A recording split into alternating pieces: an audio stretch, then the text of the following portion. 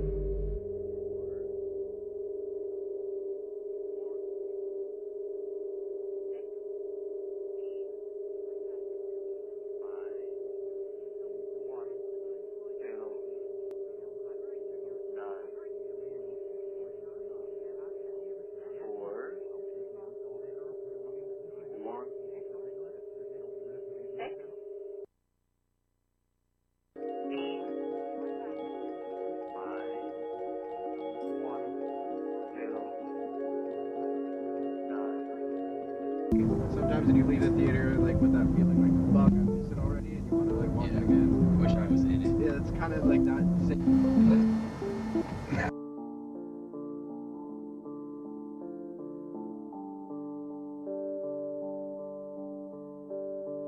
Wither away in that comfortable place where I stay. Barely awake as I sleepwalk my way through the day. Don't ask how I've been if you run into me, it's so fake. Plus it's all quite piss poor and that's not the answer that you need. I've lost my appetite for the bait. Time after time it's a waste. Lost my appetite for what you time after time can say. Not a care for the convo, I'm up in my head, I'm in space. Floating alone, it's the one place I feel incredibly unsafe.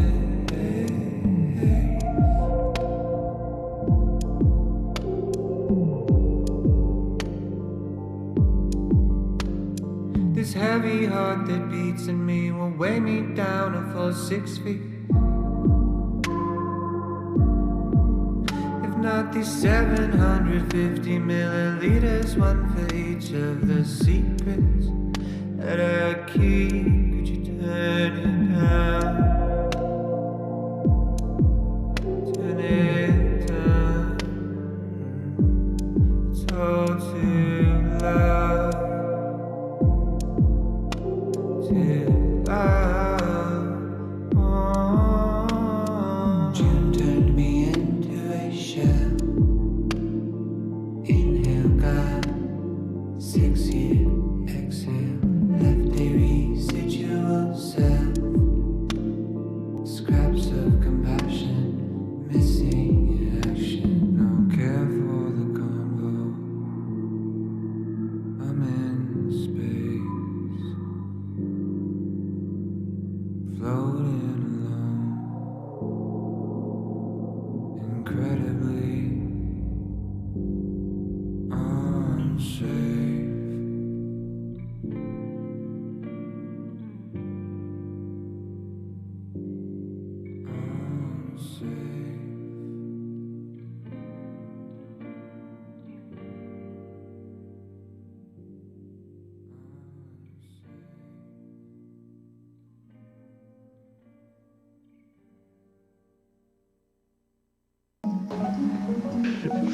Anyway, I truly feel that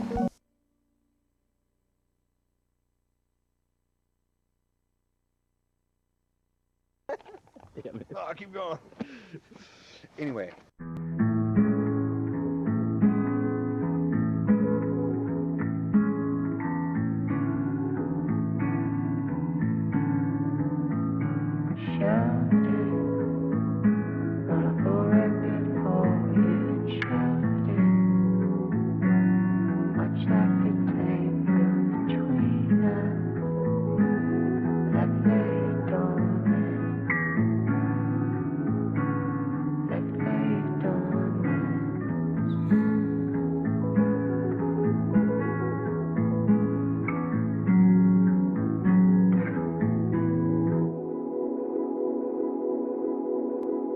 I miss you or a memory, someone or something I couldn't call it. Is it your smile in the morning, or just the prime of our 20s? I shouldn't bother. I'm just searching for a feeling, and maybe it's past and I can't grasp it. A moment set somewhere in between where we met and where we left it. Almost as if every passing bird flies directly through our shadow. I really shouldn't. The way at now, we Did you save the 10,000? Did you find a passion? Alleviate some pressure? Have you got any new friends? Did you find a new man yet? Does he treat you special? I hope he treats you better than I did.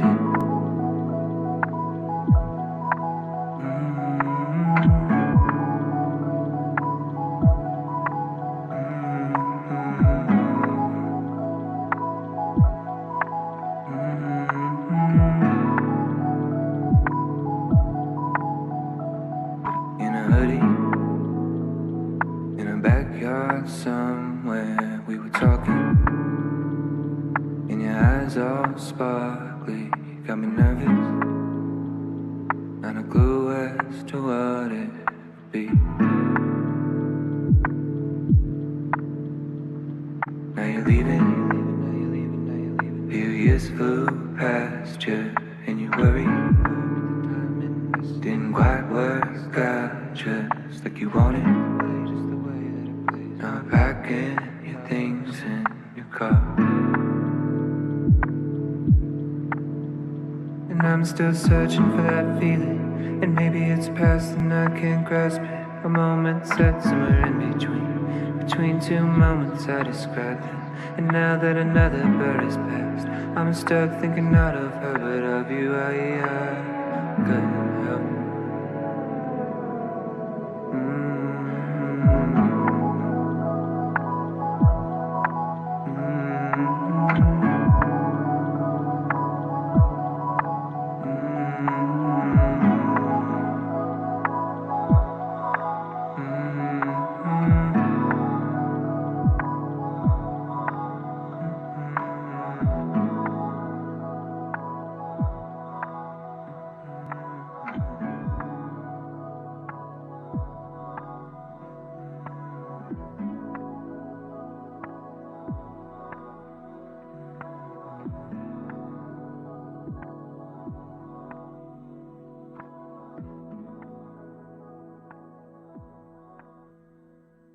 Hey, don't move on my soul. Back.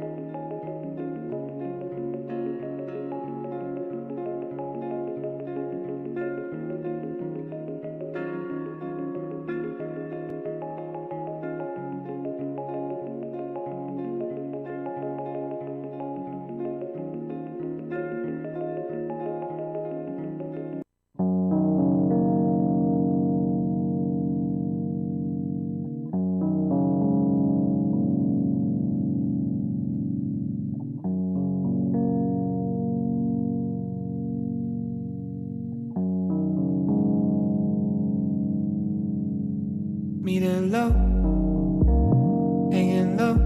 I'm on empty, headed home. I'll make it home. I guess I'm okay. I don't know. No, I'm not sure. I wasn't thinking about you. But the piano roll had me feeling cold with memories of you. Yeah, we were younger. I was struggling. We were good, standing still, right beside me. You were good to me. didn't say the same, but we laid the blame to waste. By the wayside you went away. Took the good times, took the bad times, let them breathe. Left in the wake, the space.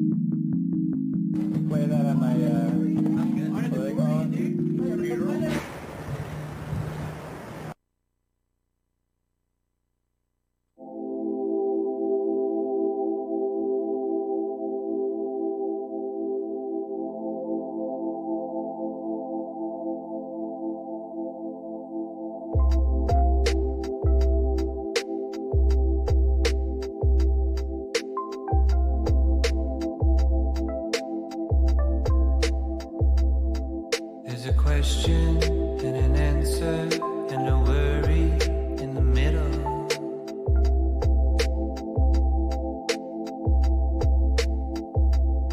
There was a promise of forever and a wishful intention.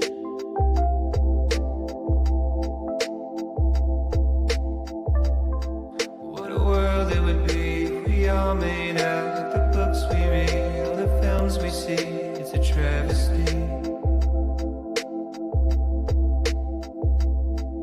As the moon drifts by with the shifting tides, and you're lost in life, so the love floats into the ether.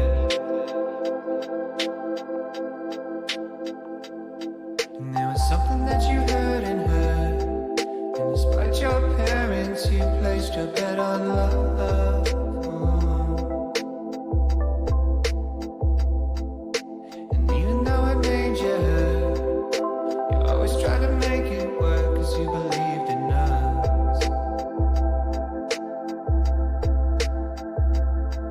Said you're pretty, but you drink too much. You've got a head on your shoulders and it's good enough, but something broke you. I said I'm sorry, and it's well in advance, but I will hurt you more than anybody has. Yeah, it's a sure thing.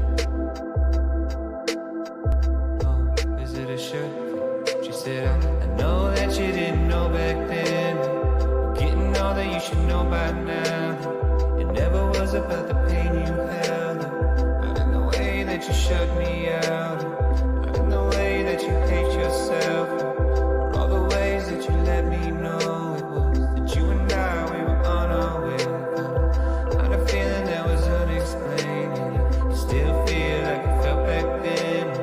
It's what you tell me when nobody's listening, and you ain't happy where you're at right now. Talked about it for a couple hours. Change in the past few years, a couple deaths and a few relationships, a little older and a little scared of making all the same mistakes I made. You said you're weary because you think too much. You've got a mind of your own, it's free enough, but it'll drain you. I know you're sorry, and it's right on time, because you told me what would happen if I stuck around. I know you warned me.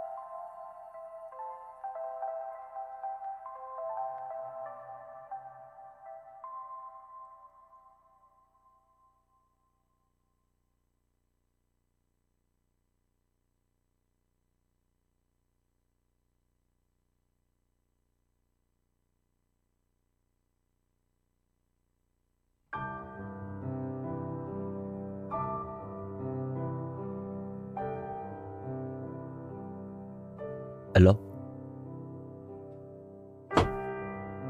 Hello, hello, hello, hello, hello, hello. What's up, what's up, what's up, what's up, what's up, what's up, what's up, what's up? Hello, hello, hello. Hello. Hello. Hello, hello. Hello, hello. Hi, Tofu. Hope you had a good day. Hi. Hope you had a good day. What's up, everybody? What's up, Lil Smooch? What's up, Ink Frog? What's up, Celtic? What's up, Midnight Dime? What's up, Izzy? What's up, Quickles? What's up, Celtic? What's up, Arlie? What's up, Ink Frog? What's up, Celticness? Again, what's up, Classic Banana Milk? What's up, Forlorn? What's up, Tiger Jones? What's up, Grimpy Coffee? Yo, Grimpy Coffee, thank you for the raid. What's up, what's up? I hope you had a great stream. Welcome in. What's up, what's up? What were y'all up to? Who else is in this bitch? What's up, James? What's up, Not Your Average Guatemalan? Who else did I miss? Who else did I miss? What's up, B-Akey? What's up, Always Be Gaming? What's up, Vexing? Wait, Vexing? Alt? What happened? Oh no. What's up, Red Hots? What's up, B-Akey? What's up, everyone? What's going on? What up, what up? How are we doing? How are we feeling? Good, I hope. We got a raid from Grippy, and I was feeling chat with leftist posts. Based, as we should. Oops, I forgot mine. Not bad. I'll take it. I'll take it. Twitch logged yesterday, logged me out yesterday, but since I could not remember the password, I had to create a new account. Fuck. I'm sorry. That sucks. That sucks. Anybody got a subby for Vexing? They're all naked. They're all naked.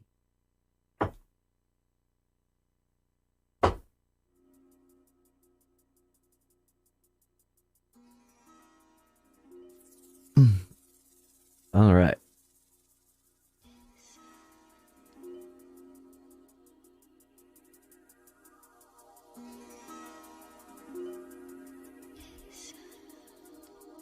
All right.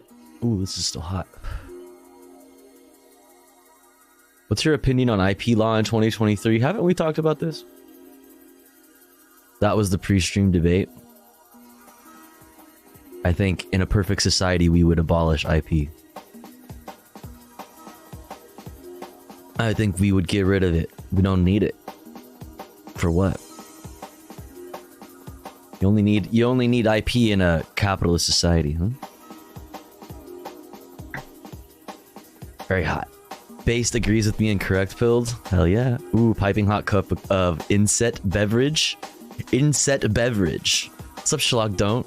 Tofu, do you know what Warhammer is? I know what it is. I know that it's a tabletop game. Have I ever played it? No. Do I know like how the game goes? No. But I know that it exists. What's up, seriously? IP papers? IP poopies. How about that? How about that? How's everybody feeling? What's going on? I'm feeling pretty okay. I'm late as fuck. It's almost midnight. Insert beverage here. Oh, okay. That is coffee. Kofefe. Kofefe. Blood for the blood god. What's up, Evil Mario? What's up, Bethany? P for the P god. Cumj for the Cumj god. Nothing like some midnight tofu. That's what I'm always saying, baby. I'm always saying this. Late night fucking soy. Get a little late night soy in you. The piss god. I was working on other avenues of income before I came online. I'm down, I'm up. I haven't had tofu in me for a while. Well, you should change that. You should change that. I put the glasses back on, now I'm awake for real. Hell yeah. It's fucking go time. It's go time. It's news and comfy chills time. It's news, politics, and comfy chills time. Let's go. Let's fucking go. Jaina likes Warhammer and has this idea that Alex Jones is just the Warhammer world. Is just from the Warhammer world.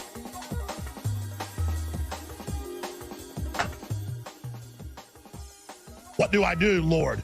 Destroy the child. Corrupt them all. This is their plan, people. These are demons.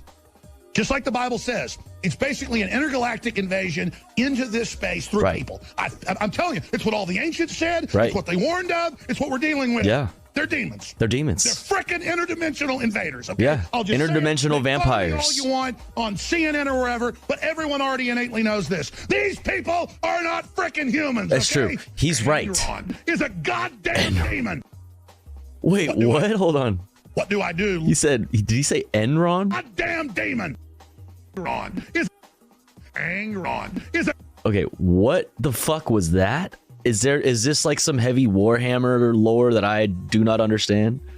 What is this? I'm assuming this helmet is something that I don't know what it's from. It's a pretty funny clip though.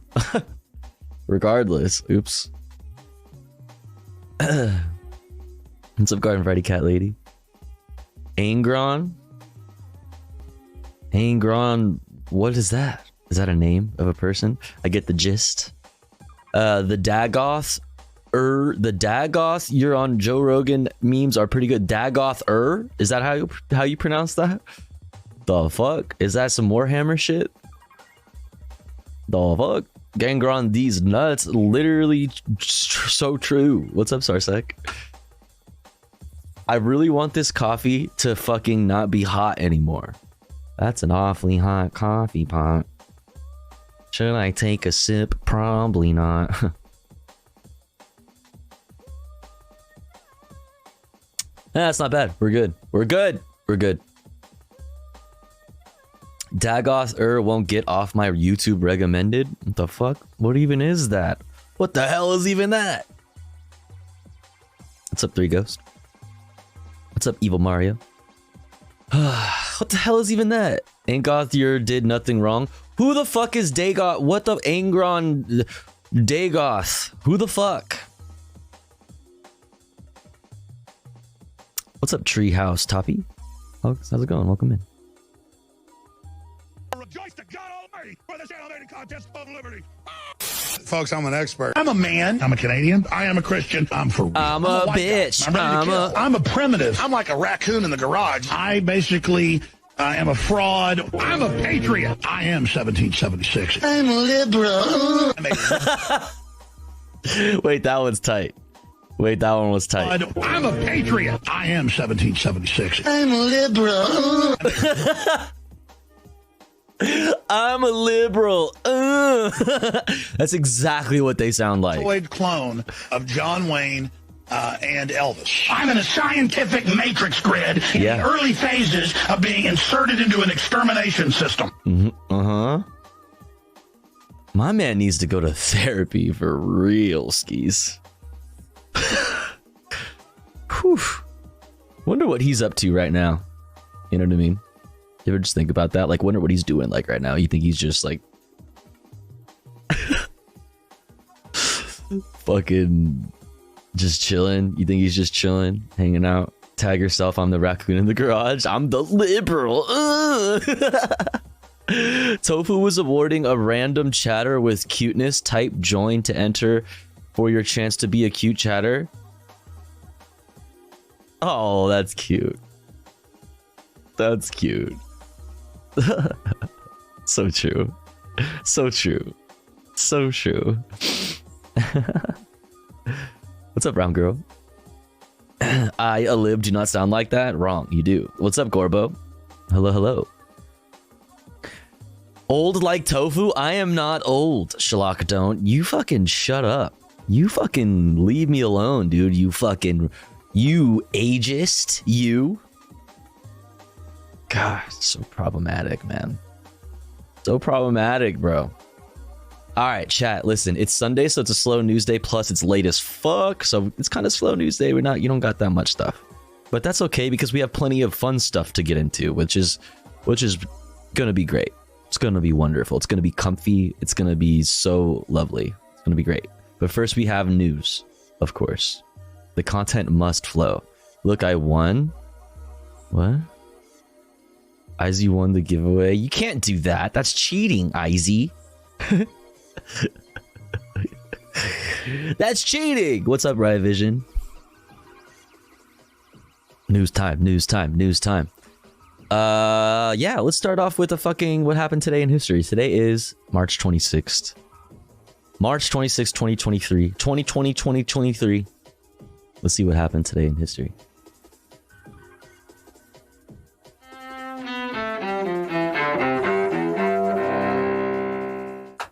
March 26, 1979. In Washington, leaders of Israel and Egypt sign a peace treaty at the White House. Israeli Prime Minister Menachem Begin. No more war, no more bloodshed, no more bereavement.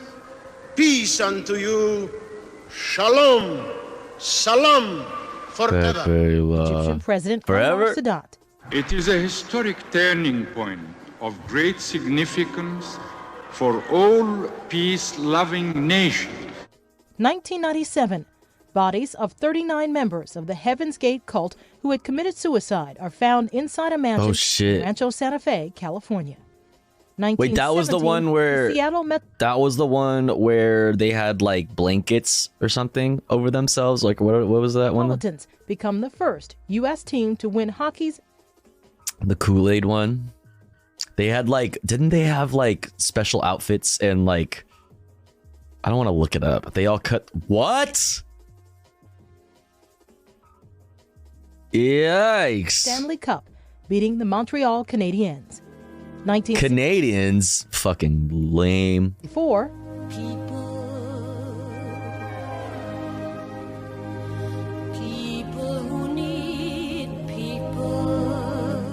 In New York, the musical Funny Girl, starring Barbra Streisand, opens on Broadway. Barbara? And 1944,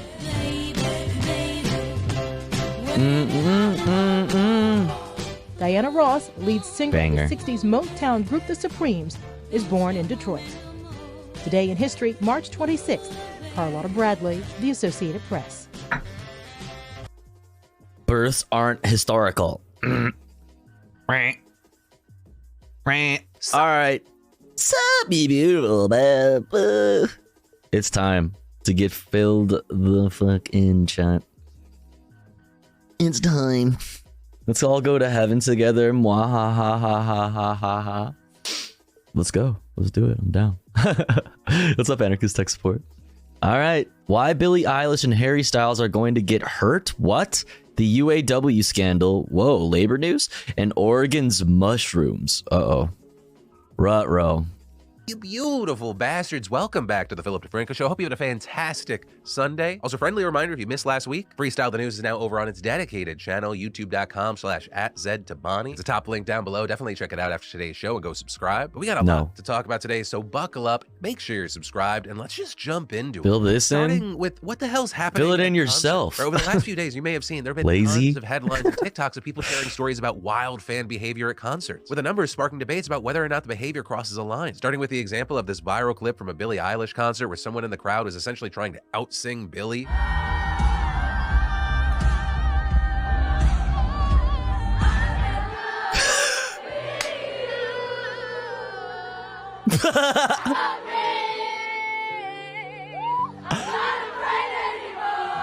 Or that video containing clips. That's fucking sick. Everybody's looking at them like, what the fuck are you doing? Listen, in their head, they fucking sound great. You know what I'm saying? I'm sure in there, from like, you know, from where they stand, when the way their voice vibrates in their own head and like the way they hear themselves, they probably sound fucking fire, dude. It seems that person was doing it throughout the entire concert. And people saying it looks like it goes beyond like general kind of like sing along here and there sort of stuff, because you have a number of fans sitting back to see who's responsible, or they have this kind of what's their problem look on their face. With people like Tyler Oakley sharing clips and saying this would ruin my entire experience. Others agreeing, saying there's a difference between singing along with everyone else at a concert and trying to put on a performance at the concert. Doing all this is distracting and annoying. So at the same time, you had others saying, hey bitch, I paid for a ticket. I'm not gonna hold back for anyone. You also had other similar videos popping up, including one where a fan posted of an older Taylor Swift concert, claiming that they were screaming so loud that a mom asked them to calm down because they were scaring her 7-year-old child.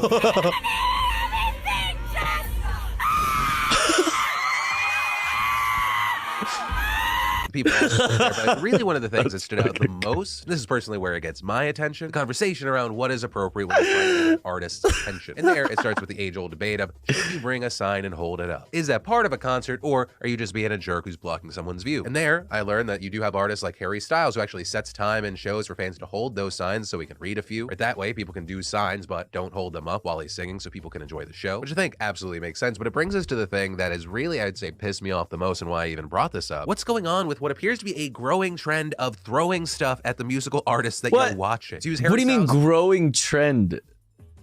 That is literally, what do you mean? Have you never been to a fucking show before? Like, that's like, that is what are you talking about? Literally, the meme is like the tomato meme. Like, that's like what do you mean? That has literally always been a thing. It's not a good thing. You shouldn't do that, obviously. But like, what the fuck?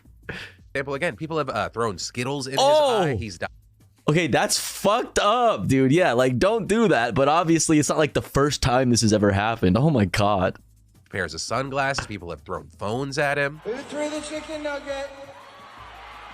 That's another chicken nugget. Which, like, he's taken that in stride, but also Okay, like, you're welcome then for the chicky nuggies. Skittle looked like it actually hurt him. Like I said, I know it's not a new issue. I remember NBA YoungBoy literally threatening to fuck somebody up back in 2018 for throwing something up. I think back to Kid Cudi at Rolling Loud last year, people wouldn't stop throwing. He says, if you throw something else, I'm gonna leave. I throw stuff at Tofu all the time. Yeah, it's fucked up. What's up, Big Nuggets? What's up, James State? Concert after people were throwing stuff on stage again. I don't understand the logic of throwing your up here, not only for safety reasons, but bro, I don't want your I don't want it. Like, I'm not even being funny. Like, every show, someone throws something up here, and I don't understand the logic. Like, why do you think I want your Then if I slip and break my foot, stop throwing that up here, bro. Now you look stupid. Now everyone around you is looking at you like, oh, you're an idiot. But I guess with this first kind of quick story, I do want to pass the question off specifically to people who are maybe more frequent concert goers. Have you personally seen that there are more and more instances like this, or do you think there's just increased visibility on There's just stuff increased like this because of the rise visibility. of social media? Or on the other hand, with the rise of social media, does more of this happen because people are like, oh, I could do something and it might go viral? Or I guess final question for the people that are complaining about the things that we talked about, are people becoming too sensitive to what crowd etiquette is? Any and all thoughts? Let me know. I think there's a context, there's a time and a place. Like a fucking pop show is not the place to go fucking wild where there's like 2-year-olds and shit, except like families and shit. Like, I don't know, like I've spent my life going to punk shows and hardcore shows, and it's like there's obviously a different etiquette. At different shows you should just be like a self-aware person. I don't think this has anything to do with like concert culture or anything like that, or it's just people maybe lack self-awareness just like generally. I don't know. I'd rather pass them a book or lockpicks at the right time in a song. Lockpicks? If the set is trash, you can duel the artist. I always throw a banana during a concert because potassium is important. True. I throw them my love. Word. Like 15 years ago, Nickelback left the stage after being hit with rocks. Okay, that's just fucked up. Yeah. Don't throw shit at performers. If someone threw something at me in general, I'd cry. Yeah. Yeah. That's fucked up. Hanging by a thread in this election. No, I'm not talking about like a Trump versus Biden scenario, though that would be important as well. Rather, I want to take a hard look at the race for the presidency of the United Auto Workers, or UAW, one of the oldest and most influential unions Uncle Sam ever expelled out of its body. Since its founding in 1935, the UAW has branched out to more than just vehicles, organizing sectors from hospitals and universities to publishers and aerospace companies, with more than 600 local unions taking on some 1,000 employers. But ever since it peaked at close to 2 million members in the late 70s, the UAW has declined, enjoying an active membership today of just 400,000 people in the US, Canada, and Puerto Rico. And this is due to a bunch of factors, including an economic crisis and the stripping away of labor protections by Reagan, as well as deindustrialization brought about by foreign competition from the likes of Volkswagen, Toyota, and Nissan, all of which hit the automotive industry especially hard, forcing the UAW to make concessions on wages, benefits, and job security. It was mirroring trends across the rest of the economy. Most notably, how the share of US workers in a union now stands at just 10%, the lowest since the Bureau of Labor Statistics began gathering data 4 decades ago. When you just look at private sector workers, that share drops to a meager 6%. 6%. But for many workers in the UAW, none of this was inevitable. They feel let down by corrupt, complacent union leadership that's closer to the companies they should be fighting against and the workers they should be advocating for. And when I say corrupt, understand, I mean literally. Because for the past 5 years, the UAW has been wading through this swamp of fraud and embezzlement convictions that has taken down 2 former presidents as well as over a dozen top officials. With the former presidents Gary Jones and Dennis Williams wasting millions of dollars in membership dues on things like vacations, going golfing, champagne, lavish dinners, fancy cigars, and Palm Spring villas. As well as just some absurd and random expenses like $95,000 worth of backpacks with the former Is UAW's presidents democratically elected? I don't think so, right? Treasurer's name on them to be handed out at conferences. Oh, he is. Never mind. You know, necessities. And then on top of all that, union leaders were caught taking bribes from Fiat Chrysler in exchange for concessions on contract negotiations for more than 8 years. So with all this coming to light, you had a lot of workers going, all right, the union needs a deep clean. Let's start with the election process. Or because normally, delegates just pick the leadership at a convention, meaning the decision-making process was tainted by favoritism and didn't always reflect the wishes of the rank and file. But in 2021, there was an overwhelmingly supported referendum changing the union's constitution to allow for direct election of leaders, meaning that one member gets one vote. And last November, the first such election took place, with the incumbent, Ray Curry, standing up against the progressive reformer, Shawn Fain. Right, and Fain is an electrician by trade from Indiana, where he began working at a Chrysler plant in 1994 and has been a union member ever since. We saw an interview with him yesterday. He was an outspoken voice against Curry's administration caucus, basically the equivalent of a political party inside the union. Because not only did it oppose one member, one vote, it also ruled the UAW for more than 70 years, and reformers like Fain argued that it's lost touch with rank and file. Pointing out that Curry makes around $200 grand per year, yet still gave himself a raise last year and increased pensions for staff at the Detroit headquarters, a move seen as a favor ahead of the election. And then at a convention last summer, delegates initially voted to raise pay for striking workers from $400 per week to up to $500. But in the final hours of the meeting, after some delegates had left, the admin caucus snuck in a motion to reverse the increase, which is especially egregious when you factor in this internal audit obtained by The Intercept showing that leaders significantly understated the value of their union assets to their members, telling them that the strike fund was worth $815 million, which, yes, a lot, but it's also several hundreds of millions short of its real value. And very key thing there, that undervaluation put it below the $850 million threshold that would automatically reduce membership dues. So basically, the leadership using an accounting trick to squeeze more money out of the rank and file. Additionally, many reformers argue that the admin caucus has floundered on recent strikes, with 3,000 striking workers at a Volvo plant in Virginia rejecting 3 contracts proposed by union negotiators before narrowly accepting the 4th, and around 10,000 workers on strike against Deere, shutting down 2 union proposals and then taking the 3rd. Then, with the shift toward electric vehicles, critics say the union hasn't done enough to stop car companies from leaving workers behind, right? Because as gas-powered engines get phased out and old factories shut down, battery plants are popping up in the anti-union South instead. So you have Fain and his party, Members United, calling for a return to the days when the UAW set the standard for the working class in America, saying if they get elected, they'll be more aggressive and confrontational with employers, make more ambitious, uncompromising demands, and stick it out with striking workers for longer. The days of UAW leadership selling out your strikes are going to be over. The days of making you vote on concessionary contracts are over. We're not going to settle for the scraps anymore.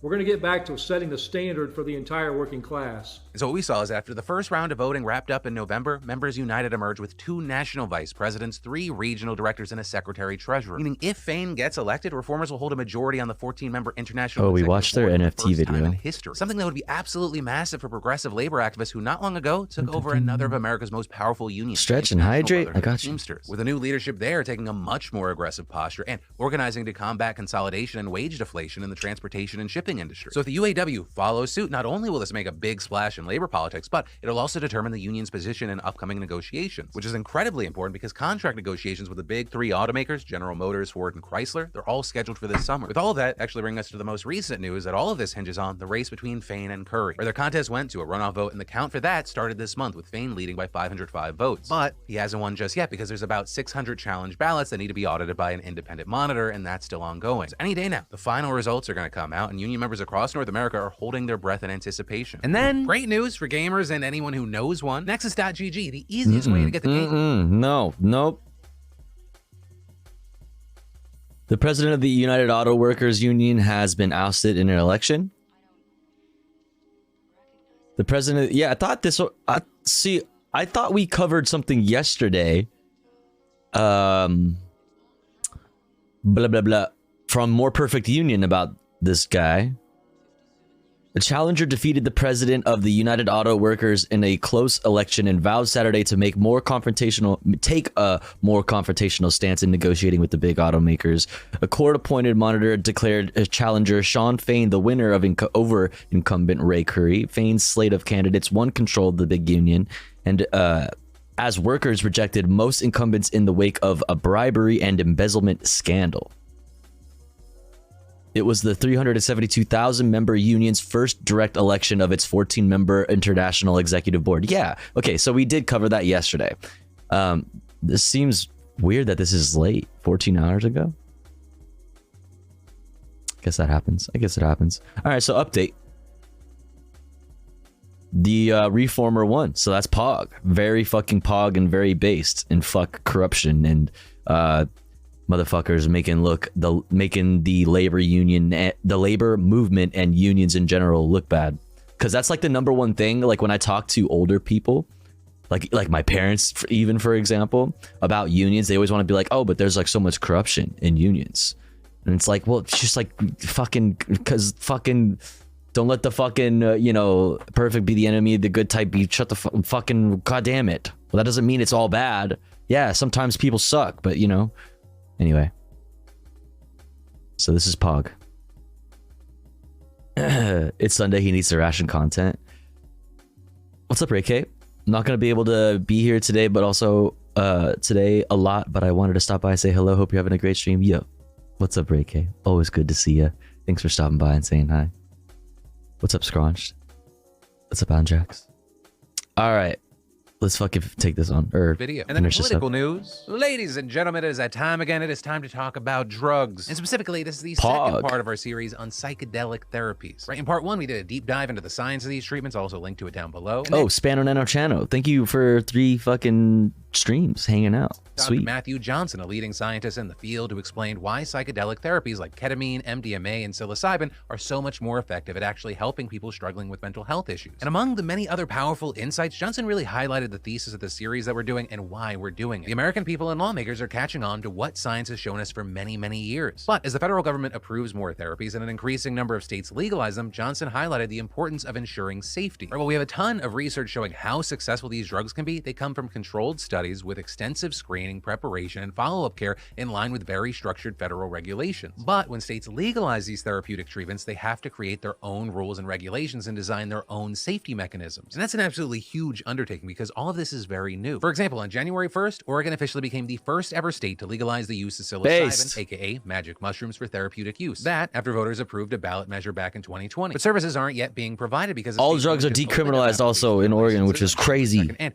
there are 4 different licenses they have to review and approve. Is it all of Oregon or just Portland? Labs, service centers, it was all of Oregon. Facilitators. Right, and to that point, while states that approve or propose similar laws will have Oregon to look to, Oregon doesn't really have other blueprints to draw from, at least in the United States at the state level. We're talking about designing rules and regulations for something that has basically never been done before, and all under the added pressure of everyone watching and scrutinizing. So to try to get a better idea of this whole process, we talked to Angie Albee, the Oregon Psilocybin Services Section Manager at Oregon Health Authority. She's been helping lead the process, and she told us that in order to create these policies from scratch and to be the first to forge a path many others will likely follow, she and her team have been gathering a lot of input. So in addition to collecting feedback from relevant government agencies, advisory boards, and committees, they've also been hearing from a ton of different It's not legal, it's with all the decriminalized. Really gone at this with a focus on equity and ensuring they hear voices from underserved people and underserved populations. I think first and foremost, we have a responsibility to ensure that we're really speaking with those communities that have been most impacted by the war on drugs. And so making sure that we're speaking with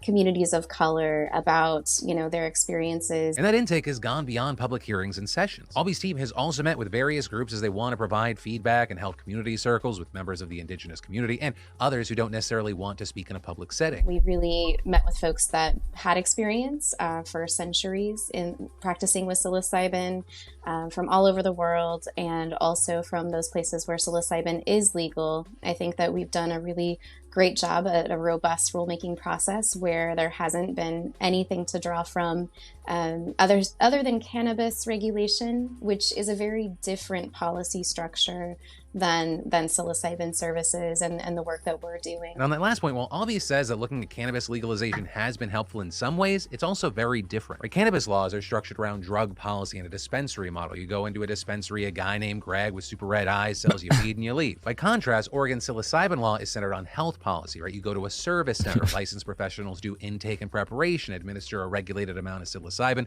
They guide you through a therapy and provide support after. So cannabis and psilocybin regulations might share similarities for growing, testing, and distributing the product, but the psilocybin law at its core is centered around health, so there has to be a much bigger focus on the safety of patients. In our rules, there's some examples. The informed consent process is very important for clients to understand what to expect. What are the potential benefits? What are the potential risks? The client bill of rights, understanding what their rights are. We have a requirement that if anyone sees abuse or suspects abuse happening, that's reported immediately. That's a requirement in rule.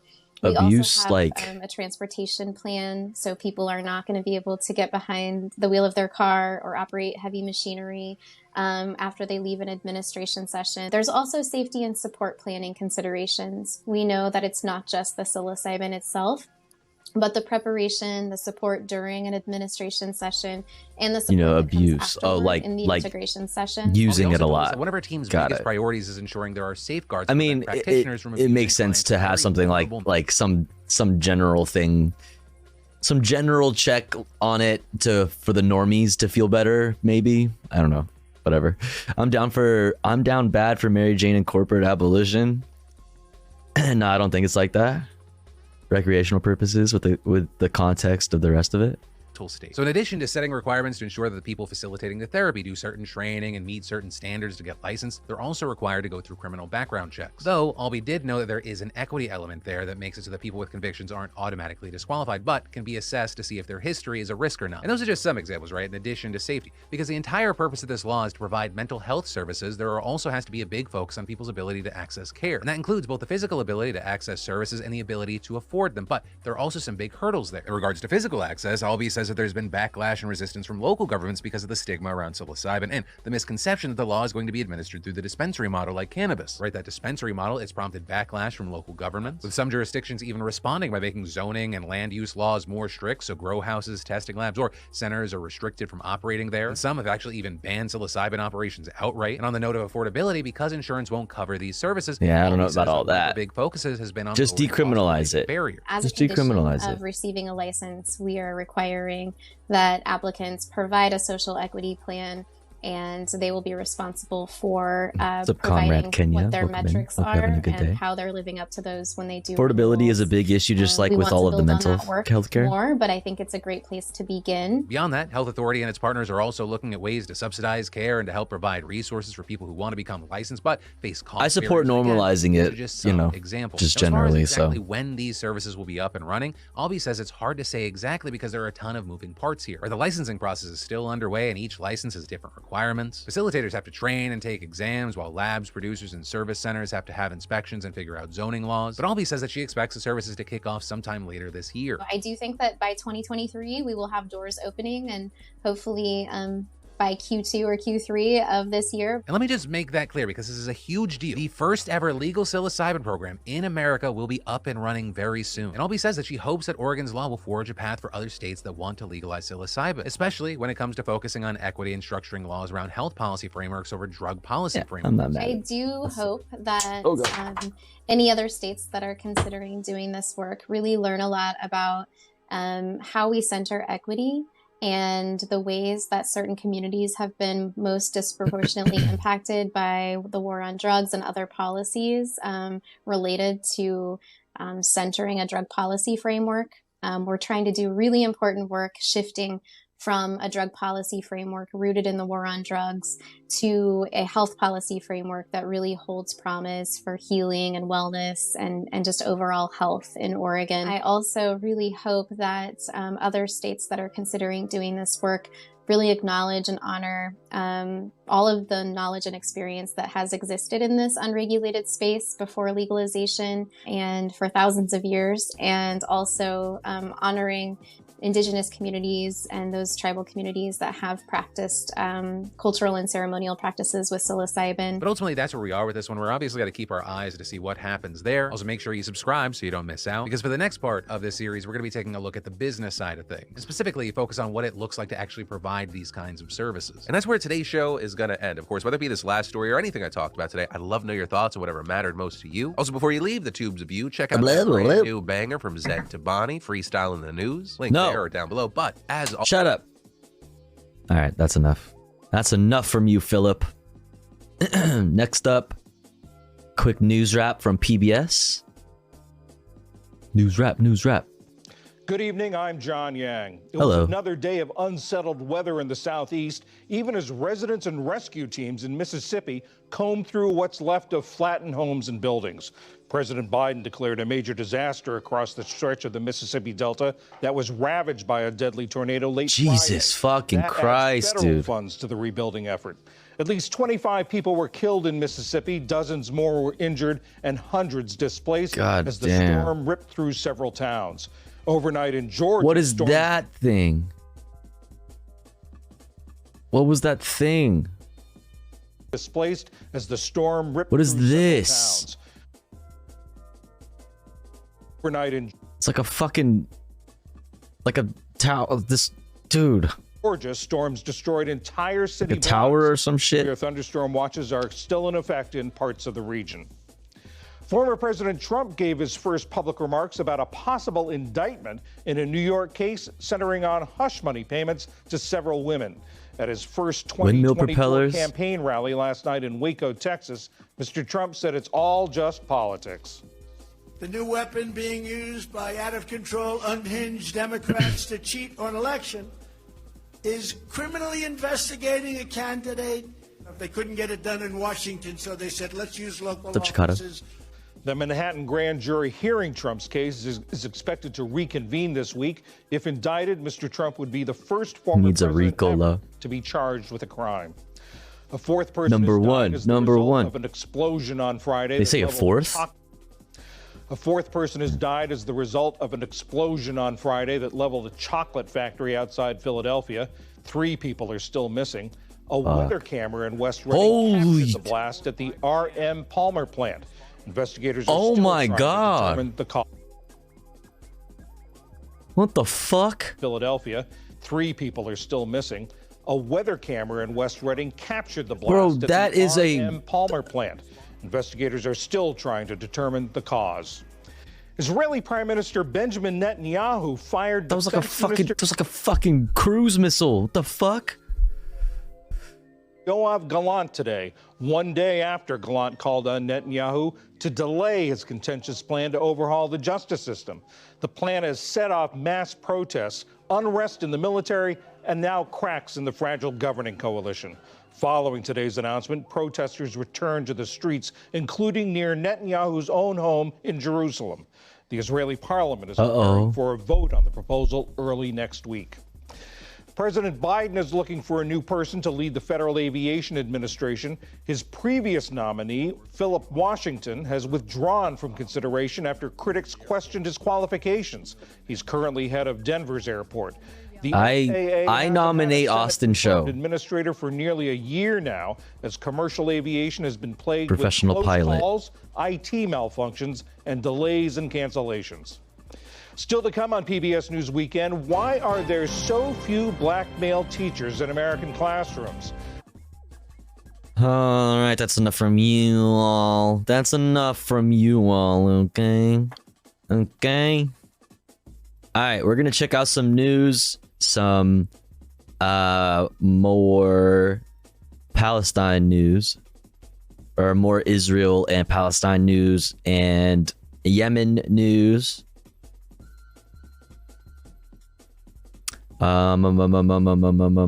Also some Philippines news. But we're gonna get into that after a quick ad break, because it's been about an hour since our last ad break. I run ads while I'm away from the stream. That way nobody misses anything, even if you're unsubscribed. But if you would like to support the stream and get access to cool Tofu Ghost emotes, and also an ad-free viewing experience. All you got to do is subscribe for $4.99 or for free with the Twitch Prime. Or maybe you're already subscribed and you're feeling generous and you want to help out somebody in the chat, one of our friends in the chat, one of our comrades in the community with an ad-free viewing experience and access to cool emotes. Maybe consider gifting a sub. We're currently at 1 out of 20 for our daily subscriber goal. I'll be back in 3 minutes. Don't you go anywhere. BRB.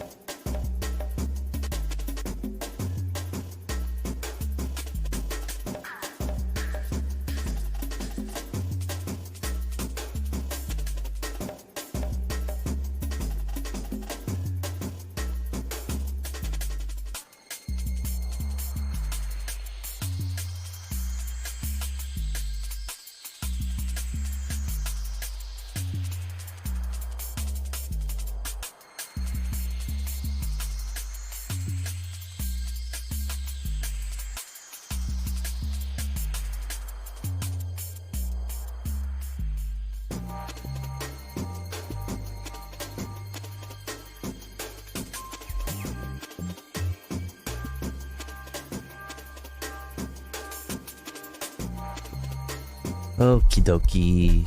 We're back. We're back. We're back. We're back. We're back. We're back. We're back. We're back. Doo-doo-doo. The points are broken for some reason. I don't know what's going on with the Stream Elements bot, but it's all busted up. What's up, Love Slug? How's it going? How you doing? How you doing? How you doing? Alright. Alright. Let's talk about some international news. Israeli forces storm Al-Aqsa Mosque during Ramadan.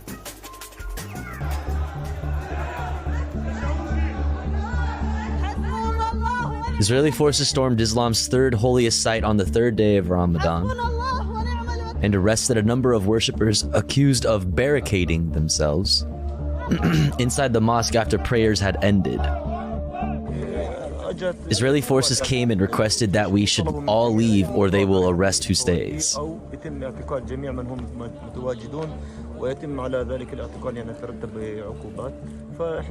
There were elders, women, and children, so we decided to leave. I was sleeping in a mosque. Yeah. Right. And the soldier came. He told me I must wake up. And he told me, no, you have to wake up and you have to go outside. You don't want me inside.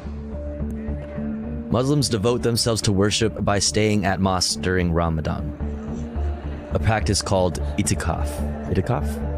Thousands of Muslims pray at Al-Aqsa daily during the holy month. In previous years, Ramadan has seen increased attacks on Palestinians. Just days ago, Israeli forces killed a Palestinian man on the first day of Ramadan during a raid in the occupied West Bank.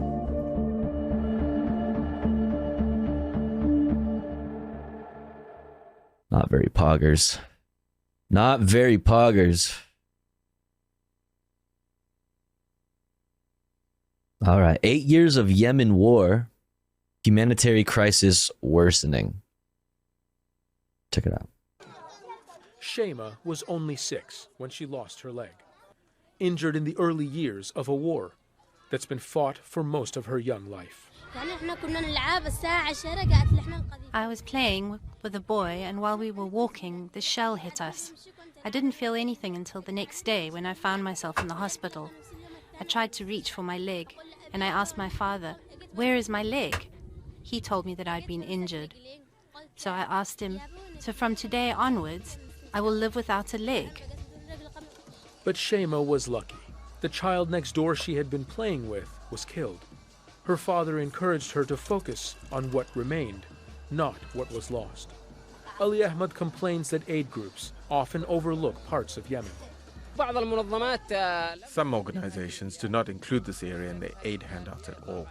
The residential part of the city is in the line of fire, and no aid is entered for a while. Houthi rebels took control of the capital Sana'a in 2014, forcing the government into exile. The conflict widened when a Saudi-led coalition invaded in 2015, with the stated purpose of restoring the internationally recognized government to power. Despite its proximity to the fighting, Ali Ahmed says he chose to stay because Taiz is his home. His daughter's lifelong injury, forever a reminder of the cost. Zain Basravi, Al Jazeera. So what about the people in Yemen, you know? What about the people in Yemen? What about the people in Palestine? Why aren't we helping them? Why don't we help them? Why do we give money and guns to the Saudi Arabia and Israel? Why do we do that? Interesting. Read your way out. Library's key to prisoner reform in the Philippines. Pog. Hopefully this is some more positive news from the Philippines. His life was over. We're trying to stop. Rodrigo Duterte was president of the Philippines, and his crackdown on drugs resulted in the killing of thousands of suspects. But Mark says he's found hope, even though he's in prison.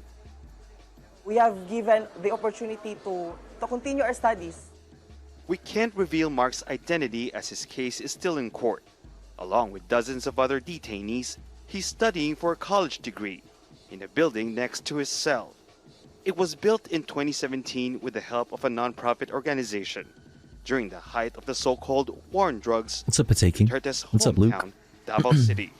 Staff members at this jail are pioneering the use of education to reform drug offenders and other criminals. It's also the first prison in Asia to offer college degrees. Now, it's one of the first in the Philippines to institutionalize a reading program.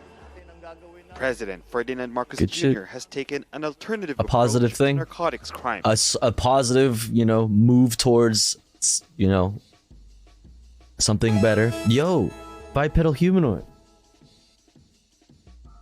What's up? Tof wiggle tof wiggle tofu is so cool tof wiggle tof wiggle. Oh, really?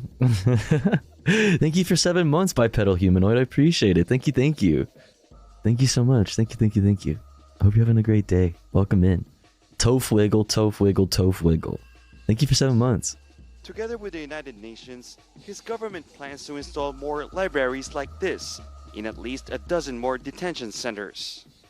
This is just part and parcel of the ecosystem that we need to provide for them to have an enabling environment later on, especially once they get outside of jail and they will no longer come back here inside our jail facilities. Time spent in the library and studying is considered good behavior, which in turn reduces time in detention.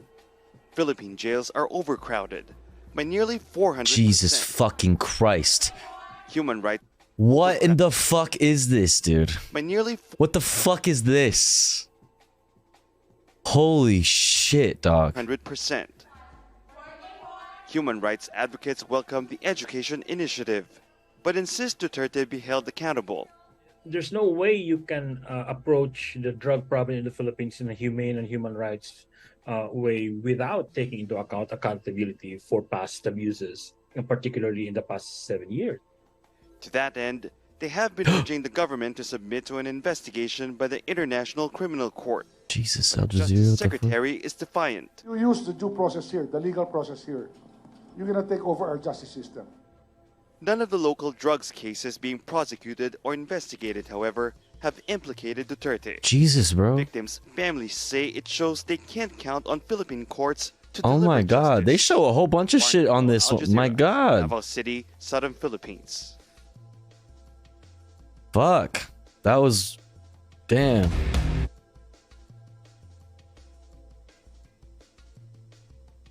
Doing us dirty. Goddamn. Doing us dirty. Alright.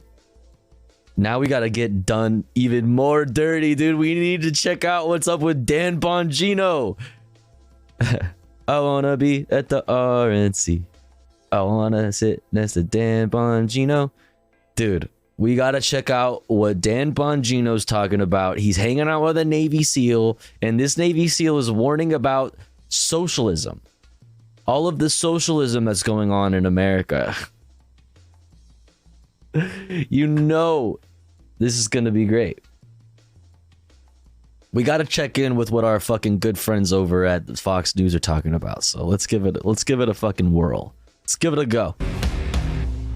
Welcome back. So socialism, of course, is failing again. Of course, again and again. Oh, look at that. Oh, goodness. Oh, the bet. Oh, yes.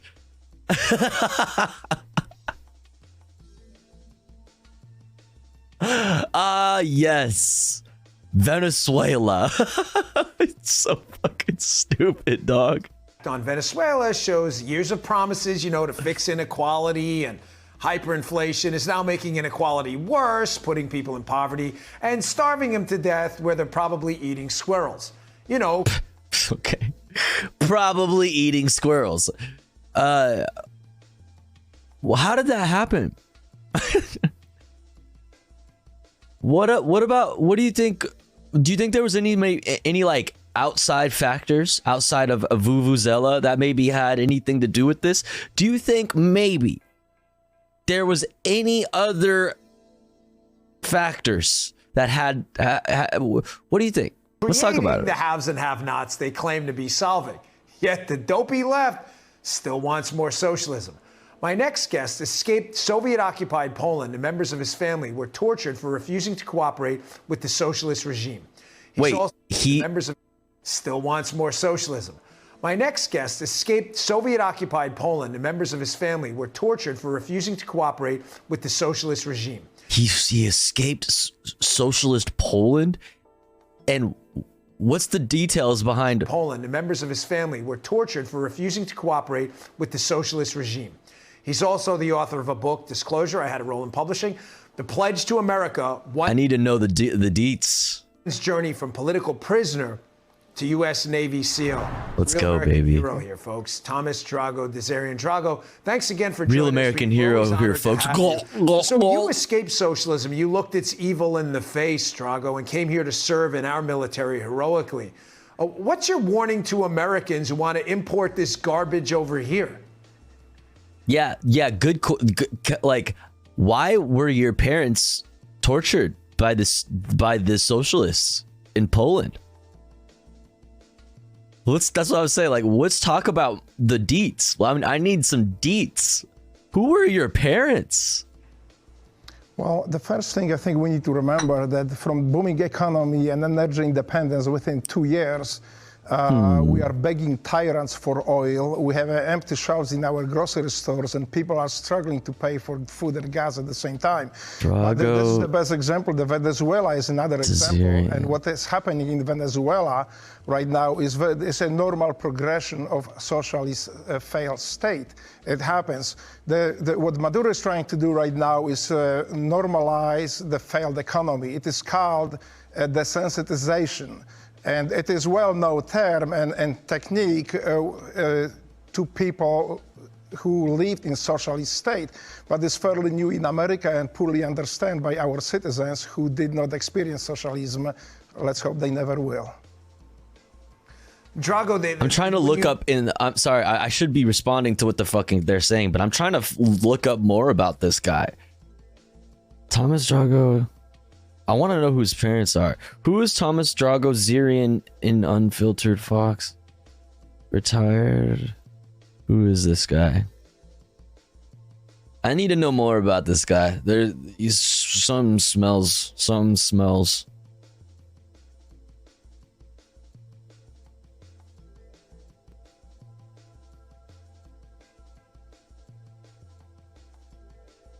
Was thrown in jail as a political prisoner after speaking out against communism in Soviet-ruled Poland.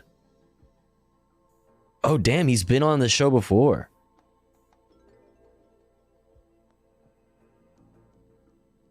He's been here before. Wait, like literally a year ago. Exactly. In any case, nothing prevented him from raising his voice against mischievousness in Poland. He got away from his country as a political outcast and later enlisted in Navy SEAL, where he served in the United States. This is sus, bro. This is sus, dude. There's an absence of specific data about the period of Thomas. Wait. There's an absence of course there's an absence of specific data about him. In any case, it has been assessed that he is in his 60s. What the fuck? Yo, this is a CIA. This motherfucker is CI motherfucking A, dude.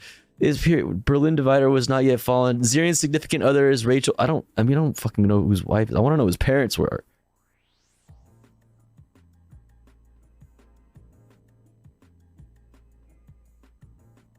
Should learn about the previous Navy SEAL Thomas as somebody who has seen the impact of the socialist Soviet Union when he was in Poland. Soviet-involved Poland was outrageous to such an extent that assuming somebody speak loudly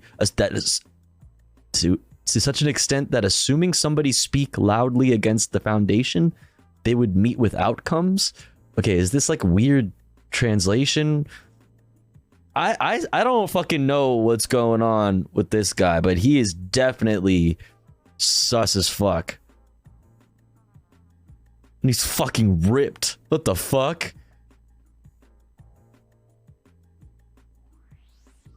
The fuck, dude? This dude is like a super soldier. What is this dude? This dude is shredded as shit. What the fuck? This guy is not even real. Oh my god, bro. This dude. Look at this guy. Look at the shorts, bro. I'm dying. Oh my god, bro. Oh my god. And you listen to KGB defectors and others, they say... Let's run this back. Let me run this back. I was busy. And people ask that from... Well, the first thing I think we need to remember that from booming economy and energy independence within 2 years, we are begging tyrants for oil. We have empty shelves in our grocery stores, and people are struggling to pay for food and gas at the same time. But this is the best example. Venezuela is another example. And what is happening in Venezuela right now is a normal progression of socialist failed state. It happens. What Maduro is trying to do So he's here just to talk about Venezuela. The economy. It is called desensitization. And it is well-known term and technique to people who lived in socialist state, but it's fairly new in America and poorly understood by our citizens who did not experience socialism. Bro, what did you do? You had some. What have you done? This guy is so sus, bro. I do not trust this guy. This dude has something to do with Vuvuzela. Never will. Drago, when you look and you listen to KGB defectors and others, they say, you know, we're never going to be able to defeat the United States from the outside in. We have to get it from the inside out. And they've always used useful idiots in a country to take it down. Are we seeing that now with the left pushing this stuff and colleges pushing this socialist garbage to kids? Where is that happening? Like, what colleges are pushing socialist garbage, as you say, to kids? Like, where does this happen? Kids, so colleges, kids, whatever. But fucking, where is the socialist college? Where are the Marxists? Where are they? Well, like, I don't like. They're all liberal. They are all very capitalist. Every fucking college, you freak. Clapped up, dude. Clapped up. Get the fuck out of here. I wish mine did. What's up, anime titties? You need to ask yourself, people need to ask themselves, how can somebody bring the United States? To be fair, I am a freak. Definitely not by force. What's up, man, Dap? There won't be Chinese soldiers landing on our beaches. What's up, Storm Cold Bison? It can be done only from within, from inside. And you can see right now the pushing of socialism. Yeah, every school where commie books are banned, like what fucking school? It's such a fucking you immediately tell on yourself with by saying shit like this, because like, well, this dude is he's just lying. He's just here in bad faith. Like, he's just here to fucking spread propaganda, whatever. But like other people, like normies, you know what I mean? You just show your fucking whole ass and how little you actually know about socialism when you fucking say that is what's happening in the colleges. You're fucking dumb. You're dumb. You're fucking stupid. He immigrated in 1984 and in his 60s and is in his 60s. So he was in his 20s when he left Poland. And was printing pamphlets at that military age, and no one knows his family or real age. Yeah, that's what I'm saying. There's no record, but his parents were tortured by the socialists, and he immediately came here to join the fucking Navy SEALs. Yeah, that's nah. Yeah, no, yeah, and you're here on Fox News to talk about Venezuela and how that somehow is what the fucking liberals want and the liberal colleges want here in the imperial core in the United States of a fucking America. What a delusional fucking, like, it's crazy. He joined the SEALs in his 30s. On our country, the denigration of our family, our moral values, and our faith, the attacks on our faith. And why do we have followers only off? That's why. Patriotism are something to really worry about, and we should be very vigilant. Yeah, Drago, you're right. I mean, it's pretty hard Oh, to we get got a a raid. generation of kids to defend the country. We're teaching them to hate. Hey, good luck with the book, Drago. It was an honor to work with you on it. I really appreciate you coming out. And Oh, you worked with them on it? Dan Bongino? Like, service to the country. Thanks a lot.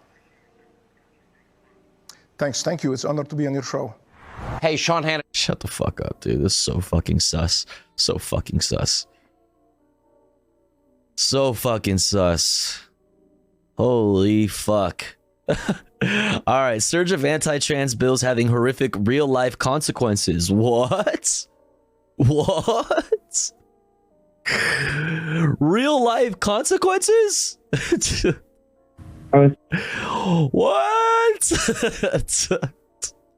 Oh.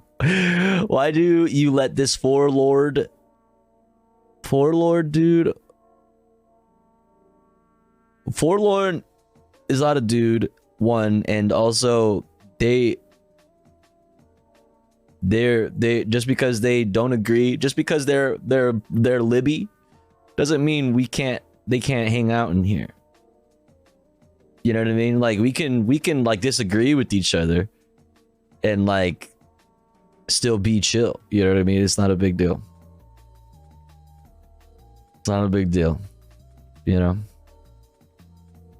Try not to let it get to you too much. I love this community. I love y'all too. Also, Forlorn is mostly ironically Libby. What's up, Keyless class?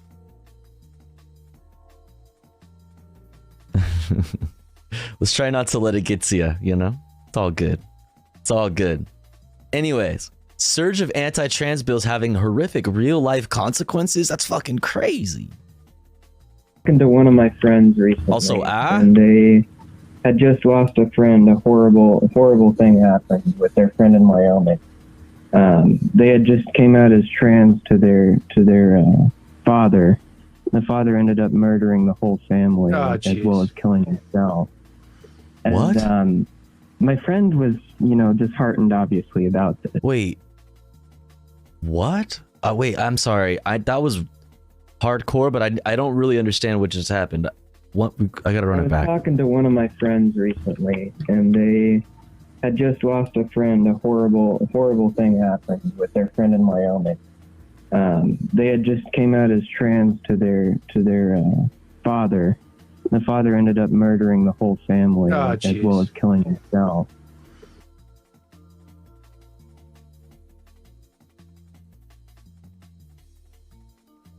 Ah.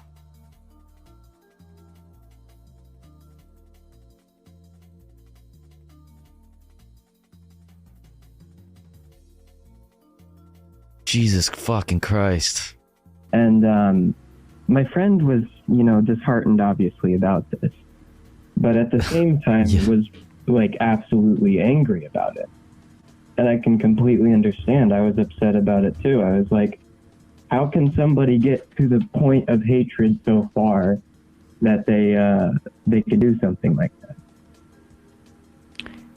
I mean, I don't know. I mean, I'm like you hear stories like this, you always assume there's some level of mental illness that's involved in this, but it's not.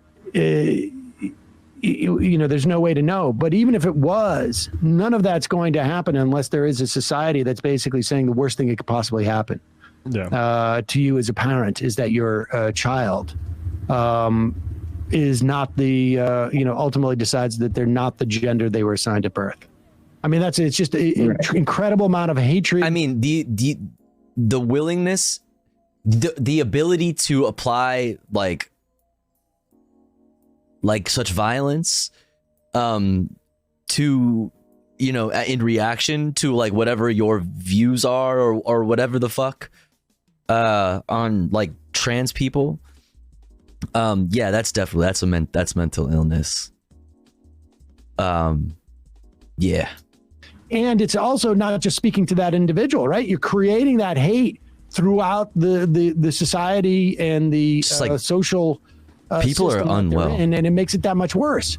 I mean, it's disgusting. It's disgusting what's going on, and we've talked about this. Now, like people are unwell, and then they're fucking having tons of just fucking evil shit just pounded into their brains on Facebook and TikTok and shit at fucking insane rates.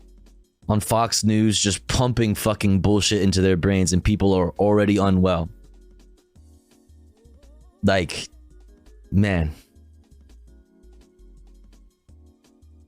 A couple hundred, 250, I think, like these anti-trans bills that are in the pipeline. And what's up, Zach? This is going to be, I mean, I don't know on a national level if they're going to run on this in the way that they did in 2022, but certainly we're seeing it in the context of those type of states.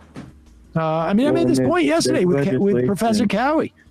You know, that in many respects, when George Wallace said, you know, the South is no longer a geographic location, it is a state of mind, it is a philosophy. This is what we're seeing. I mean, this is the iteration. It is all part and parcel of like developing a modus operandi, which is scapegoat, find the most marginally, least powerfully political. Yeah, I saw fucking Vivek Ramaswamy or whatever the fuck their name is, that's running for president, say some shit today. Hold on.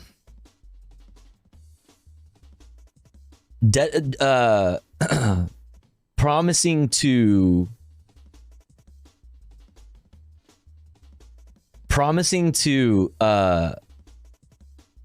abolish the Department of Education as president because of how the Department of Education is funding this woke ideology, this funding schools that are doing this woke, this like transing our children. So we must thus abolish the Department of Education. Just another big ass step towards privatizing all of education, creating a huge paywall. You know what I mean? Which obviously affects everybody, which affects poor people, which is something that they've always wanted to do. Is just another one of their like deregulate, privatize fucking everything. And Capistan, here we fucking come type beat. And now they're just saying it's trans people are now the reason why we should privatize all education. Trans people are now what they are using for the reason for literally all of their fucking classic ANCAP fucking policies. Fuck, what's his fucking name? Let me...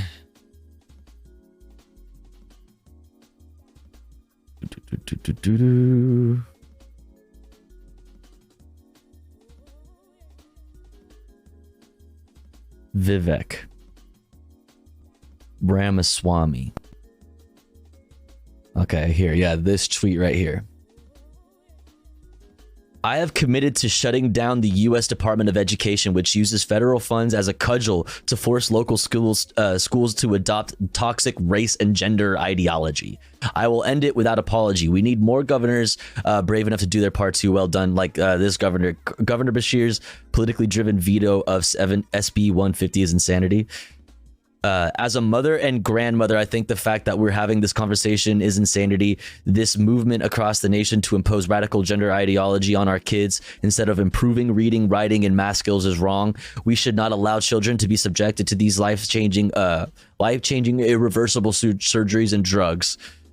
Mod check, whatever. As governor, I will fight any attempt to sexualize our children and rob them of their futures. It's time we dismantle the Department of Education and start fresh. Governor Bashir doesn't have the leadership to do it, but the craft-wise administration will deliver on that promise. They want to, like, in the name of protecting children from the trans agenda, they want to just completely privatize and paywall access to all education in the United States. Like, it's just trans people are just the scapegoat for everything now. That's what that is. They have so little vision to offer up to the American people that they are leaning 100% on this fucking this culture war. 100%. They're leaning into it, and they're using it as the reason for fucking everything that they've always wanted to do. Just, it's because trans people are fucking weird and shit now. That's it. People and scapegoat them and diminish them. And that is the way that, things go forward. It's modernized witch hunting. It's like back in the 1600s, you'd have people that are attacking people. Gotta crash for work. Have a good night, mods. Thanks, chat. Y'all take care. Yo, K Variable, thanks for hanging out. Always good to have you. Hope you have a good night. Hope you have a good time, or good time. I hope work isn't too terrible. See you later. See you next time. Are witches, and you'd have people like the Mathers, which are like Matt Walsh, saying, oh, actually, this is some sort of deeply troubling civilizational problem that you need to stand up to. So what do you think the percentage of severely propagandized and unwell fathers in this country are going to do to that message? Right. Well, and I guess the biggest problem is we were more angry about it because it was like nobody was talking about it. And I mean, obviously, I'm in a really red state. Not a lot of people are socially accepting of that kind of thing. But I think the bigger issue is just that we were more angry than in grief, and we couldn't even fathom any reason to it. And it's hard to, I guess, kind of move along from that when it seems like nobody even cares. I mean, it's, the only thing I can tell you is that, and I think even on the terms of gay people front, we're moving, I think, somewhat backwards. But I can tell you that when, how old are you? I'm 21. When I was your age, there was a very similar dynamic. Maybe even a little bit younger, but a similar dynamic with just if your child came out as gay. You had people you had people killed because they were gay. You had families ripped apart because somebody was gay. And the only thing I can tell you is that over time, it's not enough. It doesn't mean that people should just sit back, and it doesn't mean that it can't go in the opposite direction. But on the Wyoming front in 1998, there was the Matthew Shepard killing, University of Wyoming, and that caused an uproar. And I worry that it wouldn't have literally the same argument that it would today. Oh, dude. Yeah, these videos are fucking hilarious. And driving here is viewed by some as downright undemocratic. It's kind of getting common when a fella can't put in a hard day's work, put in 11, 12 hours a day, and then get in your truck and at least drink 1 or 2 beers. They're making laws where you can't drink when you want to. What's next? You have to wear a seatbelt when you're driving. What's next? Pretty soon we're going to be a communist country. Pretty soon we're going to be a communist country. First, they take away your ability to not have to drive with a seatbelt. They take away your ability to drink while you're driving, and the next thing you know, it's gonna be a communist country. Jesus fuck. Yeah, that's a good one. That's a good one. I don't know. He was literally. This is literally the same show. Oh my God. 2 homophobes at a bar, and would that make the movement that it did then? I don't know. But the literal baby wiggling around in the front seat of that video is just perfect. Send us a link if you see any story, and I'm so sorry. majorityreporters@gmail.com. Yeah, I'm so sorry that you had to live through this nightmare. I think it was unfortunately just a product of the culture there. It's largely fundamentalist Christian where they were living.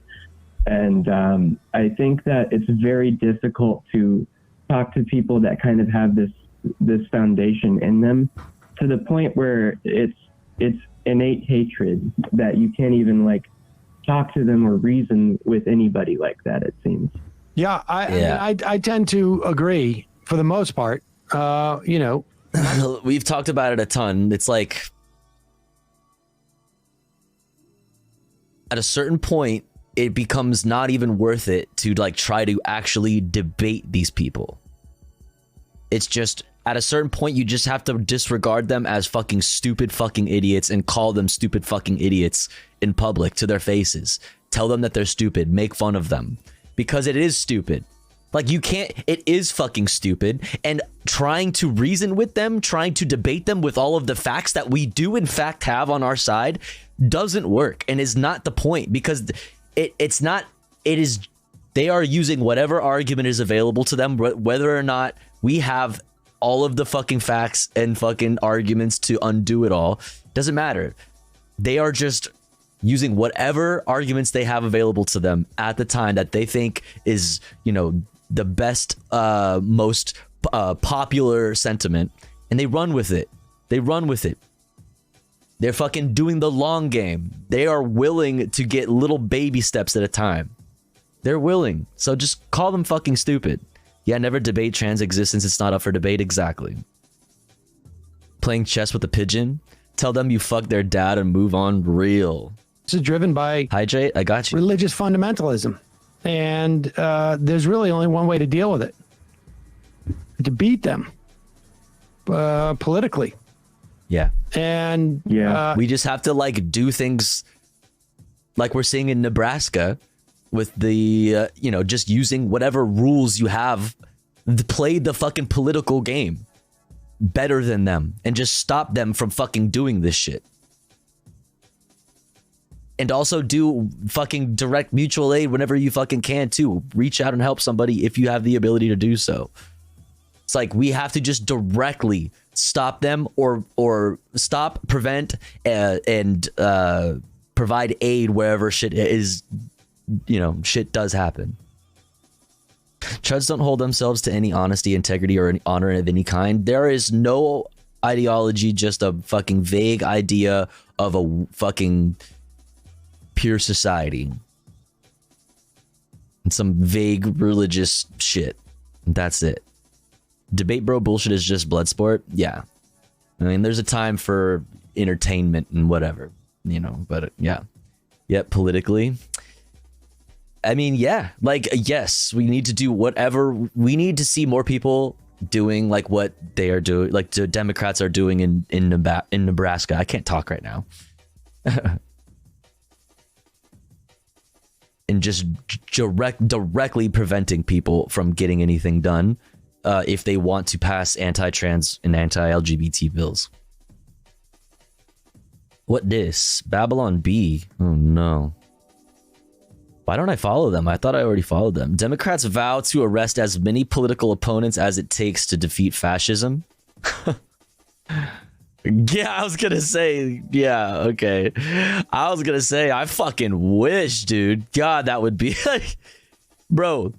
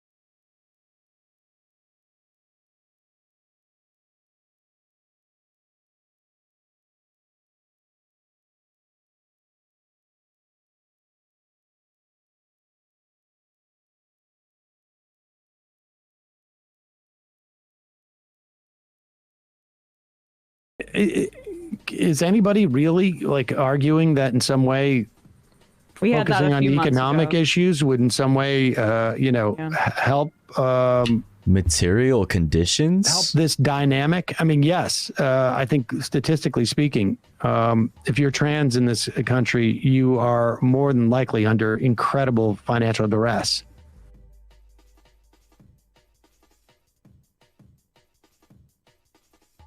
Hello. It is me, trans person and under incredible financial duress. Right. Honestly, that's real though. Like what we were talking about, these motherfuckers talking about abolishing the fucking Department of Education. Like the attack on trans people is an attack on everyone. Like, don't get it twisted. It is an attack on everybody, and especially poor people. Especially poor people, because them getting rid of the Department of Education and furthering their fucking mission to just further continue to privatize education, to privatize everything, deregulate everything. That fucking hurts poor people. That fucking hurts everybody. It hurts all of society when a substantial amount of people in that society are not fucking doing well. It hurts everybody. Fuck. Yo, Anarchist Tech Sport, thank you for the 100 titty bitties. Thank you so much. Appreciate it. Thank you. It's a big function of our politics. We have civil rights laws on the books. Yeah, very coming soon, Complainy Laney. Absolutely. People privatize water. People who are trying water wars? Reverse those. Yeah, I mean, the state should empower people to be empowered over their own health with things like Medicare for All, which includes like transition care and counseling, and that's what they're fighting against, and that's where it's not a culture issue, it's a material issue.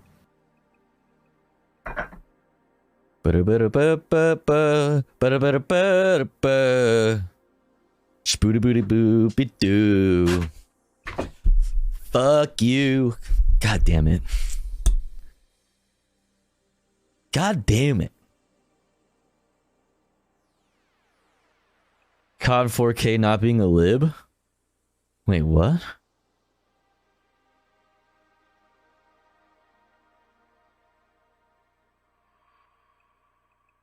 What's IRI? Is that what you're talking about? I cracked the Forlorn code. Wiggles. Forlorn has all those wiggles and not one from IRI. Wiggle. Forlorn is a fake lib for sure. Listen. We don't speak negatively of other content creators, okay? We don't speak negatively of other content creators here. Yo, Chloe. What's up?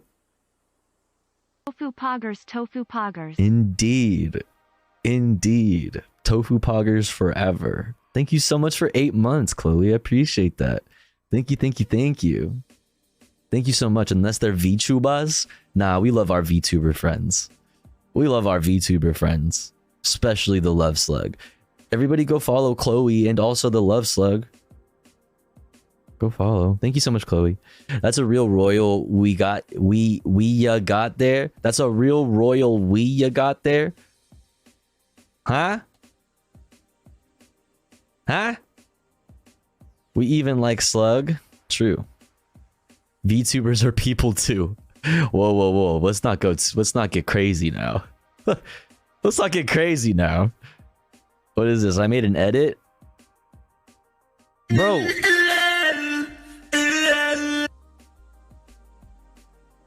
Bro. Just fucking what are we? This isn't just free for all fucking. What the fuck is this? What are we doing right now? What is this? Is this the fucking poop sock stream? Is this what we're doing? It's a poop sockathon. The fuck is happening here? Fuck, I gotta ban my own mod? No content, only poop sock. Oh, that's a poop sock. It's a meme. Oh. What's up, Will Smokes? Chat trying so hard to get links banned. For real, dude. You on God. You speed running getting links banned for everybody. Any percent. Poop sock tofu until tofu reads about poop knife. What the fuck is a poop? No, we're not doing any of that. What? God damn it. God damn it. Chat. We only have 2 more fucking political videos left, and this is how you're fucking doing me right now? This is how you're doing me right now? That's crazy, bro. That's crazy. Chat, before we get into this next shit, which is Tulsi Gabbard, a non-Christian, LARPs as an evangelical pathetic as an evangelical in a pathetic new phase of her grift from Humanist Report, and also Bernie Spamders. That's actually would be a hard ass username. Bernie Spamders. Getting questioned by Oxford students. I think that'll be interesting. And then we just have comfy shit. Before we get into that though, we're gonna run an ad, and I run ads while I'm away from the stream. That way, even if you're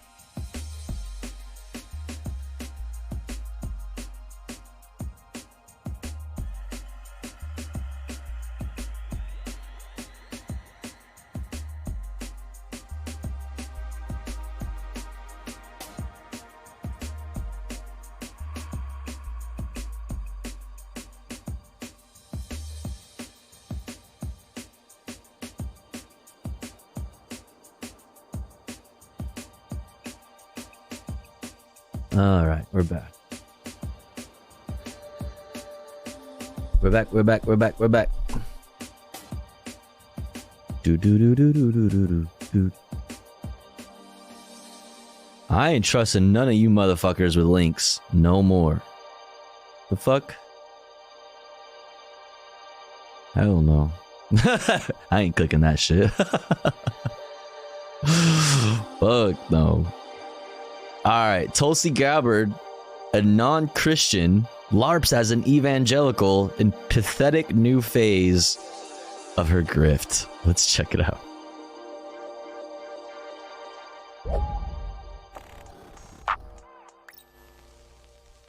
Tulsi Gabbard, Queen of the Tulcells, the is going to talk Tulcells? about why she believes the separation of church and state is bad, I guess. It's ironic to me that God, someone you can trust, is who is being run out of society. What the hell did you just say? I shouldn't have to remind them of this, but God is not real. There's as much evidence for God as there is evidence for the Tooth Fairy and Santa Claus. Wait, all of those. Wait, are you telling me that the Tooth Fairy and Santa Claus aren't real? You can believe whatever the fuck you want, but that doesn't mean that you have a right to push your religion on everyone else. As the famous trope goes, you know, it's okay if you have a penis, but you don't get to take it out and flop it around in front of people in public. Let's treat religion the same way, okay? Religion is like a penis, you see? You can't just whip it out like anywhere you want, right? You can't just like put your penis into whatever you want. You can't just do that. No. Religion is like a penis. In public, keep that shit to yourself and talk to your ceiling on your own time. Don't push that shit down my throat because I don't want to hear it. I'm not part of your dumbass. Yeah, wait. Did you say? You say don't push that shit down. Religion is a penis, and don't you shove that shit down my. Did he just say that? I am an atheist. I'm an anti-theist to be exact, and I don't fuck with religion. Many of our founding documents, separation of church and state, found nowhere in our founding documents. All you have to do is look at the fucking First Amendment, dum-dum. It says that government shall make no law respecting the establishment of religion. Okay? That's where it is. You can choose to disagree with it, but that is a fact. But Jesus told me I have to tell everyone about him. Yeah, that's true. James from the internet. James, that's true. That's why they won't shut the fuck up about it. It's so annoying. And also, they believe that if you can like convince someone to accept Jesus, then that's like the biggest dub, right? Like your mansion in heaven is gonna get like an extra bedroom for each soul that you save. So yeah. It's been utilized to create a religion of secularism. Do you think it's doing damage? A religion of secularism. What are words? What are words even, you know? The fact that we are erasing broadly God out of a society in a way perhaps our founders never intended. Jesus fucking Christ. This is so fucking brain dead and stupid. Question about it, Kaylee. You see this erosion of this spiritual foundation of our country as a direct consequence of those who are trying to erase God from just about every facet of our public lives. This is one of the main reasons why I chose to leave the Democratic Party, because it's because of God. That's one of the reasons why you chose to leave. What is this? Why is this taking for fucking ever? Oh, is this a poll? Well, even... What the fuck even is that? What even is this? Politic. There's not even this many people. Oh, Satanic Llama Plaza contributed 2,360 fucking channel points. Jesus. Jesus, what is the deal? You four? What's going on? Oh, oh, excuse me. More. What's going on here? What are we doing? What is this? Why? Why are we doing this? Huh? Huh? Tulsi, you're not even a fucking Christian. She's not a Christian! Like, you want evangelicals to enforce their religion through government on all of us when you literally aren't even a Christian? There's just so much money to be made. Right? Mike, you don't understand. Everyone who questioned her ties to Modi, which do exist, like Hindu-phobic during the 2020 election. And now you're sitting here like saying, no, evangelicals are right actually to push their religion on everyone. Like, yeah, this is Christo-fascist BS. Like, they feel... Christo-fascist. Wait, Tofu, have you never seen that? Seen what? I don't know what a poop knife is. I don't want to know what a poop knife is. Hurry up!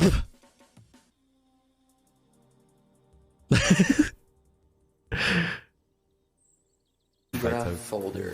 Oh my god, old school. Where do you put your dick? It's old, whatever it is.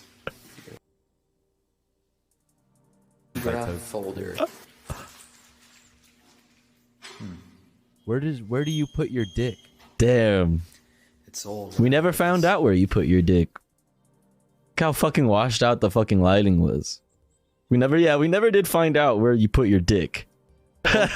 To push their religion the on dick scrambler. And Tulsi's going along with it. Yes, as a Hindu, actually, I do think Christians should be able to dictate what all of us believe.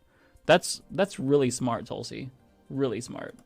Increasingly, how not only were they trying to erase God from or Libra changed their name, God, or attacking people of faith. OMG, Libra. We should erase God from all public. Yeah, that's crazy because, like, what if you're not a Christian? Whoa! Whoa, that's crazy. Wait, so what about all the fucking people who don't fucking subscribe to your fucking religion? Whoa, that's crazy. Are they not fucking, are they not American citizens too? Or is that where we're going with this? Oh. I mean, yeah. Oh, I understand now. Oh, I get it. People of spirituality, especially it's all making sense. You see these attacks and you see the consequences in the direction, unfortunately, that much of our country is headed in.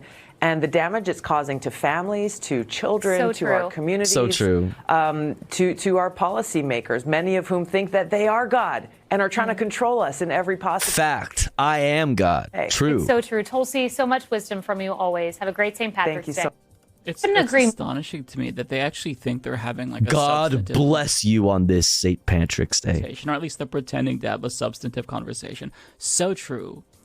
Tulsi, as you are basically legitimizing this theocratic message of, yes, God should be in public settings, in government, you're saying, oh, well, they want to control us. No, you want to control us, okay? The evangelicals I don't trust are the ones you. who want to control everyone. Slash That's why fucking- they're literally trying to ban fucking F you. trans people out of existence, ban Vouch. you know all Fuck types you. of things in the classroom. It's exhausting, right? Because Tulsi knows I swear to this. Oh, I God, had if this is a fucking... I swear to God, if this is a fucking poop, if there's any kind of poop or any kind of sock or any kind of anything happening, it's fucking over. We're turning this stream around and we're going home. Okay? Why are you not letting me stop?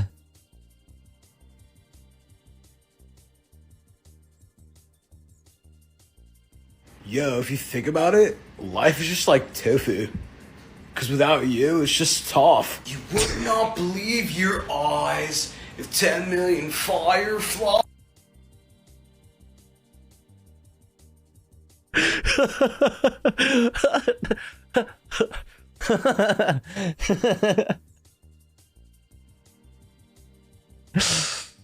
True, dude. That's true. Yo, if you think about it, life is just like tofu.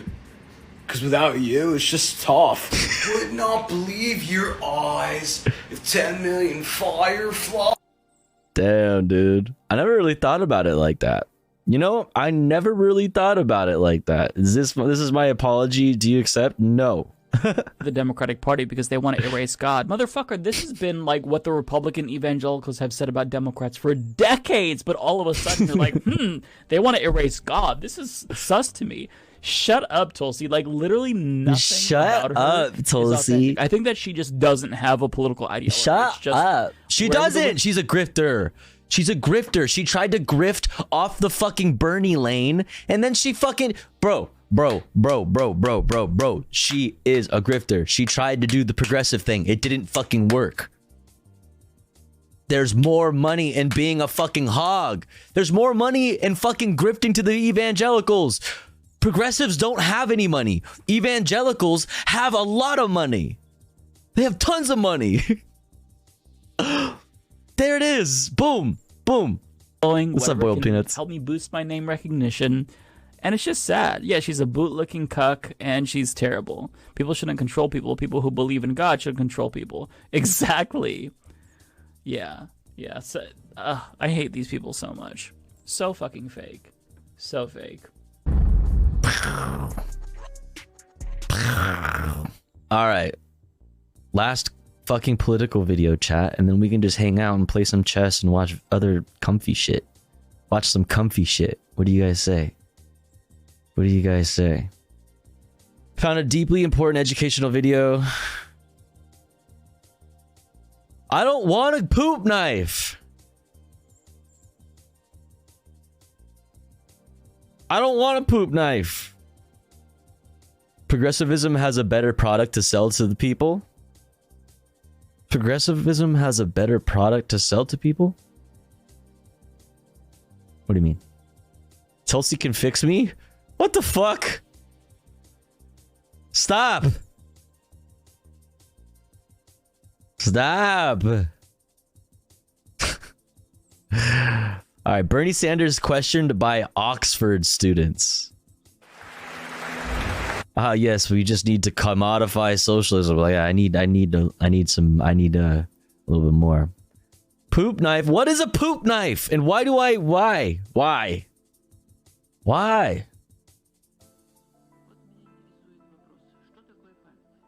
It's okay to be angry about capitalism. I'm assuming he's going to be talking about his book a little bit. Cool. All right, Oxford Union. Bernie Sanders questioned by Oxford students. Let's fucking go. Let's do it.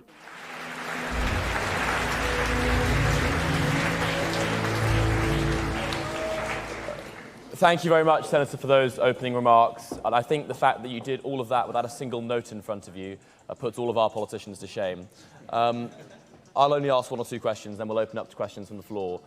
My first question was going to be, the book is titled, It's Okay to be Angry About Capitalism. And I was wondering whether the points you raised in your speech, the problems with American, British, Western society, whether you see them as being inherent to capitalism or just the current structural system of capitalism that we operate under. Crony capitalism type beat. Jesus Christ. Let's go, dude. Lay it on them, Bernie. Inherent, but I think there is zero doubt that they have become much, much worse in recent years. I think what we're seeing on the part of the ruling class, and it's important, I use that word advisedly. You see, it's kind of like an unkind word. Why are you saying that? I'm saying it because it is true. There is a ruling class that has enormous wealth and enormous power over almost every aspect in our lives. Now, the media doesn't use that term, but I think it is important that we do use that term. And what I think has happened over the years, and I can't quite tell you why it has happened, is many of these people have become literally addicted to money and greed. All right, everybody here wants to make money and everybody here wants to have a good standard of living. That's kind of natural, we all do. But there is something going on now where people who have billions of dollars, more money than they can spend and their families can spend in 100 lifetimes, they think they need even more. And to get that more, they're willing to step on other people. I mentioned politically, they're willing to put millions of dollars to defeat young people of color who are fighting for justice, really. They're willing to throw workers out on the street and replace them with machines and not worry about what happens to those workers. Bro, fucking he looks great, dude. He's killing it. Sharp as a tack. So we have in America, and I know in your country, very serious problems with addiction. And I think these people on top see it as a game. They don't need anymore. First time catching me back. I've missed you. Mafia Jinx. I mean, Tofu Ghost. What?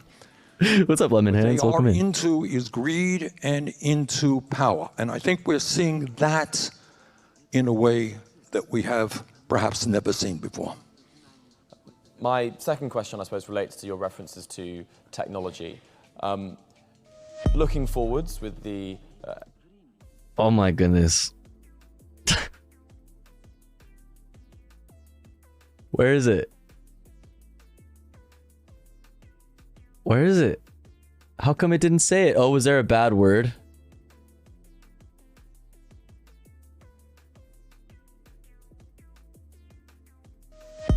Tired of this bureaucratic religious confusion. Dip my blank in the church's communion. Duck all of the Christian institution. My favorite Jesus moonlights prostitution. Kevin De Leon, is that you? TTS scammed. Yeah, sorry. I gotta take out I gotta make it say bad words. I gotta allow it to say bad words. Thank you, Kevin De Leon. You fucking asshole. KDL himself. Thank you for the $3. Now fucking resign. Attempts you've said have been being made by super PACs to chase out your proteges in Congress and the ever marching technological development. The little thing, the little secret bar, the little secret health bar. This is like my armor. This is like my armor bar, and that's like my health bar up there. Up there's my health bar. This is my armor. Pog. Are you optimistic about the future, or do you think it's only going to get worse? Well, that depends on your generation. It truly does. If you sit back and think it's okay for bosses to say, we have new machinery, we don't need you anymore, good luck, get your unemployment and you're on your own, it will get worse. But if you stand up and say, and I believe this, I personally am not anti-technology. If your plumbing stinks or if your dung just ain't dainty, you need to separate it into chunks for it to wash down the commode. But how? Just grab your fecal cleaver What the fuck is the fecal cleaver? What? You know your dung divider, your guano glaive. To put it less delicately, cut the poop with your poop knife. I'm sorry. Are you sorry? Are you sorry? John Maynard Keynes, back in the 1920s, he said, look, Are you sorry? Do you technology is going to develop. The day is going to come when people What is only the have to poop work 20 knife? hours a week. Is that a bad thing? I don't think it's a bad thing. I want you all to be thinking. Sorry, Bernie. Sorry. Sorry, Bernie. I'm gonna let you finish, but chat wants the fucking poop knife. What the fuck? A family thing, mostly. Ever happened to you?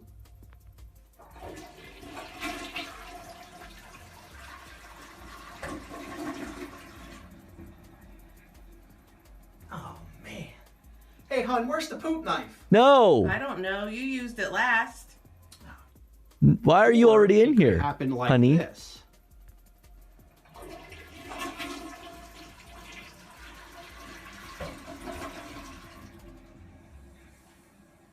Oh man. Hey, hon, where's the poop knife? I don't know. You used it last. Oh yeah. Ew. Thanks to the poop knife pod, your poop knife is always just an arm's length away.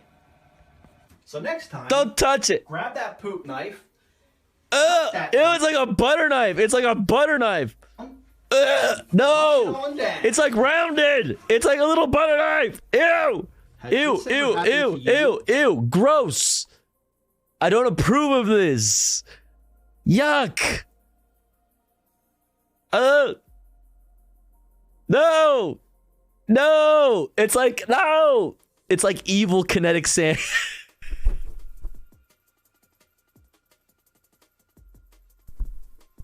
It's like I imagined it's like it's like the dark kinetic sand.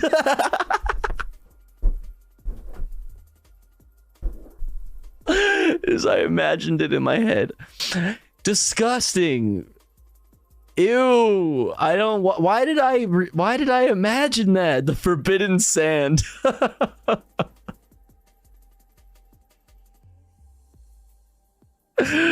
Ew.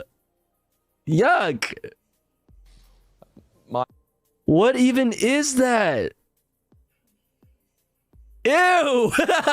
What? Stop. Everyone's banned. All of chat is banned. Chat is off. Chat is unhinged today. Everyone's banned. If you yeah, chat is banned. Oh, Celtic just banned himself. You just banned yourself. Emote only, yeah. Yo, good night, Pharaoh Roly Foley. Thanks for hanging. Jesus Christ. All right. Are you happy now? We poop knifed. Are you happy? I hope you're happy. We interrupted Bernie Sanders for this. My second question, I suppose, relates to your references to technology. Yeah, we're in a band now. Looking forwards with the attempts you've said have been being made by super PACs to chase out your protégés in Congress and the ever-marching tide of technological development. Are you optimistic about the future, or do you think it's only going to get worse?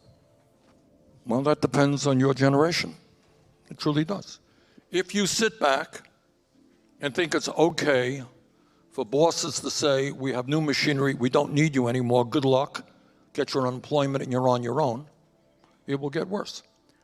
But if you stand up and say, and I believe this, I personally, am not anti-technology. John Maynard Keynes, back in the 1920s, he said, look, technology is going to develop. The day is going to come when people only have to work 20 hours a week. Is that a bad thing? I don't think it's a bad thing. I want you all to be thinking about, as a result of so much brain power and the creation of this technology, that it is an opportunity for us and in the future to be doing things that nobody has ever been able to do before. If machines are more productive than human beings, if machines are doing work, dangerous work, that people died or got sick doing, that is a good thing. What we should be thinking about is, okay, if technology increases productivity, one of two things happens. Either people work fewer hours, which is a good thing, more leisure time is a good thing, or else they make more income.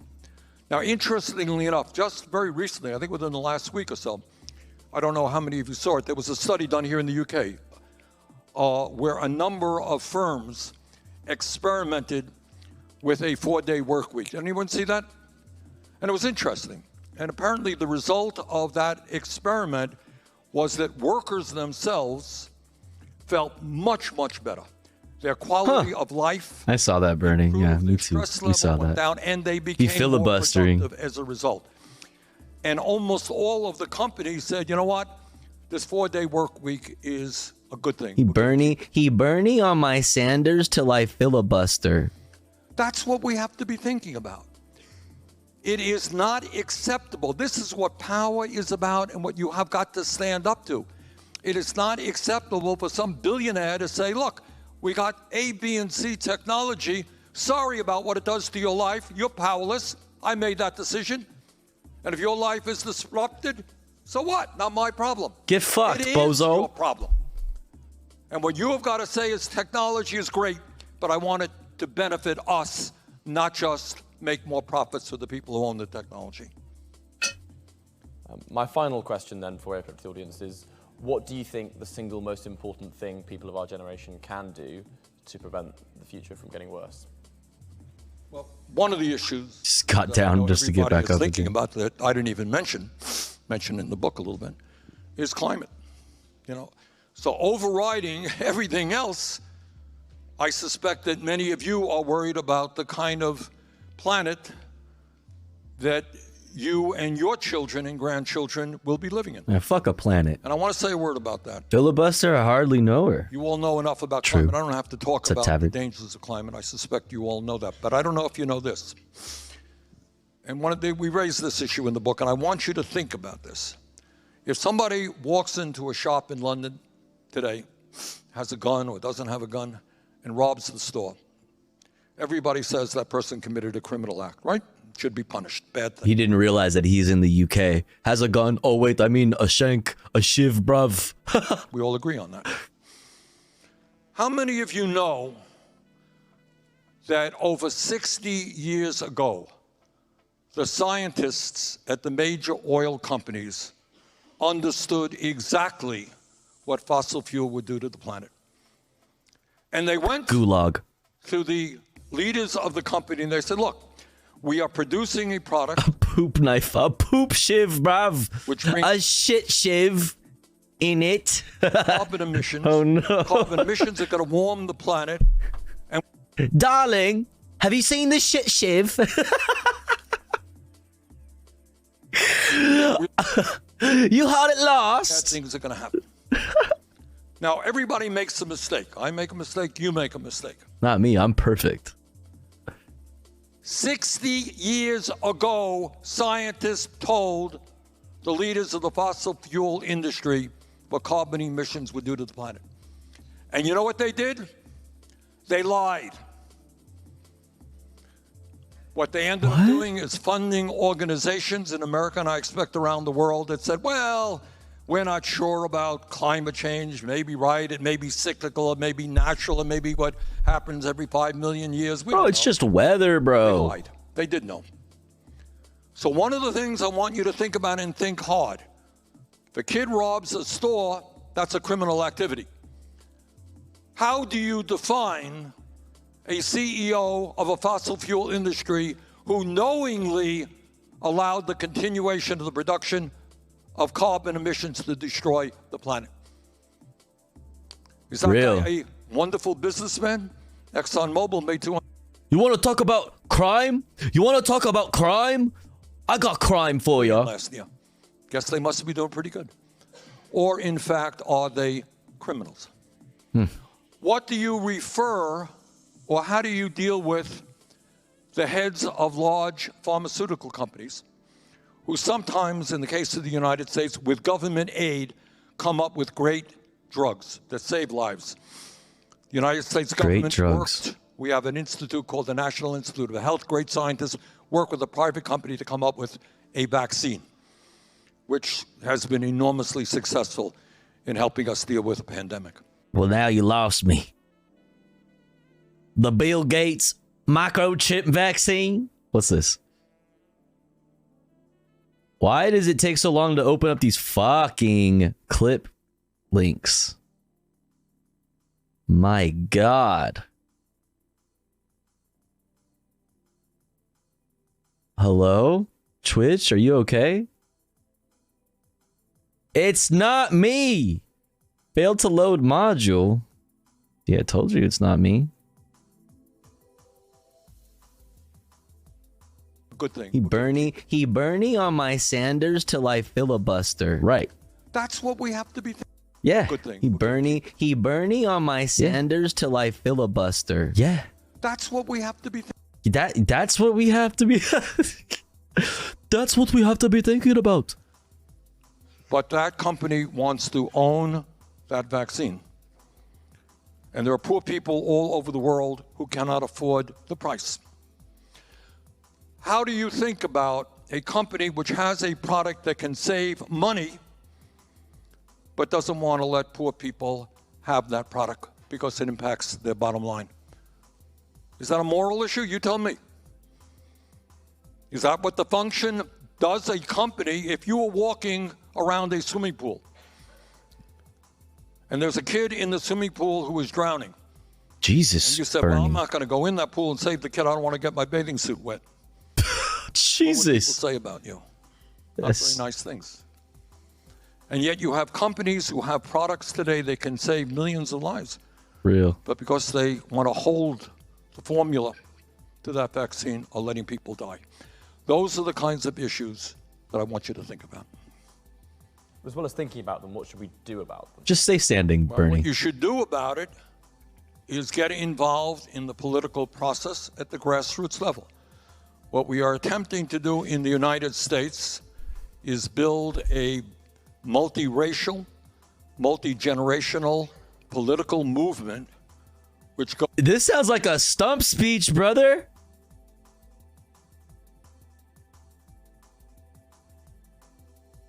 Beyond the need for incremental change. And young people are very much the leaders of that movement. These are people who are saying it's too late to nibble around the edges. We need to create a government and a society and a planet that works for all people, not just the few. And you're all smart enough to figure out the ways that you can do it. But essentially, in a democracy, you have to understand that power comes from organization, from standing together, from having an agenda, and from having the courage to stand up to some very, very powerful special interests. Bottom line of everything I wrote in the book is the status quo is working really, really, really well for the people on top. Why is Bernie getting me bricked up? Because he bad. Because he bad. Look at bro. You changing it. Stuff they put on media is to deflect your attention. They don't have to shoot you in the streets. They don't have to arrest you. Keep you busy with a million different things. And your job is to figure out how you bring people together to take on those very powerful special interests. At the end of the day, not being a mathematician, what I do know is that 99% is a lot larger number than 1%. True. Right, now look to audience questions. I thought there'd be a lot, so I looked to the member here in the black coat.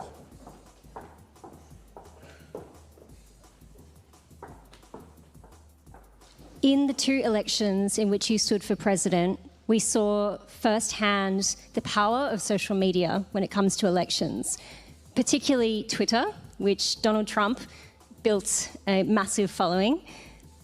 Now, we've also seen a billionaire use his capital to purchase the entire social media platform. More than ever, it seems that the internet is for sale, and the ownership of the internet is a capitalist system. That's not a British accent, right? Despite being a system that can influence elections all over the world, can influence what people are thinking, believing, how they form communities. What do you think about this ownership of the internet, and do you reimagine a different model for the internet, one that is democratic Joyce Wicks. and one that uplifts marginalized voices? Yeah, sounds Australian. That is a great question, and I wish I had a great answer to it. What you're saying is enormously important. And as I mentioned earlier, we have 8 media conglomerates in the United States that determine what 90% of our people see, hear, and read. And they very much restrict serious debate. There is now growing attention. You know, the technology has moved so fast and the internet has moved so fast that Congress in the United States is now just beginning to figure out how to deal with it. You know, our friend Elon Musk took over Twitter. And his friend Jeff Bezos owns the Washington Post, and other billionaires own media in America. So the question that you raise is enormously important, and these are the issues and that we're all going to have to think about. Do we believe in freedom of the speech? Yeah, we do. So if you want to post something on the internet that criticizes me, is that allowable? Of course it is. That's what dissent is about. Should the government come in and censor what you're saying? No, the government should not. On the other hand, if you are engaging in grotesque lies that might lead people to violence, should you be allowed to do that? There was a Supreme Court case way back when in the United States talking about freedom of speech that says you can't yell fire in a crowded theater, right? Because then people get trampled and died. Is that taking away your freedom of speech that, hey, I want to yell fire? Well, you can't. So that's the balance that we have to use. Certainly, the concentration of ownership in media is something that has got to be addressed. And we've got to break up those huge monopolies. Absolutely. Now, in addition to the issue that you raised, there's another issue going on in America, I think maybe not so much here. And that is, there used to be many, many newspapers all over America, including papers that covered small towns and communities. And those newspapers were supported by local advertising, right? So the local supermarket, local bank advertised, the owner of the paper made money and talked about what the local school board or city council was doing. Because of the internet and the advertising that goes to the internet, many of those small papers are going out of business. So you have throughout America what we call media deserts. There is no media to talk about what's going on, what the mayor is doing, the city council. The public square is incompatible with the profit motive. Well, we go into it in some length in the book, which means you need not to have the government run that media, but public funding to allow people in a democratic way to run that media. So I think there has to be public money love that. through independent democratic ways to educate people and allow people with different points of view to express them. That's a very good question. Not a great answer, but thank you.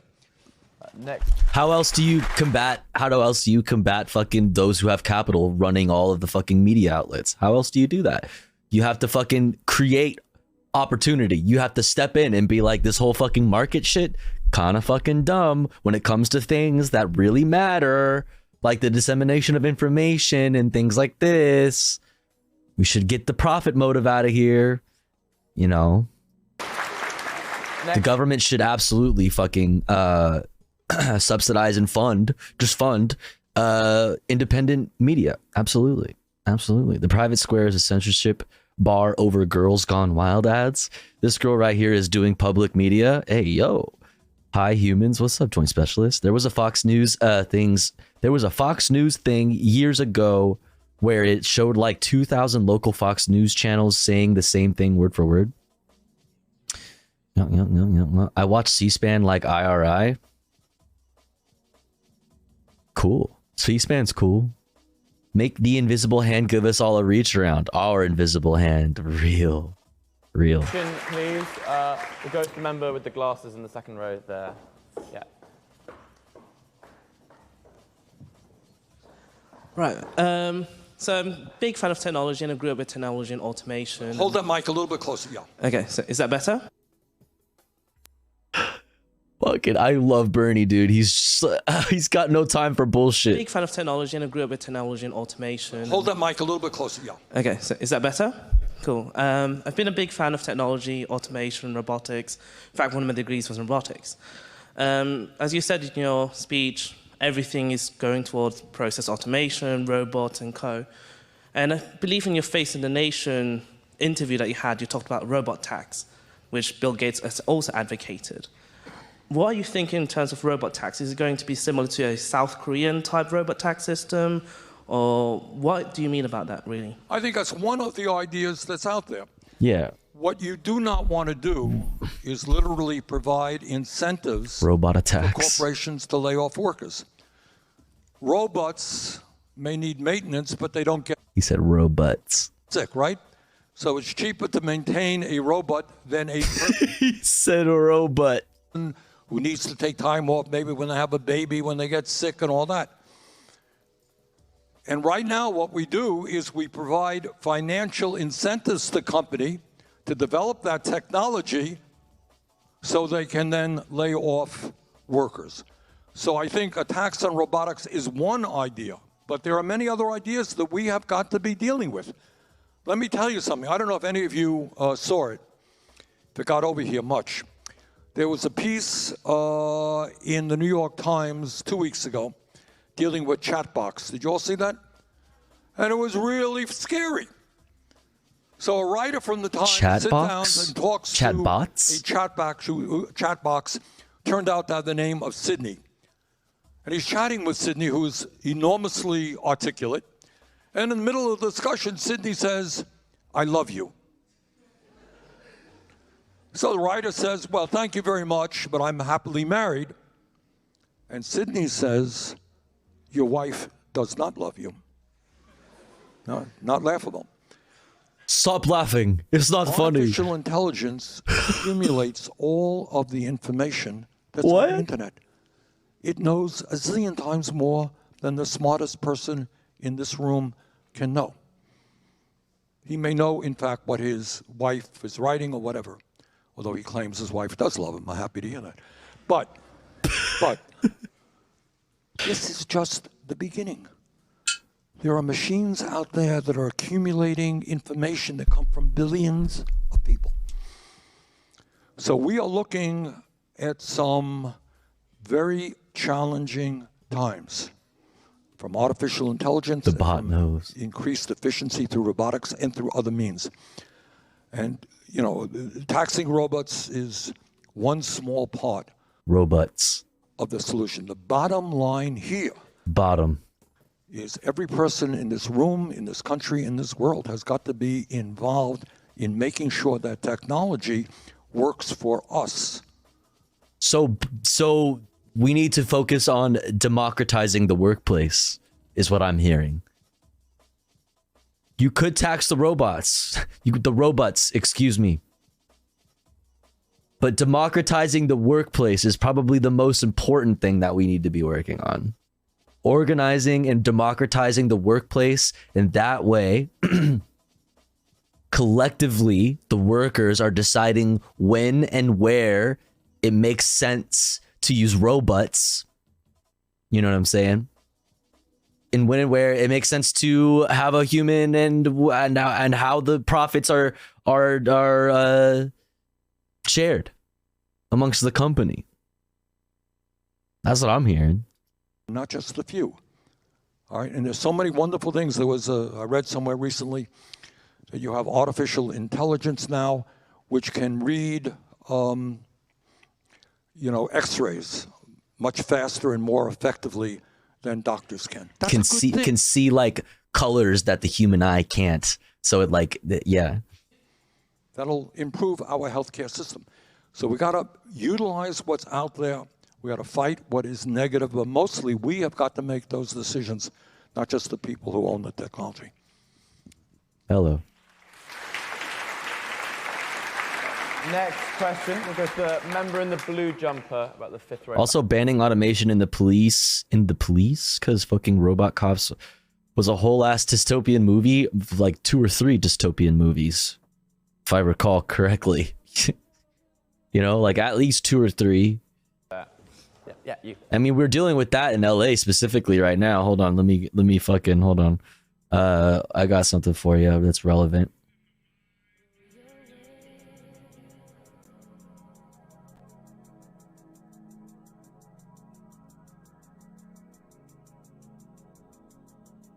Where to go? Where to go? Where to go? Where to go? Where to go? Where to go? Where to go? Where to go? Ooh.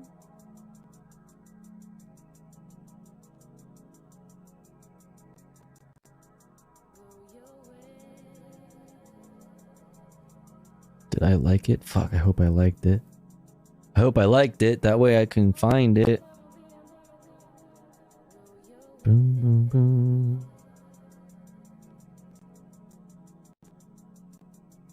Fuck, did I not like it?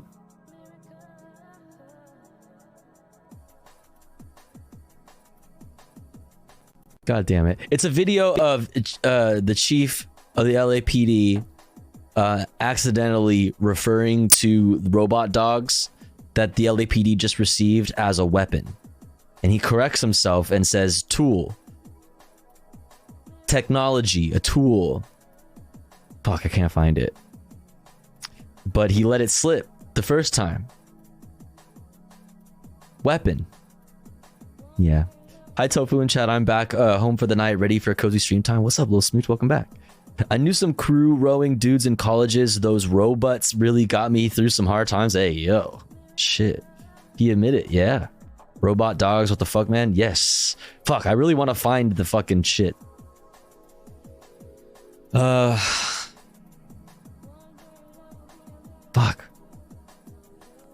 I really gotta find it. I really gotta find it. I really gotta find it.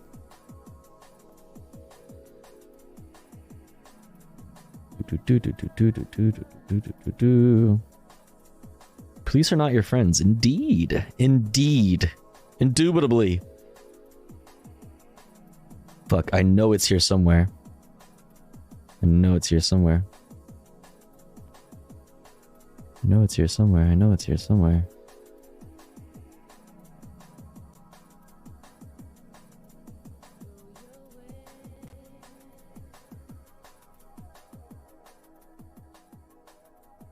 I have to find it. I have to.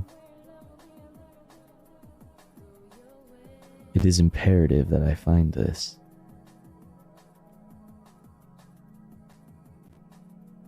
I don't know how to use the search function.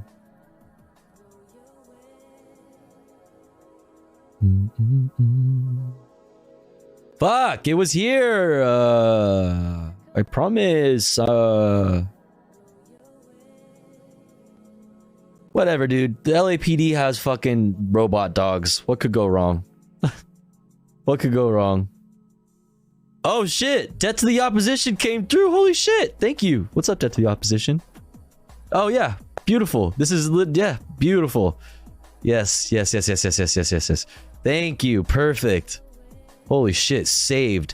Manufacturing consent. Boston Dynamics robot dog featured in New York Fashion Week. This comes at a time when Los Angeles City Council is voting on approving the donation of a robot dog to LAPD. These things will be used to harm our communities. They aren't cute. Yeah, this shit. This fucking shit.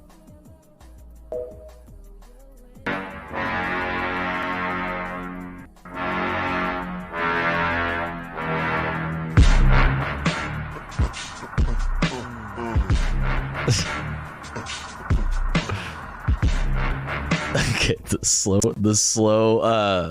slow down beat is funny. During yesterday's LAPD media availability session, Chief Moore correctly referred to the robot dog as a weapon before catching himself. Yes. The public made remarks, as did my understanding is council members and others. The public made remarks, as did my understanding is council members and others, and so I think that today was a appropriate place for me to. Fuck you. Play. The use of that weapon, the use of that system, the use of that technology, that tool. The public made remarks. Yeah. Yeah, you showed your whole ass. You showed your whole ass right there. Oh, shit. Hydrate from Quickles. I got you, Quickles. Hydrate time, hydrate time. All right, let's play this.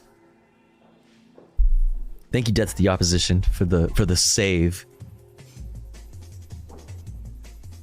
So you're a bit far from home and your usual political constituents. I'm sure we're speaking to a very, very international room. You've spoken about the importance of sort of grassroots level activism and getting involved in the political process around you. What role do you see international collaboration playing in the fight for a more just world, and how do we link grassroots? Say that again. I'm sorry. What do I see? Sorry? You've spoken about the importance of grassroots level activism. You're far from where your constituents usually are. What role do you see international collaboration playing in these fights for a more just world? Good. International collaboration. All right. Yeah. Good. Yes, good.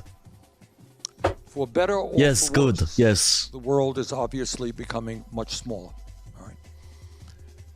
And I was so furious, almost on a personal level, at what Putin did in the Ukraine, not just because of the terrible destruction that the people in the Ukraine are experiencing, not just because of the loss of tens of thousands of young men in Russia, which is all a horror into itself. But you know what else that invasion did? At a time when we are trying to bring the world together, at a time when, Russia had been run by the Soviet Union, we had a terrible Cold War forever, since the revolution there. We were in opposition to China, and suddenly those things were breaking down. The United States was working with China, working with Russia, and now what you're seeing is a growing Cold War between the United States and China, and obviously a terrible situation with Russia. Just think for a moment, how are we going to deal with the crisis of climate if you have a world that is divided and not cooperating? The United States is the #2 carbon emitter in the world. China is #1. Yo. Russia does its share, Europe does its share, etc., etc. No one country, we are investing a lot of money in transforming our energy system. And you're talking about it and doing that as well. It ain't going to work unless every country on earth, certainly the major emitters, are evolved in that together. So on this one, there must be, the future of the world is at stake.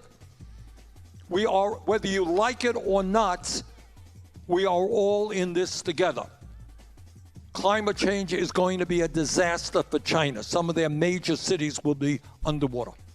It will be a major disaster for the U.S. You have last summer some of the hottest days in the history of this country, right? All right. Drought, flooding, extreme weather disturbances. That is what we are looking at as a planet. Yeah. The U.S., famously the most open to collaboration, international collaboration. You asked me about international cooperation. That must be the case. I'll give you another example, and that is the pandemic. Pandemic is not a British issue. It's not an American issue. It is a global issue. And we're going to have to come up with ways to do a better job in fighting the next pandemic. Turns out that China is doing some really good research. China. Yo. You've got to Carbon says, what's up? Welcome in. I hope you had a good stream. Thanks for the raid. What were y'all up to? What's up? What's up? I'm Tofu Ghost. We talk about news and politics if you haven't been here before. Right now, we're finishing up our politics section with listening to Bernie Sanders answer questions from Oxford students. More like plandemic, am I right? What's up, Chelsea? What's up, Carmen's Toe Beans? Welcome in, welcome in. Yeah, welcome in. Thank you so much for the raid. Great with them and with other countries. So one of the challenges that you face, historically, I see it right in front of me every day as a United States Senator. There have always been people in your country, in my country, and around the world, for whatever reason, who are nationalistic. America first. The UK, the British Empire first and all that stuff, all right? Well, we got to get over that, all right? And we're going to have to figure out how we work with people together all over the country because, in fact, if we don't solve climate, if we don't prevent another pandemic, etc., there's going to be massive, massive suffering.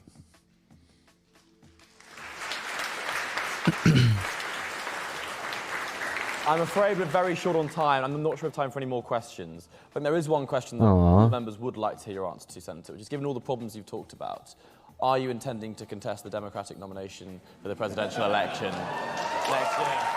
What's up, Dino Nuggy?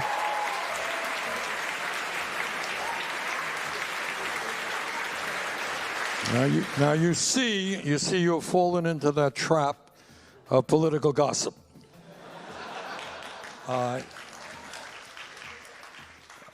The other issues that I talked about are far more important than that one. But what I have said is that if President Biden Kaya? runs for re-election, I'm going to support him, and I think he will. So we'll leave it at that.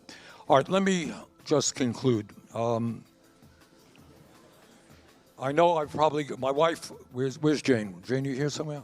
Here's my wife, and she always tells me, wifey, that we have to give out Prozacs at the end of my speeches because I thoroughly depress everybody. Suicide rates go up, everything. Jesus, Bernie, chill. I don't want to do that, despite everything that I've said. All good. And that is, in my country, and I know it's true in your country, and I see it in this room right here. Your generation, your brothers and sisters in the United States and all over the world, your generation Trying to get in the Mario ways Kart lobby. the most progressive generation Get in there. in the modern No filter, Bernie. He's just fucking going off, dude. Bernie after dark. Thanks for the raid, Carbon says. Appreciate you. Your generation Hope you're having a good is one. more anti-racist, more anti-sexist, more Based. anti-homophobia, more Based. anti-xenophobia More than based. any generation in modern history. You are smart. And if you have the courage to stand together and go beyond race and go beyond nationality and sexual orientation and all that stuff, if you can work with other people in your own country, other people around the world, you can create, you can transform this planet. You really can. You can save the planet. You can greatly improve the quality of life. You can do it. All right? You really can. You can do it. So I don't want anything that I've said Feel to strong, make you man. feel depressed or hopeless. That's not the case. The case is that you have extraordinary potential to transform this world, work with What's your up, brothers Birdie? and sisters Welcome in in. the United States and other countries. Let's do it. Thank you all. Let's go. That's my prez. That's my prezzo. Before we thank the Senator... One more song. One more song. One more song. One more song. On a happier note, that Prozac, in recognition Prozac. of decades of service to the aims of the Oxford Union Society, promoting civil discourse, political engagement and free speech across the globe, and in recognition of your repeated visits to the Union, on behalf of our patron, the Lord Heseltine of Thenford, our chairman, The Lord. and myself, I'd like to present you with honorary membership of the Oxford Union Society and a membership card. Hey, you're a brav, mate.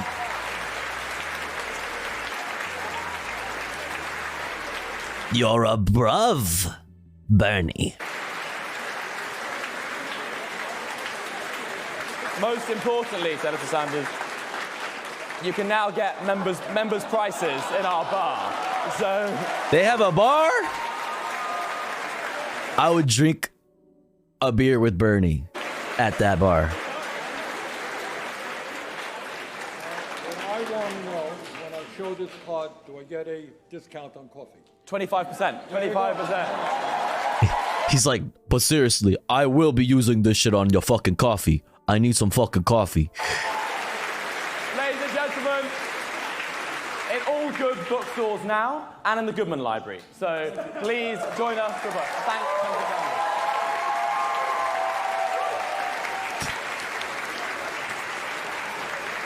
Hey.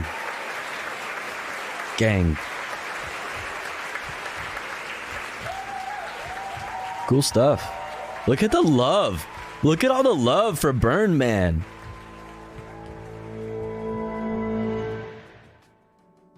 A lot of love. You love to see it. You love to see the love. You certainly do. Chat. That was our last political video for the fucking evening. Morning. Whatever. We just got a bunch of comfy shit to do now. Bernald Sandwich. Bernald Sandwich. I adore him. Me too, Alyssa. Welcome in. Poop knife time? No! No! No. No. But we do have a new meat canyon. Sneeko meets Charlie, which will be great. I got a Anthony Fantano talking shit about DJ Academics. I gotta see it. Let's argue. Academics is the worst. I have to see it. I have to. And then I also have like some fucking urban exploration shit, exploring Vienna's abandoned underground city in Austria. Wait, that's crazy. We also got like some Heinbach drum machine. I also got, you know, we might even start off with a nice little hardcore set from a band called Zulu, one of my favorite hardcore bands right now. And I also have like train hopping content. I have a new Shira video. Dude, we have so much fucking cool content to do. Audio is giga desynced? Really?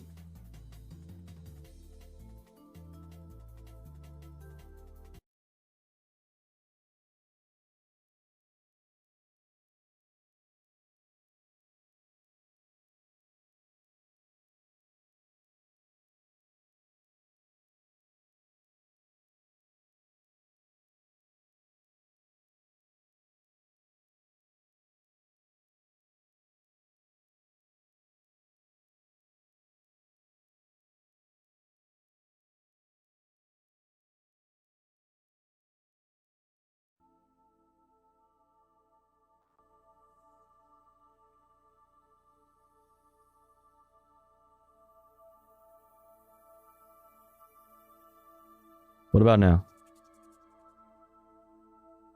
Damn, it's still desynced. What?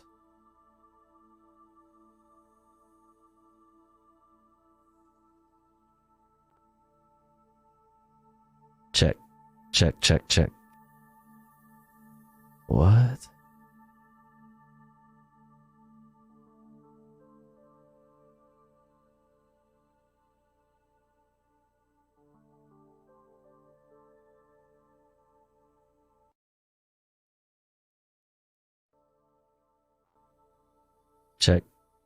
Check.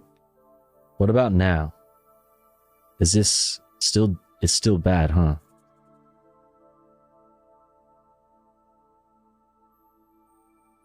Better? Or like fixed? Or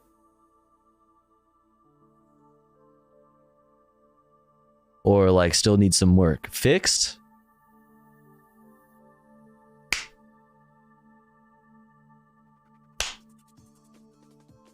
%?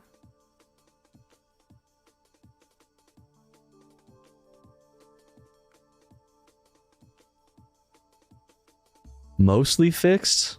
But I don't want it to be mostly fixed. I want it to be fixed.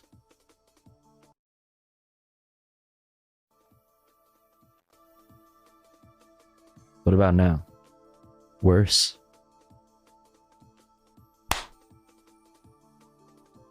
Worse? Better? Same?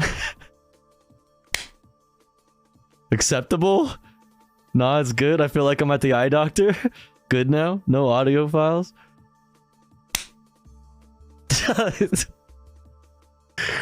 Good? Chill? Alright. Well, I don't know what the fuck happened. It's acceptable? Well, that's fucking terrible. Why is it doing that? Tofu slapping us? Yeah, you're welcome. All right, whatever. All right, anyways. Next up, we got fun shit. A whole bunch of fun shit. Yeah, for free.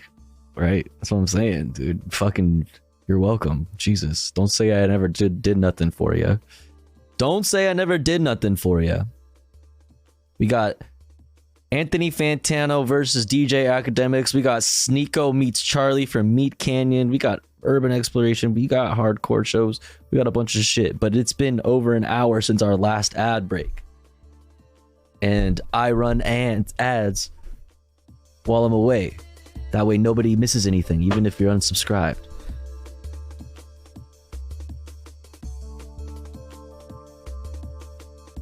But if you would like to skip out on the ads and get access to cool emotes, all you gotta do is subscribe for $4.99 or for free with the Twitch Prime. Or maybe you're already subscribed and you're feeling generous and you want to help out one of our friends in the chat, one of our comrades in the community with an ad-free viewing experience and access to cool Tofu Ghost emotes. Maybe consider gifting a sub. We're currently at 2 out of 20 for our daily sub goal. Every little bit does a lot and is very much appreciated. I'll be back in 3 minutes, BRB.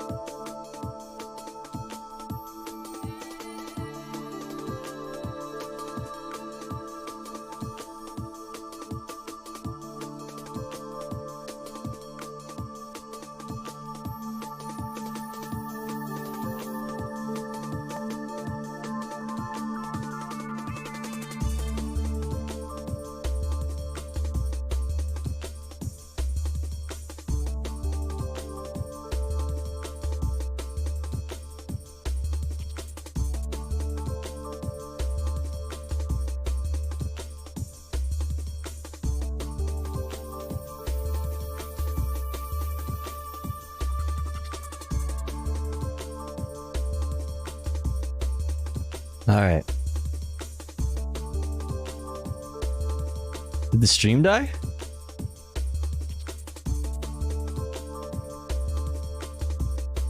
Are we still here? Hello?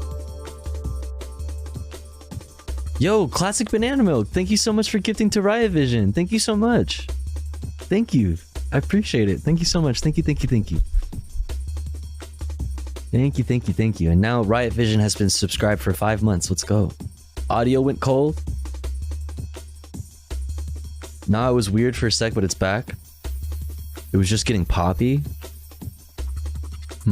Alright. The Gifty nearly killed the stream. Damn. Damn. That's crazy. That's crazy. It would be so crazy. Aha. What if, like, aha, you fucking shut down my entire computer with, like, aha, like a whole bunch of the... aha. What if you shut down the power to my house with, like, so many fucking... with, like, so many subbies. Ha ha ha. Thank you so much for the subby, Classic Banana Milk. I appreciate it. Thank you, thank you. Oh my god, I was wearing my Poppy shirt out tonight. Nice. Nope, stream died just like you said. Everyone left. Oh fuck, that sucks. All right, what do we start out with?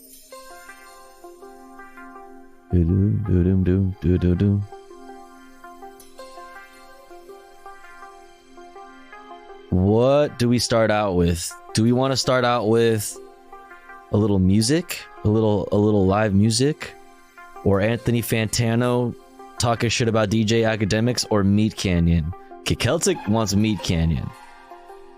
I have a feeling that Celtic wants Meat Canyon. All right, let's just start with Meat Canyon.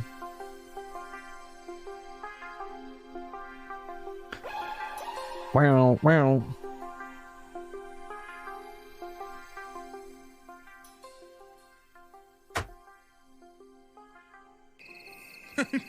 I'd love to see that little soy boy come up here and mess with me. You all know he ain't gonna say anything to my face.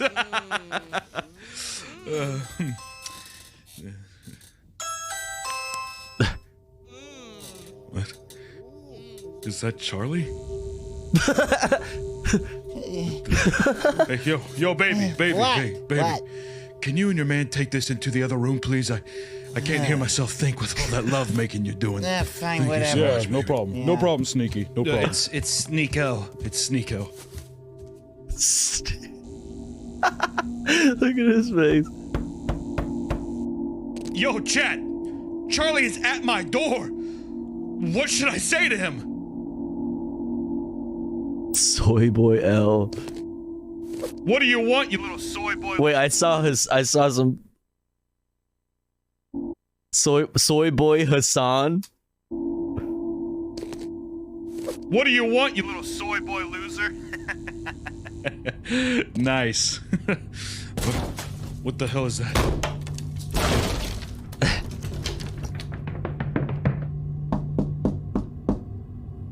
Look how skinny his legs are. Charlie's at my bedroom door. What do I do? Hey! This is private property! You better leave! He's not leaving. Okay, fine. Sorry, Charlie! Why'd you ask for this?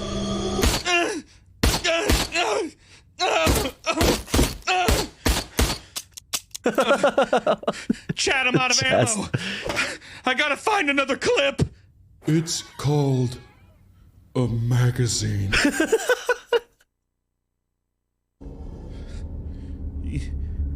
It's called. You better get out of here.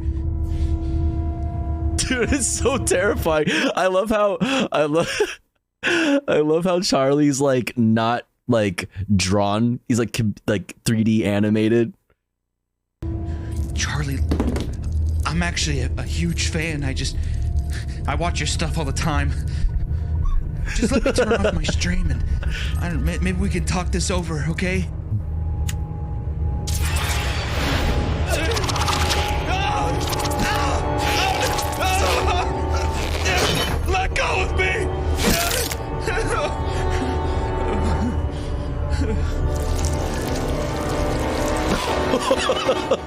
Andrew Tate wept.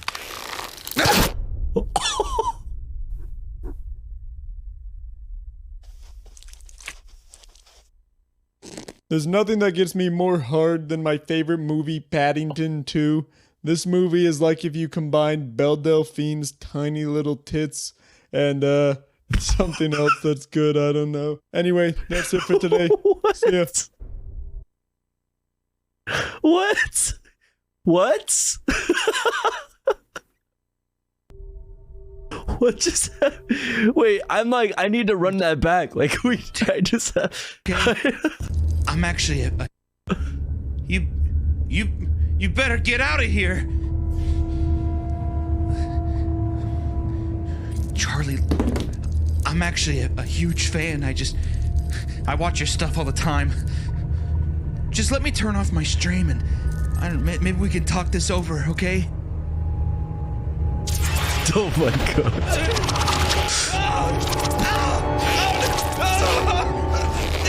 Let go of me!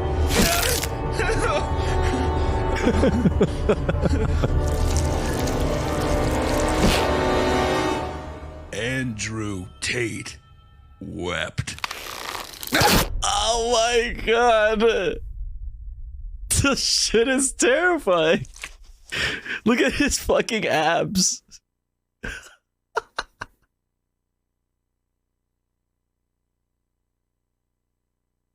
There's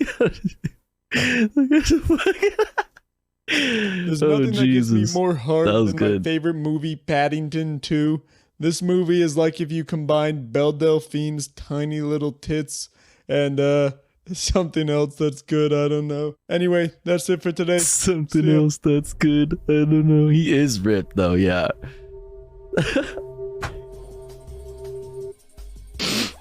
Ay, ay, ay. That was like a 12-pack. Ay, ay, ay. Alright. Let's argue. Academics is the worst from Anthony Fantano.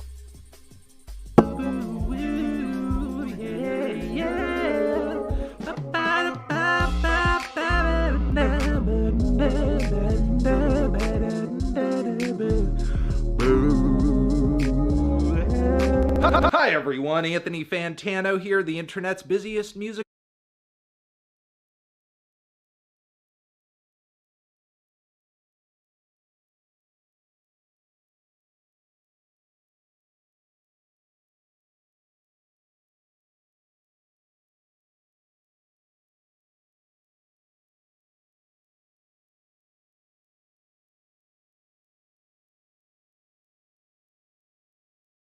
What the fuck? Am I here? 1 sub equals 1 F? That happened right at the same time. Am I still effing? It happened right at the same time that Arlie resubbed. We're back. Yo, Arlie, thank you for 6 months. What the fuck is wrong with my shit, dude?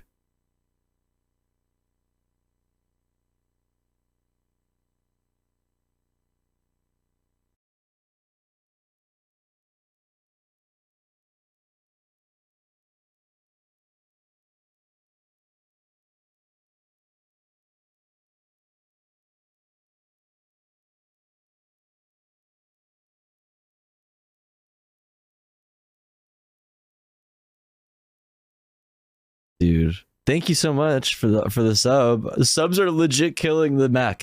Listen, it would be so crazy, chat, if you subbed so many times, if you gifted so many subs that my computer just died, but I was also so rich from the subs that I was able to just buy a new computer. That would be so crazy. If I got so many subscribers. Wouldn't it be crazy, chat? Yeah. Are we here? Should I start again? I'm scared. Fantano's TOS sweater broke the internet. TOS sweater? Is it TOS? Your hot takes, your unpopular opinions, your tough questions. I respond to the best ones. That's what I do, bro. Yeah, that's my thing. Yeah. That's what I live to do? DJ Academics is the worst thing in music right now. What kind of stinks about Axe content is that at one point it kind of was about the music in at least some sense, but that's just not really the case anymore. And again, I sort of understand because the algorithm has very much incentivized him to make his content entirely about drama, entirely about controversy, which, I mean, if you want to do that, go ahead and do that. That's fine. If you want to focus on all the stuff, all the crap that is just orbiting the music, go for it. But if you're going to do that, you can do that and be truthful about it and be honest about it. You don't need to be extremely biased and take sides with little to no evidence for your claims and drag the names of people like Megan through the mud just for clicks and just for views and just to bait your misogynist audience. Because, just to remind you guys, Tory was guilty. Everybody who was on the Meg lied, Tory is not guilty train was an idiot, and everybody who lied to sort of create that narrative is an asshole and a piece of garbage. Real emo only consists of the DC emotional hardcore scene and the late 90s screamo scene. What is known by Midwest emo is the nothing meme. but Oh, it's the meme. Ooh, yummy copy pasta. Yum, yum, yum, yum, yum, yum, yum, yum, yum. It's the Acts who meme. use demos as bait to flog a deluxe version where subsequent reissues can get. Nobody wants to hear half-baked versions of your songs. We got clickbaited, chat. And sound like they were recorded down a well. What albums are you even referring to? I mean, I'm sure there are examples, but like, here's the thing. Sometimes hearing demo versions of tracks on an album that you enjoy can be cool and can be interesting. Yeah, what's wrong with that? And can kind of give you a new view. Why are you a hater? Fuck off. Those songs and the process it took. Nobody wants to hear half-baked versions of your songs which were mumbled into a phone and sound like they were recorded down a well. Then don't listen to them, dumb fuck. I will say this though, what also bugs me Who hurt you? with versions is, yeah, you don't get demos, but you get like extra tracks. You get tracks that basically weren't good enough to make it onto the album, so you just kind of get reminded of Twitter why Blue they user weren't able to be on the LP because they so obviously suck or aren't really finished, clearly weren't worthy of being on the LP with the rest of the gang. People who hate Sade and think she's boring have never felt the touch of a woman in their life. If you hate Sade, it's probably because you're not a very sensual person. Maybe you don't enjoy physical relations and romance and love all that much. How can you not like Sade? All that foreplay nonsense. You just like to, you know, hit it with a couple of pumps and you're done. You're making the world a sadder place. I cannot stand Guns N' Roses, possibly the most overrated band of all time. I never understood how they got so popular except Slash being a decent guitarist. I would say Guns N' Roses' main appeal, it's just hooky anthems and pomp. It's a lot of pomp. Just everything big, everything loud, everything dramatic, everything pronounced, everything everything, oh yeah, welcome to the jungle, baby. Far from the best band to do that sort of thing, but I think one of the more standout bands from their era, I would take them over a lot of freaking hard rock bands or hair metal bands out of the 80s. I'd rather listen to Guns than freaking Quiet Riot. If, you know, you're an introspective, quiet, cute... I don't agree with that. I feel like I would rather listen to Quiet Riot than Guns N' Roses. I would, honestly, Guns N' Roses is extremely fucking mid. Stevens, and that's cool. There's nothing wrong with that. Spotify's new lower royalty. Like Sweet Child of Mine is a fucking curse upon us.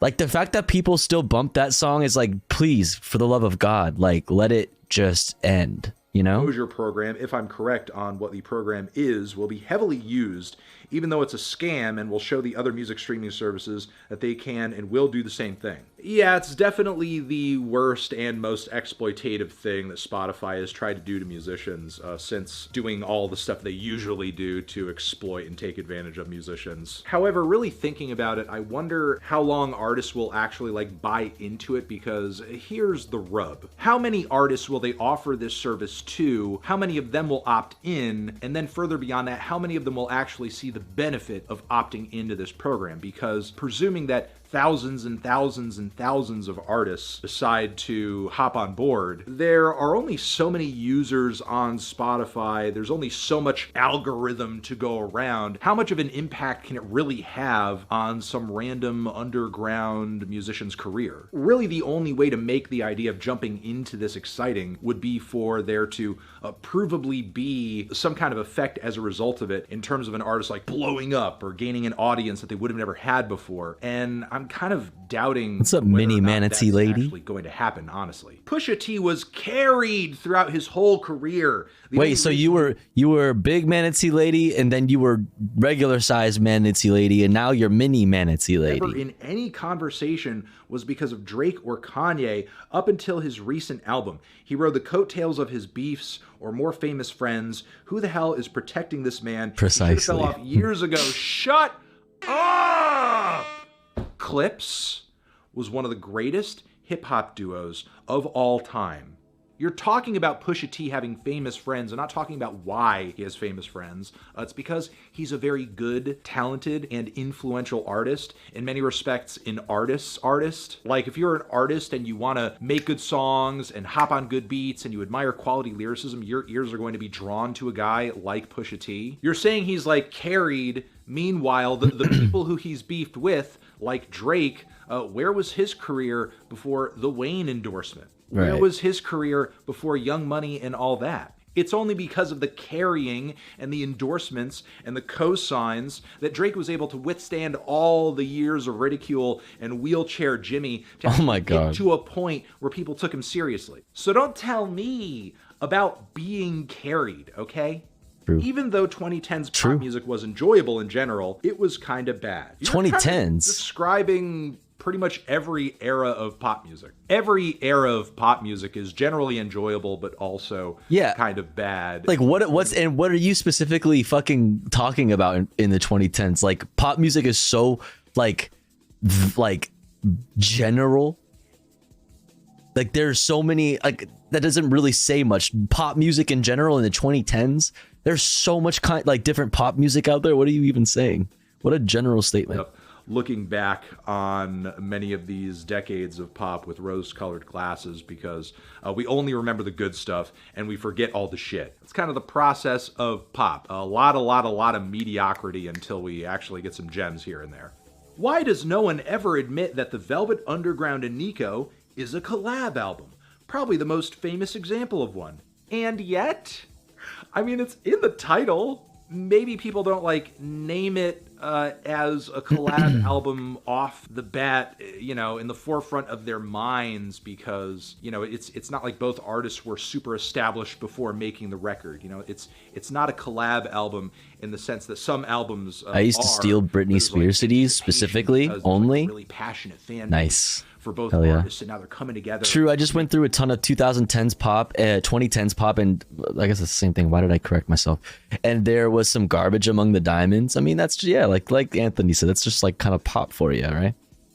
Record. So yeah, I mean, it is kind of acknowledged as being a collab album in the titling of it, but it's also like a debut in the System of a Down, dude. Oh, that's so funny. Big Nuggets said it.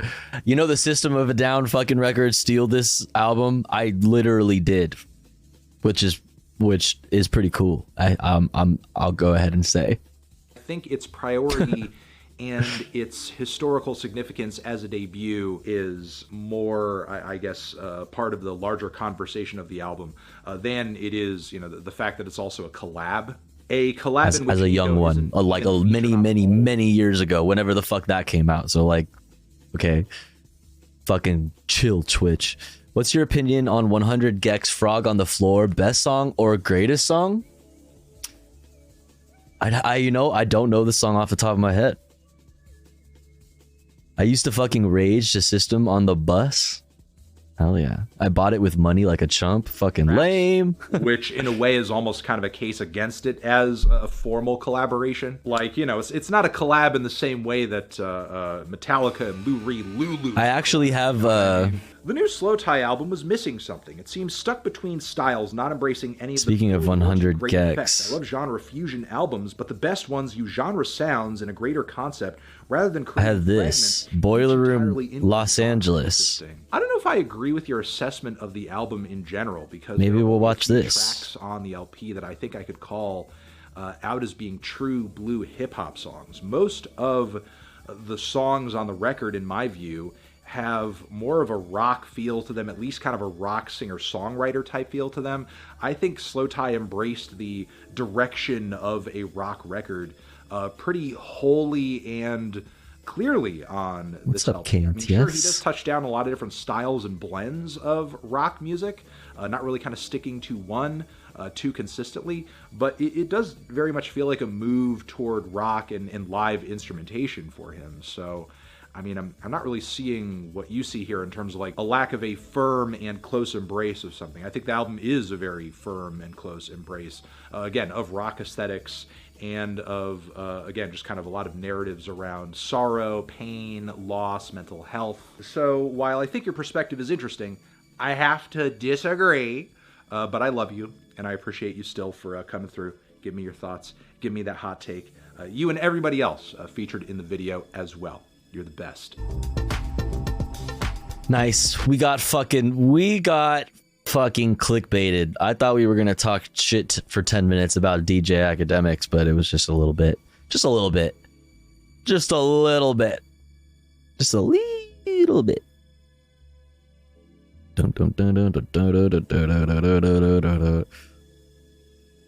I want to show you guys this. Well, I want to see. I haven't seen this set, but I want to show you guys this band. I think I've played their music on stream before.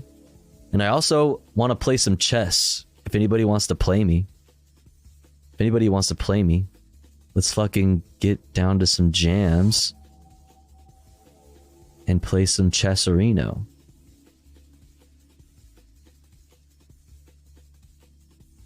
What do you say? What do you say?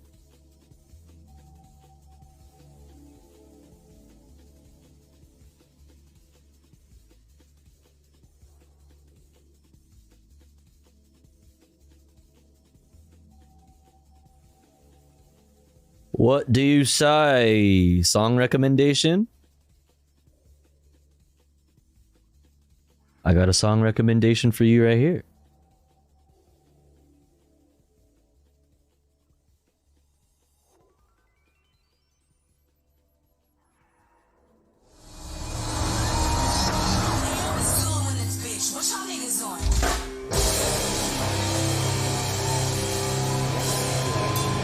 This band's called Zulu.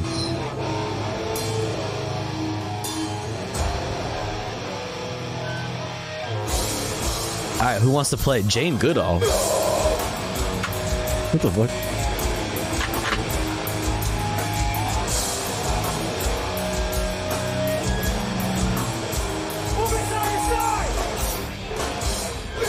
Anybody want to play me? I'll play randos in the meantime.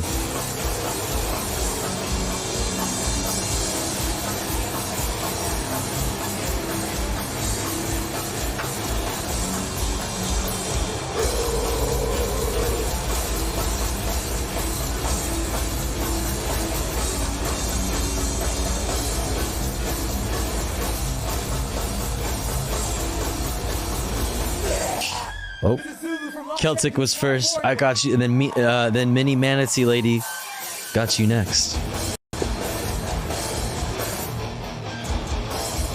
Oh, you go first? No, Celtic go first? All right, well, I already got Celtic up. Let's do it. Let's do it. Let's do it. Let's do it.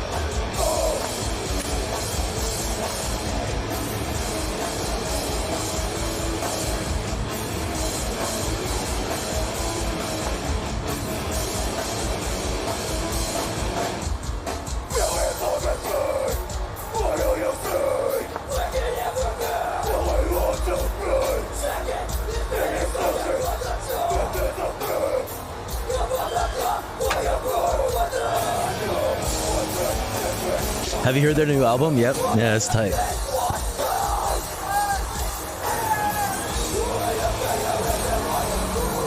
I fuck with it.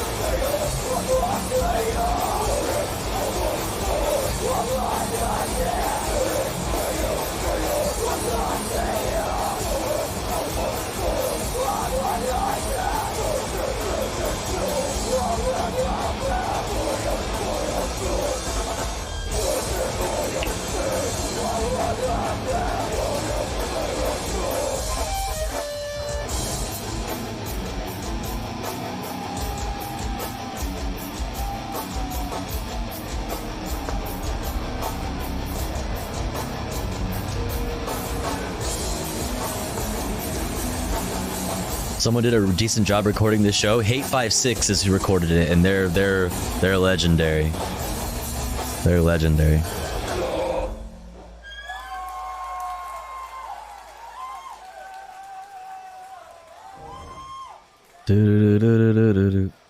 Let's see. Baltimore, what's going on, yo? Hey, yo, Baltimore, what's going on, yo? Hey, yo, big up yourselves. Thanks for coming out early for all the bands.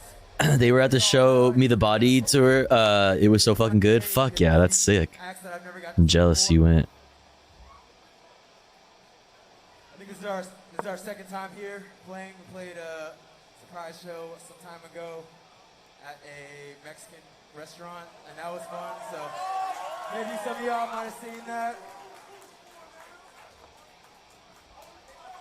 Yes, that was the one. That was the one.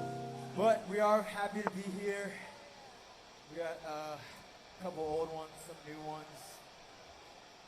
While it's a break time, I will say this. We have a new record coming out in about a month and some change called A New Tomorrow. And that's courtesy of Flat Spot Records, which is why we're all here. So give it up to Flat Spot.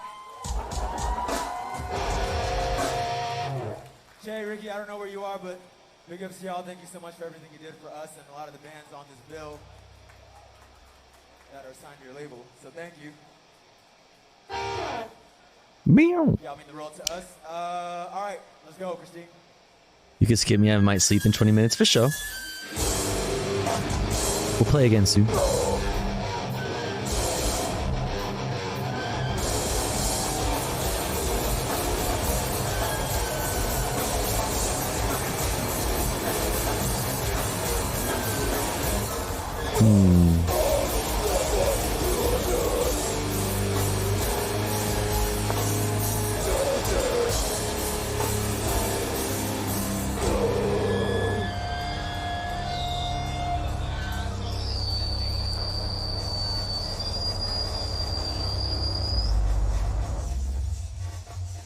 Hey, some fucking break beats.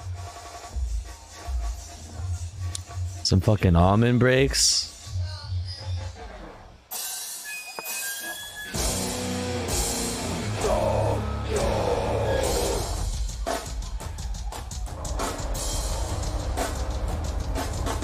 Hey, that guy had that person had a show me the body patch.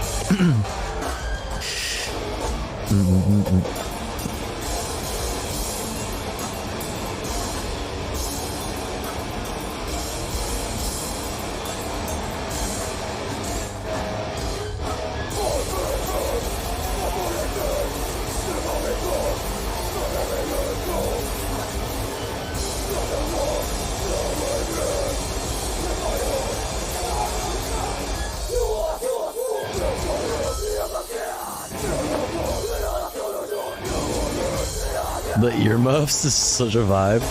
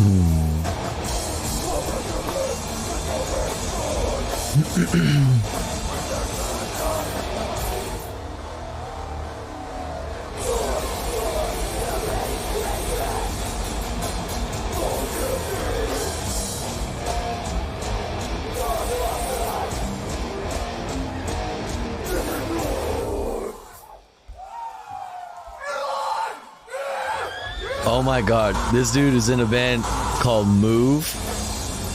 Super good band. Dude, he's just punching people in the crowd.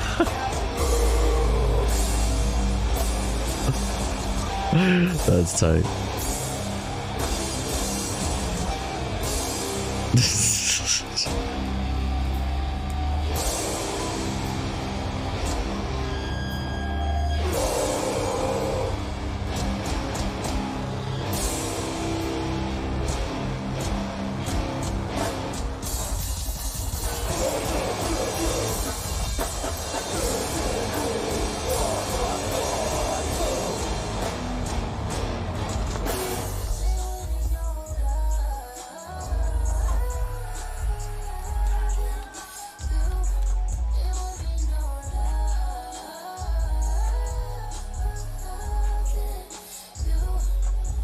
Nice little intermission song. Little vibe.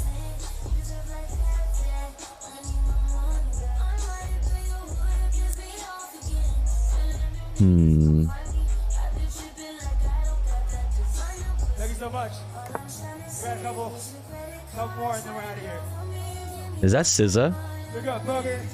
Look up Scout. That is SZA. Look up Power Los Angeles Hardcore up in this piece. Because the West Coast is in the building tonight.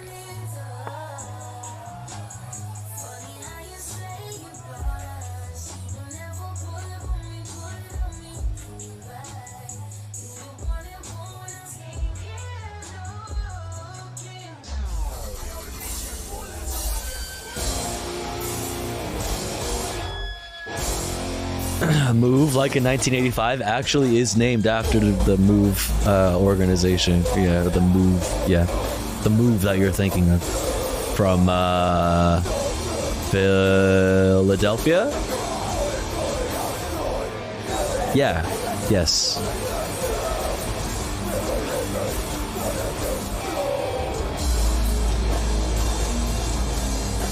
Yes, quite based indeed. You should check out that band, Move. Here, I'll... Move BHC, Baltimore Hardcore.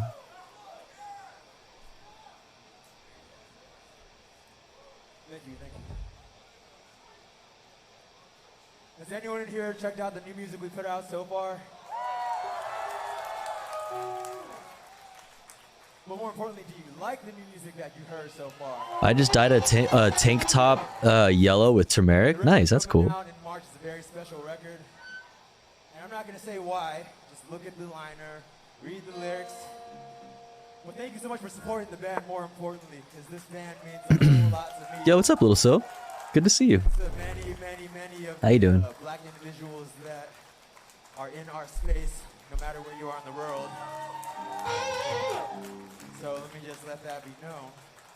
That last song was the new one off that, and this one is the first single we put off that called Taking the Funk, so check it out.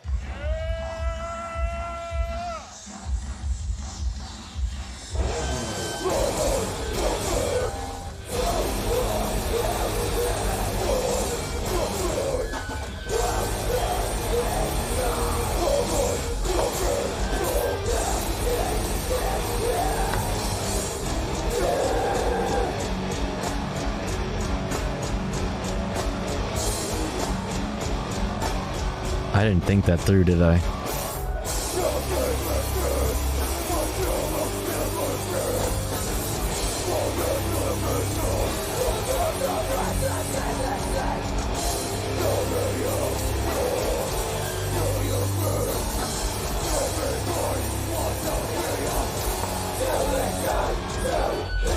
Good thing you just had 4 days of hanging out with a good friend. Now I have another week off work. What? Fuck yeah. Let's go. Hell yeah, chillin' time. What's up, She Doesn't Love You? Where are you going? Why are you backing away? Where are you going? Where are you going?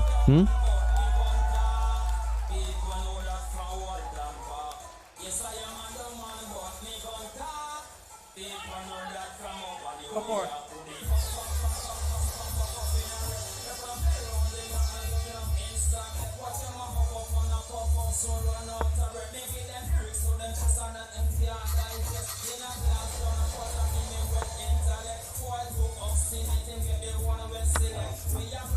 Oh, wait. I'm so stupid. Fuck you, Wet Jeff. Don't you fucking do it. Don't you do it.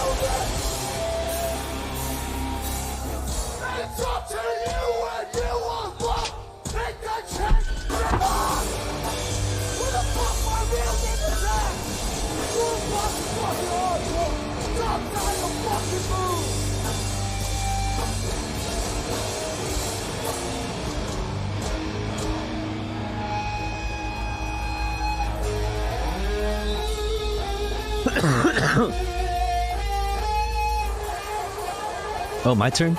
Shit. Wait, what just happened? Blast off, thank you so much. Once again, we're zooming from LA.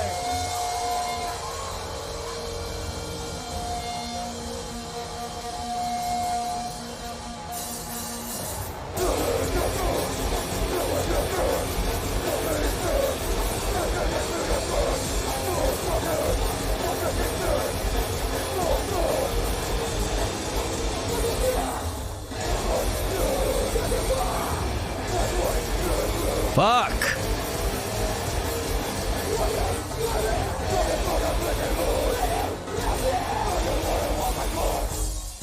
Metal and chess are not two things that I've put together before, but I like the vibes. It's hardcore. It's actually not metal, it's hardcore. You know, we always got the vibes. We gotta bring the vibes at the Tofu Ghost broadcast.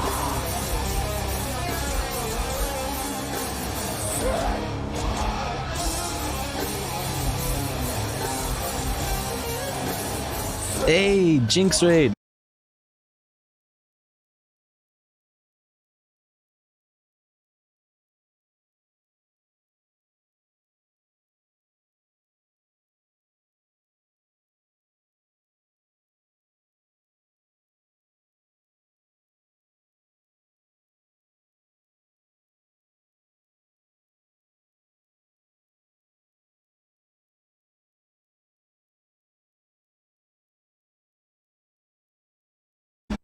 We're back. I've been having problems all fucking night, dude. Yo, thank you for the raid, Jinx. I appreciate it. If you gift a sub or you sub, or apparently if you raid also, you fucking F my stream. I don't know what's going on. I need to I don't know. I need to figure some shit out. Something's going on. Welcome in. Thank you so much for the raid, Jinx. I appreciate it. I hope you all had a good time over there. I hope you had a good raid. Good stream, Jinx. We're playing chess and listening to tunes. Kind of mean to crash Tofu's stream, Jinx. Yeah, what the hell? Kind of problematic, Sweaty. Welcome back. Welcome back. Welcome back. We're here. We're here. We're here. I'm Tofu Ghost. If you have never been here before, we talk about news and politics, but we're doing chess right now. Chess with chat and watching Zulu, a hardcore band from Los Angeles, play a set, play a live show.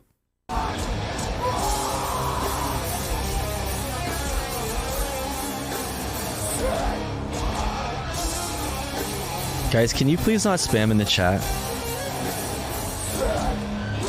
What's up, Panda? First stream? Nice.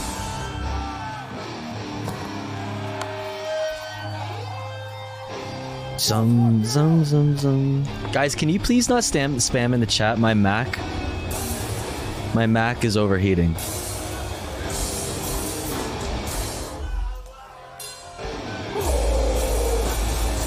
Can you guys please not spam in the chat?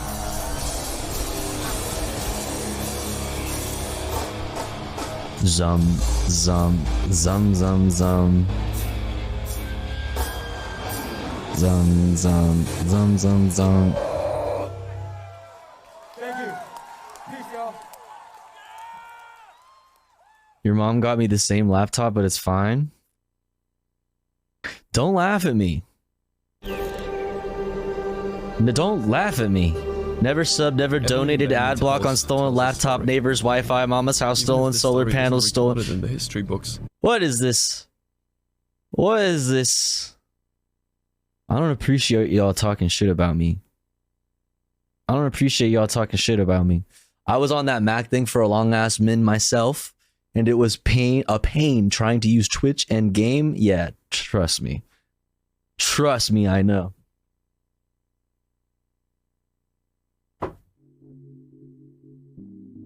Trust me, I know. Stop laughing at me. Whatever. You guys are mean. Should I take this fucking pawn? I don't know what to do. Alright, what's next, chat? Do we watch Urban Exploration? I'm down. Let's watch these guys. Forgotten Letters, Guns, and Luxury. True story of an abandoned manor. Ooh, from Broken Window Theory. Every abandoned house tells a story. Even if this story isn't recorded in the history books, each gives us a glimpse into life once lived. Do I do it? This chateau in rural France housed a wealthy family, indulging in grandeur. Okay, we're doing it. Exploring what they left behind feels like an authentic museum full of priceless antiques. Yeah, I knew it.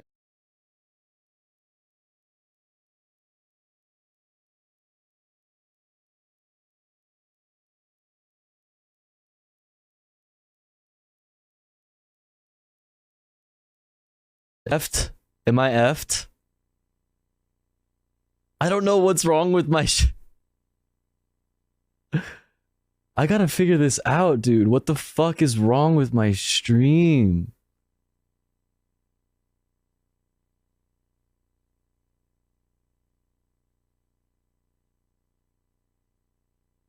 Disable alerts? I guess so. Thank you so much for the gifty, Lemon Hands. I appreciate it. Thank you. Thank you, thank you. Was ist das hier? Ich habe gerade solche Fotoplatten gefunden, also negative auf Glas. Die sind von 1934. Da habe ich ein Familienfoto. This is the story of a young woman leaving behind her life of poverty to marry a prosperous What's up, Jaina? and live in this Your enormous boyfriend about to get effed in the B? Hey, yo, jealous. Help us understand the big picture. Samstag, den 2. Oktober 48. Ich schreibe dir Deutsch. Es geht viel besser und Papa ist es auch lieber, wenn du uns Deutsch schreibst. Sonst versteht er die Hälfte nicht. Alle Leute halten mich an. All the people stop me on the street to tell me how happy they are for Embark on another timeless just reading people's private Explore a story you won't find in any history book. private letters.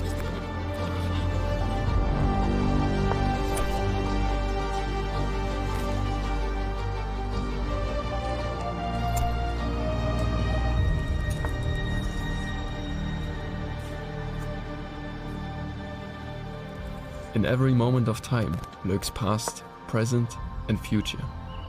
In every moment, there is eternity.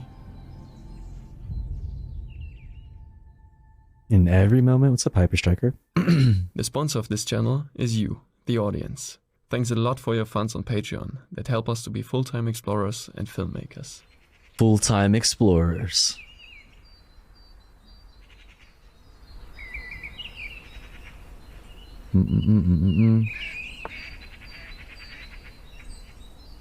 Somewhere in the countryside, we stopped to explore an overgrown property. A mansion built in the late 1800s lies dormant here. I volunteer as tribute for next gift sub. The tofu emotes are always legendary. I'm so jelly. It seems Hey, to be in great condition. any It's been Oilers? crumbling To help out for Panda decades. ate the piece of toast? They're looking kind of cold and naked. Looking inside, you would think someone must still be living here.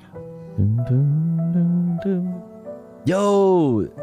Anonymous, thank you so much for the 3 gifties. Did we F? But this is a home with No Fs. Let's go.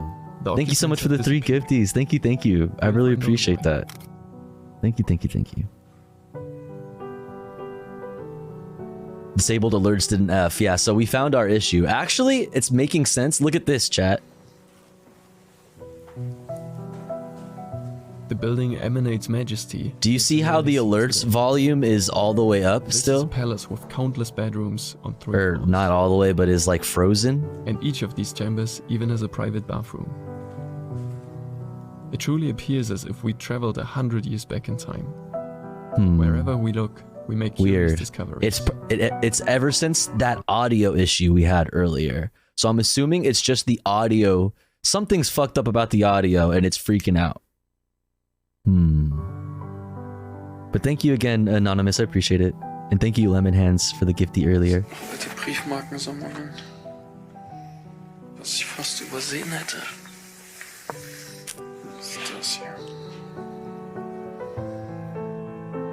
Why are you on Slavs? Because I'm scared of having to redo my fucking scenes all over again. But it looks Okay? ancient. As if this is a World War bullet found I'm during scared, excavation. and I'm also lazy. Meanwhile, the others were still exploring downstairs. Sieht aus wie eine Geheimtür, aber dahinter ist einfach noch Holz. Und ein Gang.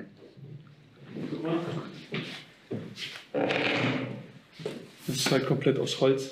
Fehlt der Abzug und der Lauf, aber das stand einfach neben Kamin. Ich habe zuerst gedacht, es ist Feuerholz. Aber das ist schon echtes Waffenteil oder nur Replika? Was denkst du? Boah, das sieht schon sehr echt aus. Auch die Abnutzungsspuren. Can't you import stuff from Slavs to OBS? I don't know, can you? Ja, ich würde schon sagen, dass das echt ist. Oder? Is that a thing? I'm scared.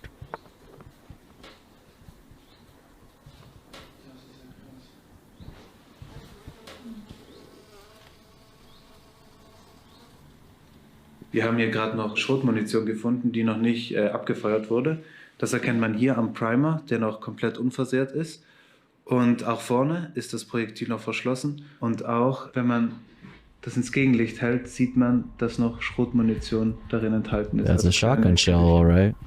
Jo, hier hab ich uns auch schon gesehen. Guck mal. You can tell I'm American because like I'm confused at why they're so like surprised. They're like, oh look, there's guns and ammo. It's like, yeah, like. Gepackt jetzt. Das andere Teil hatte ich ja vorhin schon gefunden. Do I do it and then take the fucking L? Das ist echt nicht so schwer. Also, da. Zusammenstecken. No, I keep. I'm not. No, I won't take the L. I will not. Abzug. Weil Munition haben wir immer schon gefunden. Aber das ist wohl die falsche. So, wenn du die abfeuerst, fliegt die einfach auseinander. The photos we show throughout this episode were taken by Toby. See more of them on his Instagram page, Toby Urbex. We posted the link in the video description down below.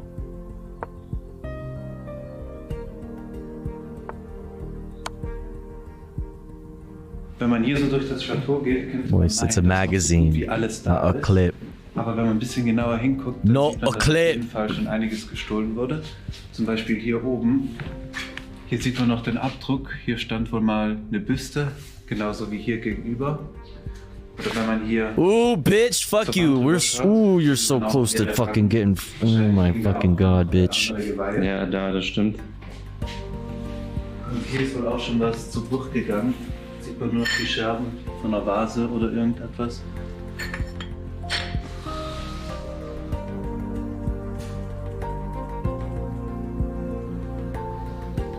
Let's walk into the study, where we'll make the most fascinating finds. Ooh, look at the wallpaper.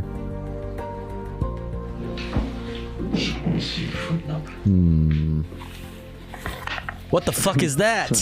Also ich glaube, das ist ein Stalagmit oder ein Stalaktit. A stalagmit or stalactite? Jo. Der ist auch richtig schwer, die bestimmt. Jinx's chat has made me want to watch anime. I hope they are proud of themselves. Good job. Good job, Jinx's chat. Das sind irgendwelche ehemaligen Krüge oder You're fighting the good fight. Tonarbeiten. Und wer weiß, wie alt die sind.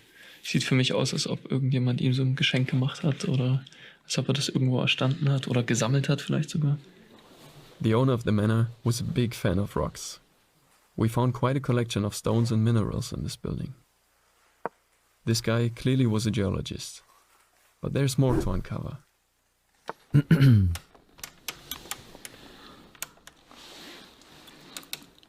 Ich höre nichts. Aber ich habe das auch nie gelernt, wie man Safes knackt. Aber mich würde schon interessieren, was da noch drin ist. Ooh, look at those knobs. Also bei dem Zeug, was hier offensichtlich schon rumliegt, was kann da noch in dem Safe sein? Going through the materials lying around everywhere, it becomes obvious that the owner was an archaeologist too. Maybe even a historian. Oh, but I can't do this. If I do, oh, I fucked up. Oh, I fucked up by moving my fucking, oh. We can't reveal the family name, but the landlord turned out to be a descendant of a prominent scholarly society from Paris. Oh, I fucked up by moving this. Was a stark contrast to that, as images from the past reveal. Yeah, I'm a knob enjoyer.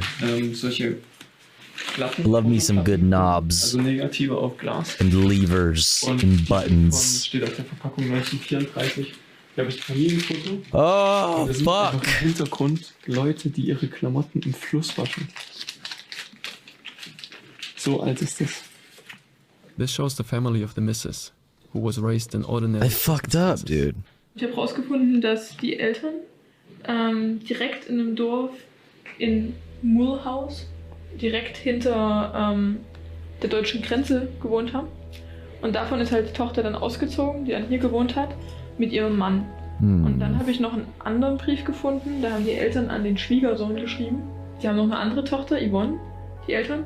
Und von wegen, ja, und Yvonne ist neidisch und sie sagt, sie möchte auch mit so einem tollen Mann dann weggehen und also We want to read you one of the letters we found, so you can get a better understanding of the period of time. Bro, it's over for me. And people's lives back then. This one was written by Yvonne and is addressed to her sister dwelling in this nice chateau. Yeah. Samstag, den 2. Oktober 48. Ich schreibe dir Deutsch. Es geht viel besser und Papa ist es auch lieber, wenn du uns Deutsch schreibst. Sonst versteht er die Hälfte nicht und freut sich doch so sehr, wenn Post da ist von dir. Er wartet mit Schmerzen jeden Tag. Ich bin noch nie so für einen Briefkasten gelaufen. Also haben wir beide Briefe vom 16. und 30. erhalten. Vielen Dank dafür. Aber über den Inhalt im zweiten Brief bin ich ganz erschrocken. Was meinst du, wenn ein solch Brief verloren ginge? Das ist ziemlich gewagt von dir. Und zudem ist es strafbar. Lass es lieber sein, wenn du keine Gelegenheit hast, es einschreiben zu lassen. This part is referring to the lady of the house sending money to her family in the previous letter, which was and still is forbidden. Wir beißen uns schon durch. Wir sind nicht so anspruchsvoll. Sonst geht es uns gut. Papa hat 5 Kilo zugenommen seit dem letzten Monat. Papa. Wir haben sehr gutes Brot. Ich bin ganz rund. Ich soll dich herzlich Stussy-Sweater. von Oma Fitch grüßen. Und sie wünscht dir alles Gute in deinem Fernsehen. Alle Leute halten mich an auf der Straße und sagen mir, dass sie froh sind für dich. Als ihr 2 fort waret, war alles so traurig. Papa hat geweint wie ein kleines Kind. Er hat gesagt, mein Kind geht fort, dein Kind geht fort, unser aller Kind geht fort. Dann haben wir alle miteinander geweint. This letter was sent 75 years ago.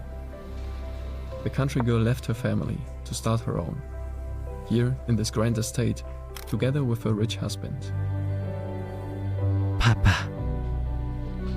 What surrounds us? Sack my bishop. I got it, Nitaxu.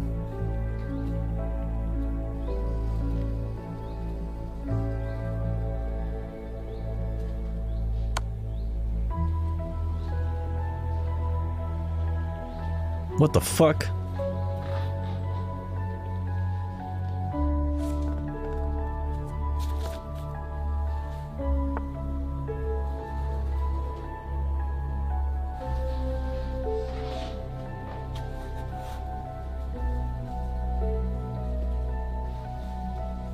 Unfortunately, a happy ending rarely includes an abandoned home. And so, our nameless missus faced a lonely ending. of I don't know what departure to of her do. husband. It's over for me. Also ist ja I'm klar, dass scared. hier zu irgendeinem Zeitpunkt meine ganze Familie gelebt hat. Aber ich denke, dass jetzt zum Schluss, bevor das wirklich verlassen wurde, hier nur noch eine einzelne Person gelebt hat. In dem gesamten Haus. Genau. Und es war wahrscheinlich eine gebrechliche Person, weil hier siehst du ein Bett.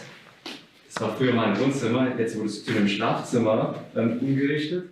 Aber die Person konnte wahrscheinlich einfach nicht mehr hoch in das richtige Schlafzimmer und hat dann nur noch hier unten alleine gelebt. Wait a second, there weren't any BIPOC or POC in the Jetsons growing up? Why did I just notice this? Why? Is it ruined for you?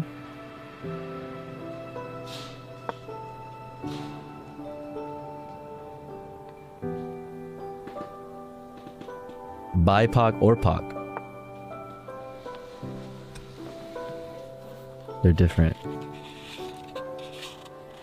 That's kind of a spooky looking book.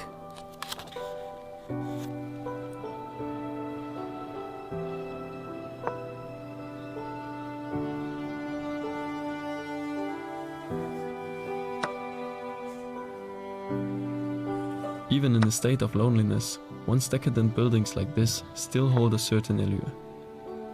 Such relics of a golden age are prevalent, even though people have long since vanished. Sadly, the site has been forgotten. Or maybe not, if you take a closer look. All around the house we spotted these stickers, cataloging the interior. Also natürlich wurde hier schon ganz viel geklaut, aber wir vermuten, dass auch viel schon verkauft wurde.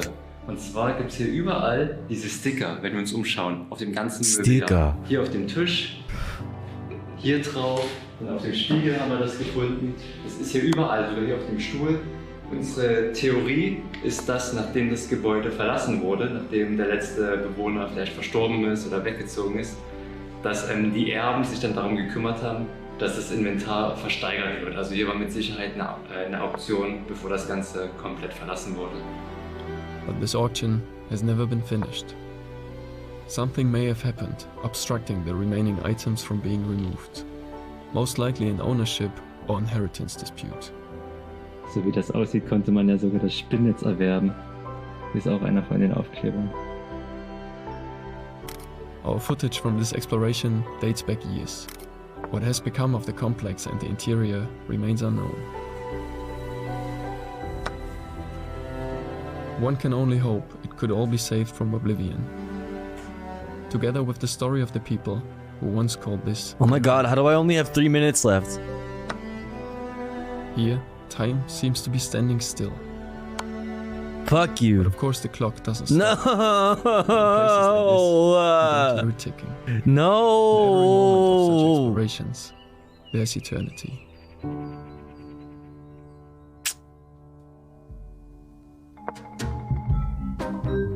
Finally, we continue our France series that we last posted in 2021. We still have a bunch of explorations to share. It's over. It's over. France series, you'll find. Fuck you, dude. Just get it over with. Get it over with. Just our Patreon support. Curious? Get it over with. God. Fuck.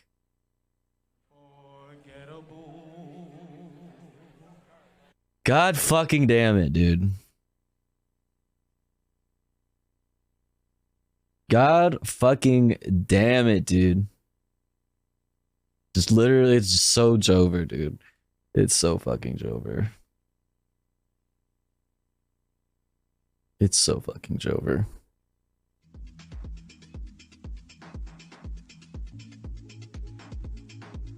Dude. Alright, what's next? What are we watching next? What are we watching next? Train hopping.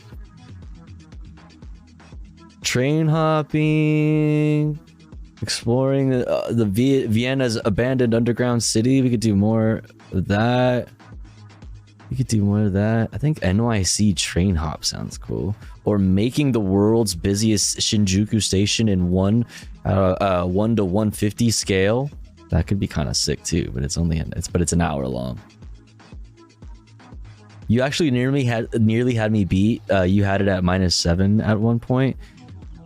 I thought I was doing good towards the beginning. But I might have been wrong, or I was clearly wrong. Alright. Train hopping, NYC. I'm gonna be right back.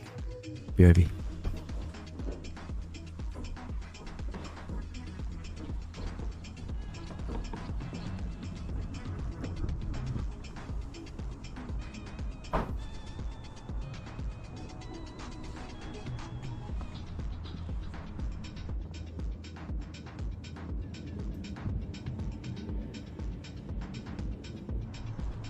I find myself in New York City with the one and only Live JN.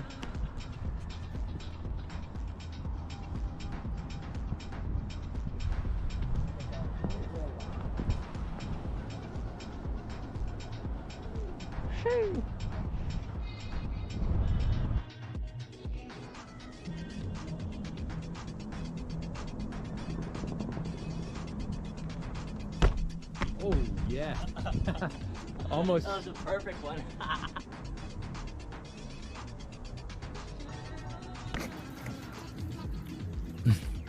Alright. We're back. Ooh, graffiti? Tunnel right there looks pretty explorable. Alright, anybody else want to play? Anybody else want to play? Anybody else want to play? Or I can play randos on the interwebs. Oh, that's Jabber. That little head right there. That's Jabber. All over the place. All over LA. All over the fucking world. All over trains that travel everywhere.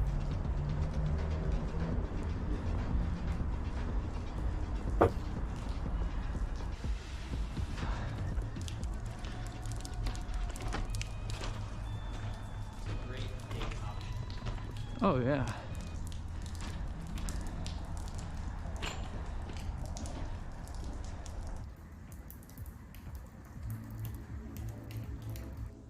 Alright, let's play randos. Play. Online. Play rated? 10 minutes? No, fuck that. 30 minutes. Play rated. Let's go! To battle. To battle!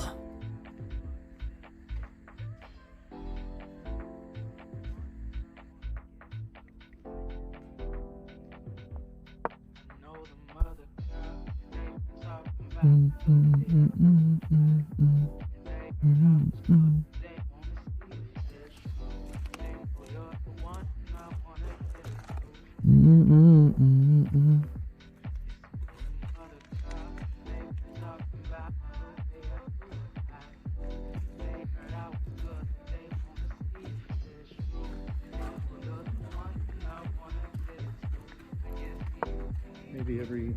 Oh, I shouldn't have done that one.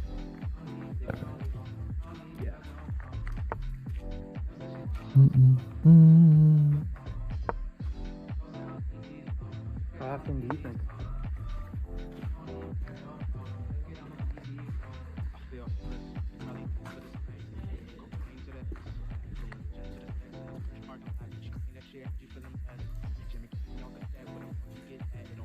Yeah, lots of water. Spoopy. Super spoopy.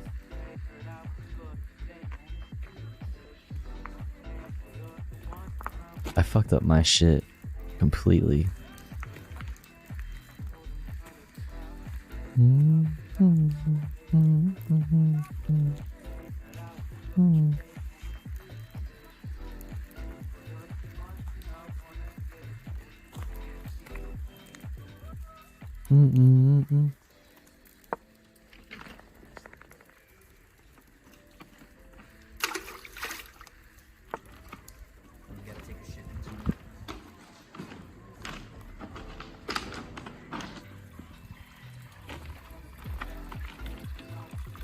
Why did I do this? And why did I start like this? Why did I start like that? I don't know why I did all that, to be honest.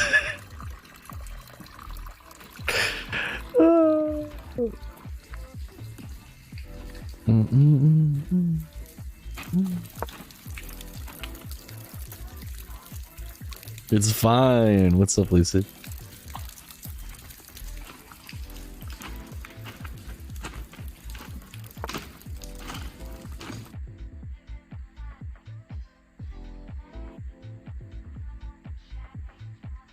Alright, so we're a little bit more than Should we trade skis?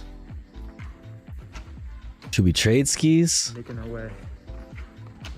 Making our way downtown.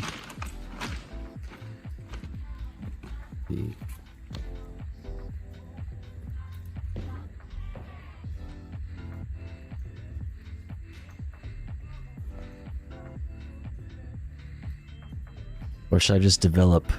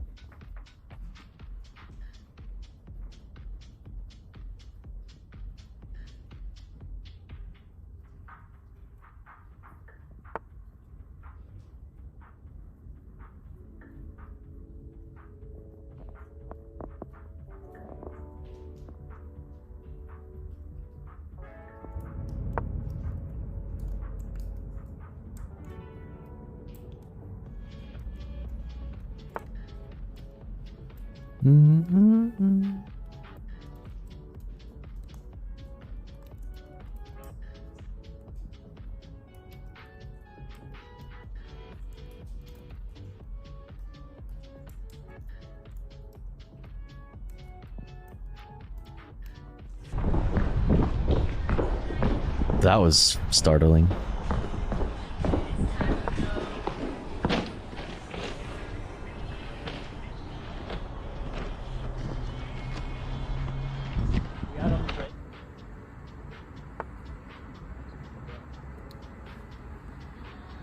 Spoopy. So my dumbass has been filming in 60 frames per second this whole time. Dumbass. Idiot.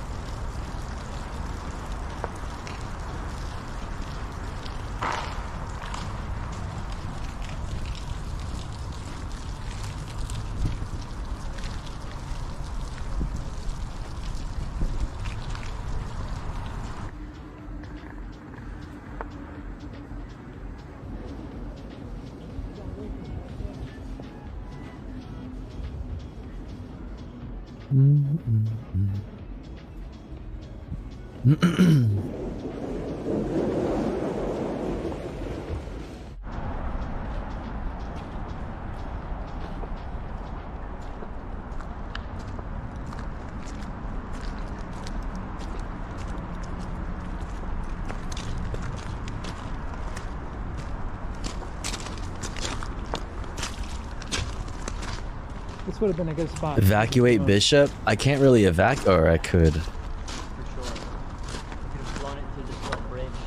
Too late. Too late.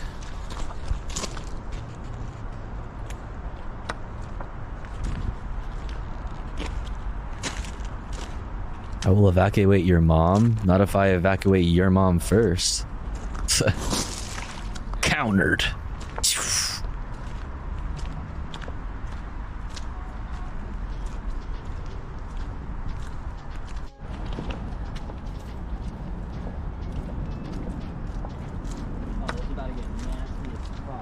Yep.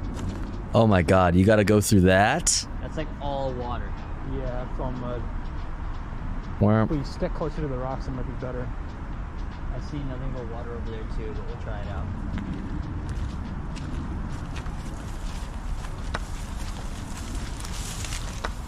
Oh, ow! Oh, ow! Why didn't I notice that? Why didn't I see that? I'm so stupid. Fuck me. Fuck me in the fucking Jesus butt. Fuck holes. Fuck. Oh yeah, perfect. Yeah. There's a tire section there.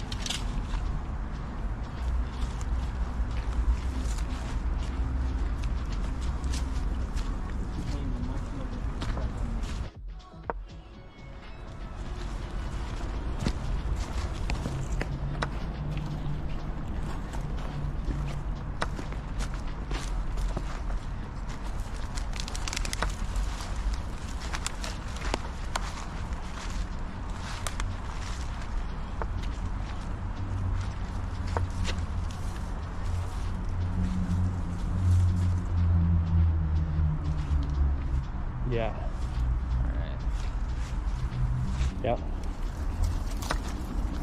Fuck you! Wait, I didn't. How did I not? Okay, whatever. Whatever. It's okay. It's okay.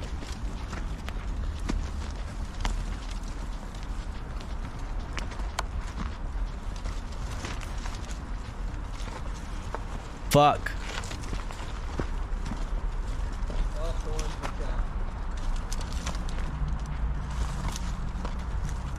No, that shouldn't. Nope. No.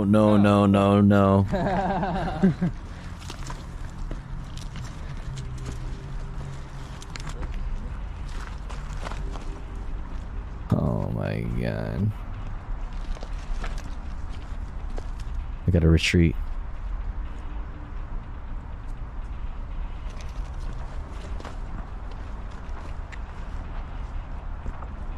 That's the only choice.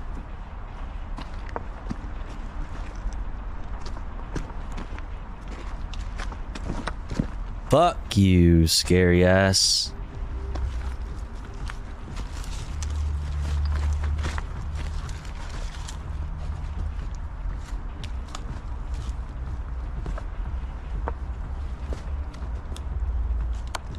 No. Oh, I fucked up. Oh hell. Yep. Oh, parkour! Fail. What was that? What was that? You don't have to put your phone. Let's just, sorry, you have to, sorry. Hiya! This is stupid. This is so unlike you. You're so usually so dominant on the board. I know.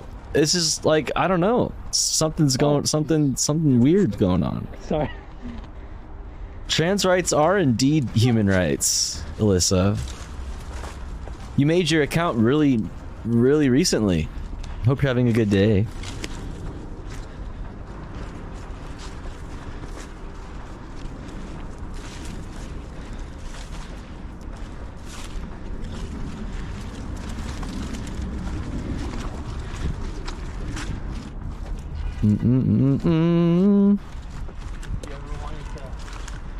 Build a homeless encampment, you know where to do it. This would be a good spot. Mosquitoes here are probably crazy in the summer. Oh yeah.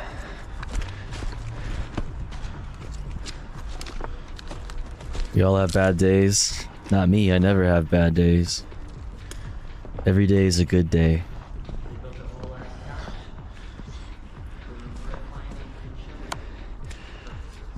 For a second, I thought they like built it so they could surf it on the rail.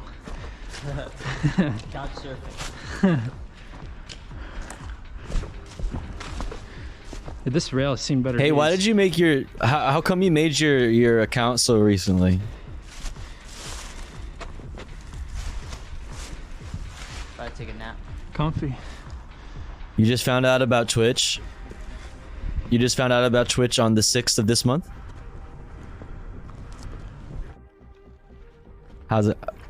Well, how you liking Twitch? How you liking it here? Pretty nice, right? Trans rights indeed. Trans rights indeed. We love trans rice. Let's see. I like being behind the camera.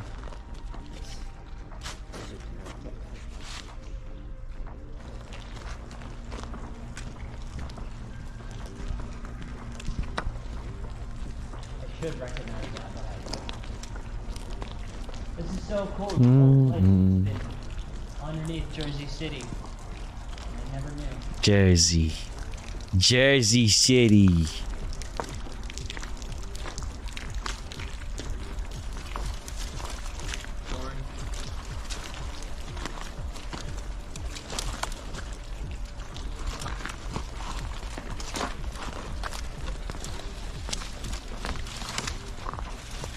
Take a week off. You're being weird.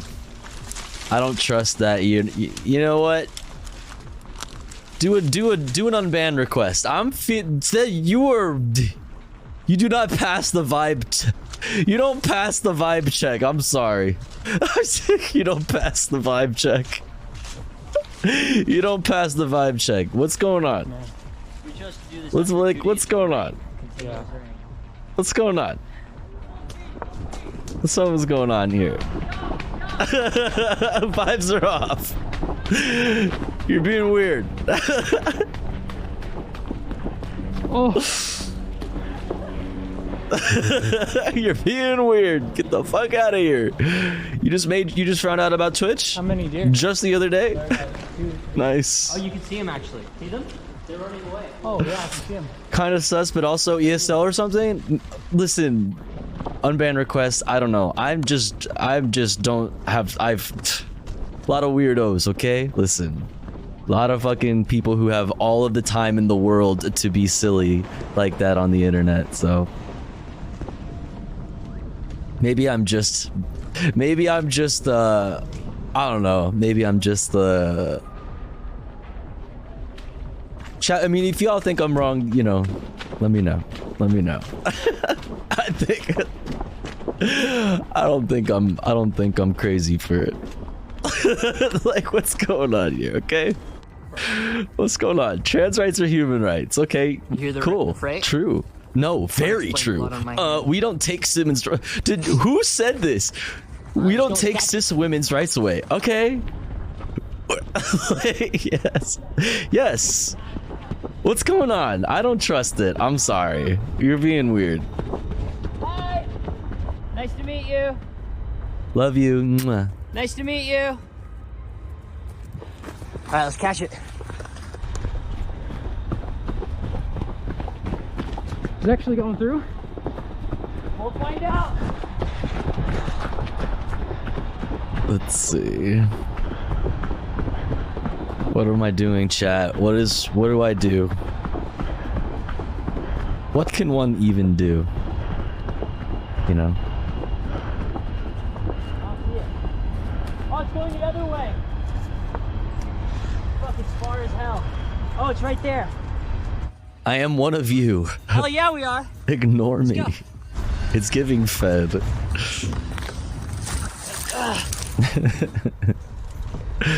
It looks like it's too fast. Trans rights, am I right, guys? Right? Dancer. Okay? We are not taking away women's rights. Okay. It's like walking into the middle of a room where everybody else is doing something else. Imagine like there's a chess game going on in a room and a bunch of people are chilling, playing chess, hanging out around the chess table, laughing, having a good time. Somebody walks in. Excuse me. Trans women are not taking away cis women's rights.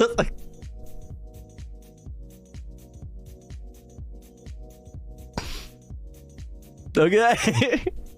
Who invited weirdo? Who invited goofball?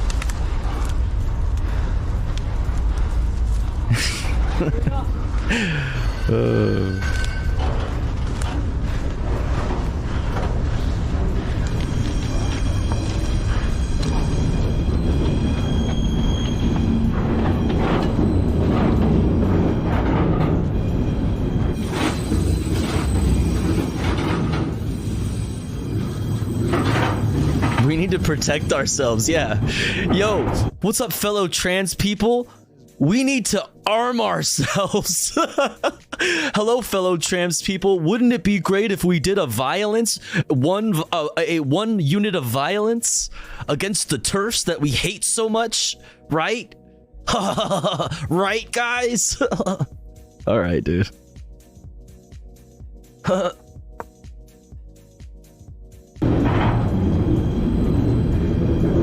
Be gone, Fed.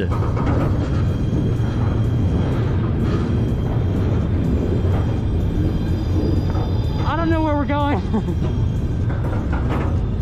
Neither do I, baby.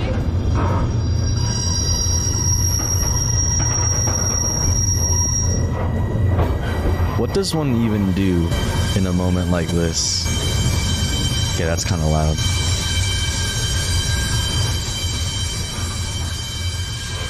Yo.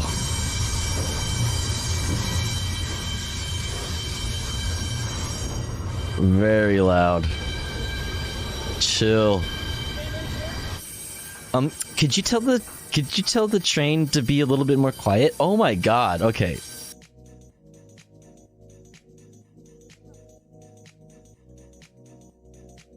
We should have done this in the first place. Tofu Ghost. Alright, let's see.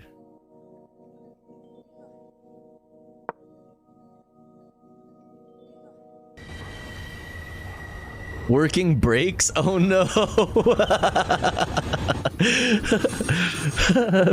Your working brakes, your Civil War era brake system that seems to be working fine, hopefully. It's really annoying. Could you tell it to stop? Yeah, abandon Lumi's chat.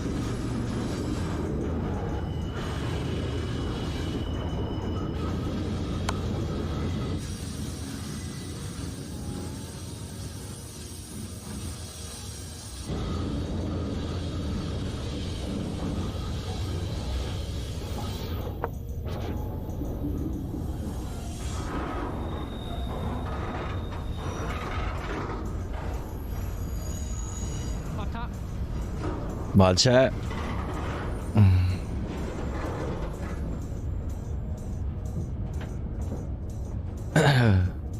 What happened?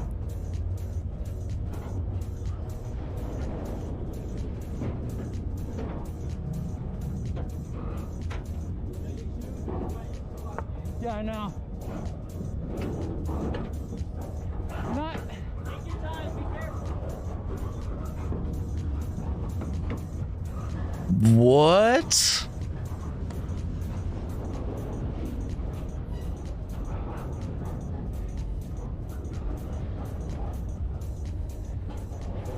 What the fuck, dude? Yo, Izzy, what the fuck? The clearance might be too low. That's crazy. Oh, you got a dono? We got a dono? We'll see. Oh, but it didn't go off? Let's see if it works. It's not working. My shit's all fucked up. Hello, fellow comrades. How about that Lenin? Pretty cool, huh? Also, HRT is great. I am your friend and would like to do fun, exciting things that are definitely legal with you. Trans rights. Where are we meeting with the Antifa president? Trans rights. Says proud fellow trans Tifa. Yes, thank you so much, fellow proud trans Tifa. I appreciate that. My unfortunately my alerts are broken today, so I can't let you say that, comrade. But thank you so much for the $3. The Antifa president, stand by. Heading through a yard in a little bit. Stand by. Stand by for coordinates.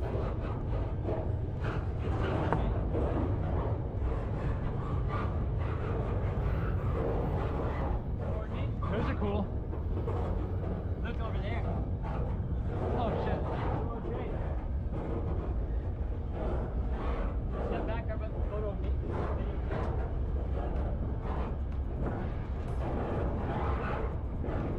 Touch the camera. Oh, you got a little scratch. Yeah,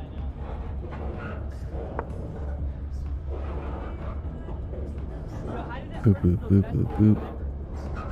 Say what? Oh yeah. Stand there and relax. Like chill like this. Like this? Like that.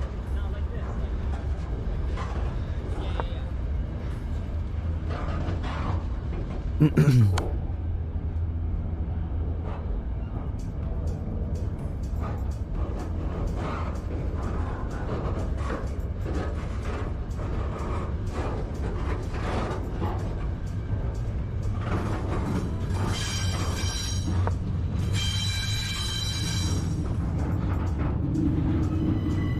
bum, bum, bum.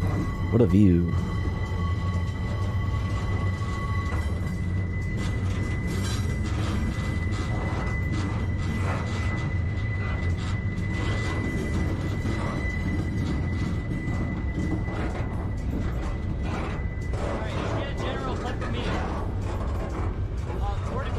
Yo, bro, could you catch a flick of me, bro?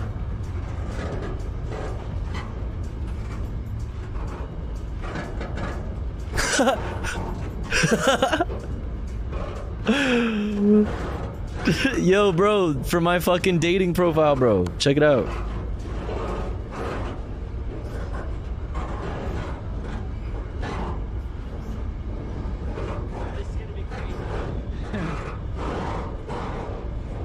Is it wide? Yeah. Check this out. Oh, fucking hell. Dog, chill. I'll try not to. Dude, what are you doing? Oh my god, dog. Oh, shit. You crazy. You gotta see what that looks like. That was really intense. Yeah, you shouldn't do that. You shouldn't do Yeah, that. like I need to be more prepared before I do that anymore. Yeah. Get right over the road. You shouldn't do that. You should maybe not do that. Dude,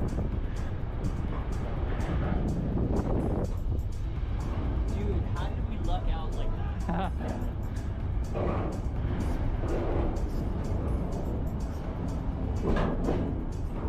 Wait, why won't you let me? Pepe oh, duh. Stupid. Idiot. So stupid. So stupid.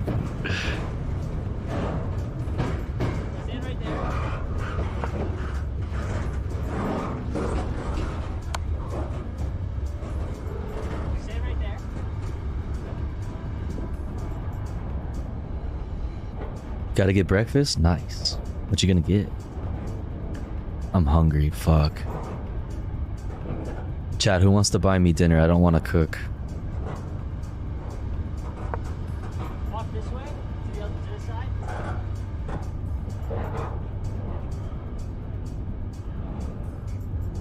Oh, we got another TTS? Speaking of buy me dinner. Oh yeah, light rail. How come they're not working? CIA donated $2. Sorry about that, Tofu. We're trying to give the rookies some more field experience. I think that one needs another few months in the simulators. We'll work on dialing that back, dialing back that intensity. Yeah, could you work on that? Yeah, your other assets over at the CIA are wildin'. They're wildin'. Yo, thank you, CIA. I appreciate that. Thank you so much. I know where we are. Liberty State Park.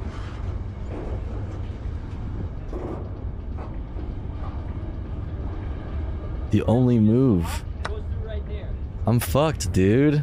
It's over for me, chat. Hydrate. I got you, little smooch.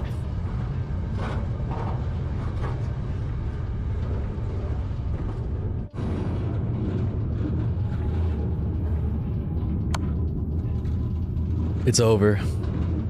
It's Jover, chat.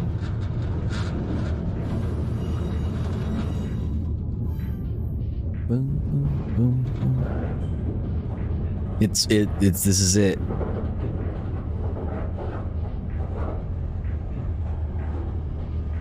This is it. This is it. What's this Taco Bell about? Say what? Taco Bell? Fast food. Vegan option. Instant stomach ache. Whoa! That was a scary cut.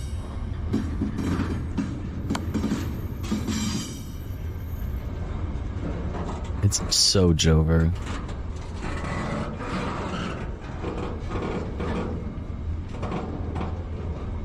It's the most Jover it's ever been, to be honest. Never has there been a time where things were more Jover.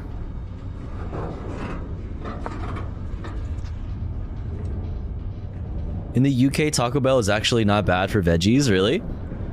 I mean, there is a, you know, that's a major pro of Taco Bell in the States, is that there's a vegan option. You can be a vegan and eat there. But what's Taco Bell like in the UK, bruv? It's Jover, dude. Just let me die already, to be honest. You know? In the UK exists? That's not true. What's up, Quinn? Does Taco Bell actually grill their tortillas? Are they even allowed to? They do those press things. It's like a, what do you call it? A, you know? You know. I wish we had Taco Bell in Germany, but do you really wish that, though? What's up, Feed Me, Don't Kill Me? What's up, Quinn Better? You know you know the thing, dude.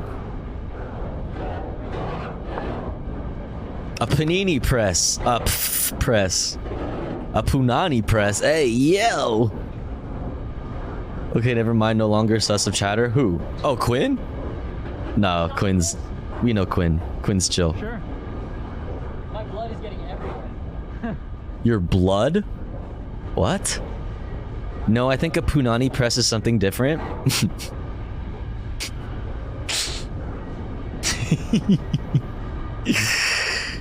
No, it's the same. It's the same.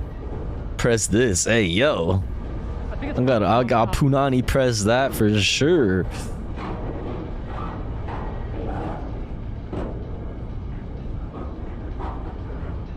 Yo, mommy press. Hey, yo.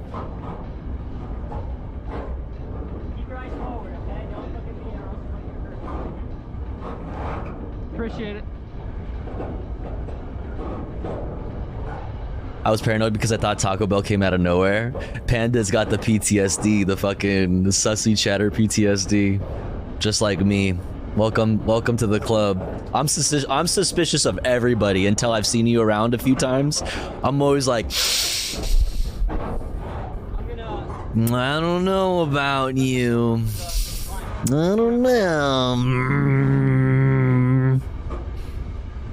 IG's always got to hold me back and shit. Okay, I'm going to sleep. I've been having a bunch of fun, but it's 7 a.m. for me. Bro, go to sleep, bro. Night, IZ. Everybody go follow IZ also. Check Discord after stream. All right. Good night, Tofu and chat. Gotta go to work after 2 weeks off. No, I don't want to go back, but I gotta. Fuck. Have a good night, Jaina. See you guys later. Also, go follow Jaina. IZ and Jaina. I'll go do this. Jaina Splinters. Splinters. Go follow. Z. Go follow. Alright, let's send up. Let's do it. You ready? Yeah.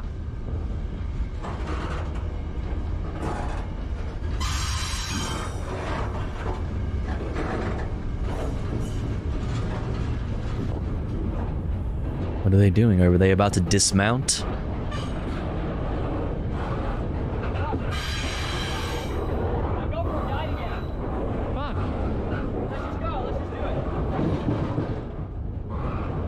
I don't like that dude's nonchalant attitude about all this. I think he should be more careful. What's up, Toxic Shocky? Super sus.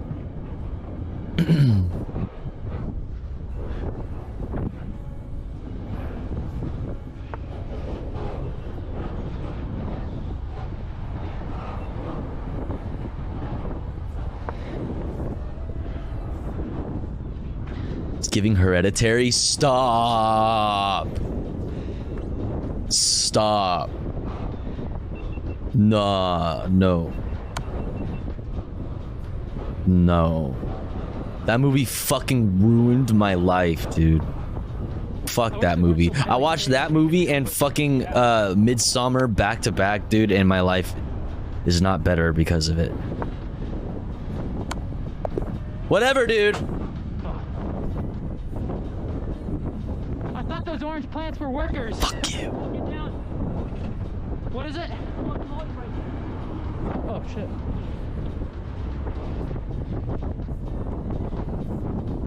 See? We're like right next to them. Oh, there's cars, bro. There's cars. Bro, there's cars, bro. Bro, the cars are the least of your worries, man. You are your own worst enemy here, okay? You fucking jumping off of shit, fucking running on the fucking bridge like a psycho, like a crazy. I love those movies so much, dude. The thing is, like, some fucking like horror movies really just like they fucking ruin me. Like you gotta really have a nice like artistic aspect to it for me to really like appreciate it and be like, you know what, that was like a great movie. Otherwise I'm just like, dude, that ruined my whole fucking, like, that ruined my day. Now I'm scared. Okay.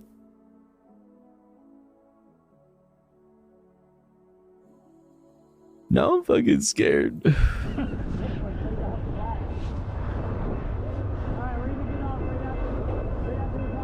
I love horror movies. I mean, it says a lot about a movie that makes you feel that intensely, right?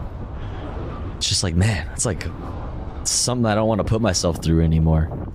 Like, I don't want to watch Midsommar anymore. Like, that was a beautiful movie, but I don't ever want to see it again. You know? You know what I mean? It's really big. Like, it was a really beautiful movie, but I never need to see it ever again. It made me feel so uncomfortable. Like, holy shit. M. Night, for those of us who've experienced actual trauma. Midsommar, for those of us who haven't. Okay. The Conjuring is good, but Hereditary and Midsommar told me that Ari Aster has definitely studied the occult. Hey everyone, nothing tastes better than a Crunchwrap cooked upon a blazing rubble. Upon a blazing rubble after a pipe bomb destination, am I right, fellow anti-capitalists? Okay, yeah. We just, this is the new meta is Fed posting. You guys are gonna make me fucking scared, dude, of my own chat. Midsommar slaps. Midsommar slapped me the fuck up. What I'm actually scared of after horror movies is the realization that I live alone and might be alone forever. No. Dude, I mean, the thing about that, Lil Sil, is I feel like I get that from, like, I'll get that from even, like, good movies. In the same way that, like, good dreams will also ruin my day when after waking up from a really good dream, you know? Like, a story, like, a really, like, nice love story will, like, make me sad in that same way, too. Tofu, did you watch Marty's? No, what's that? Tiny win here in Ireland. Tiny, but a bunch of old police stations are being rebuilt into community spaces, third places instead of renovated to modern police stations. That is definitely a W. Absolutely a W. What the fuck? I wake up and I get sad, not gonna lie. I know how that goes. I know very well how that goes. I know very well how that goes, but guess what? You see this? You see that shit? Did you know that Tofu Ghost loves you? Tofu Ghost thinks are pretty cool. And Tofu Ghost also has a 7-inch gawk. That is real news. That is not fake news. That is actual not fake news. Okay? Real news. Also, just to make sure that everybody's not a Fed in this chat, I need you to exclamation point left in the chat. I should have made that rando fucking do it too.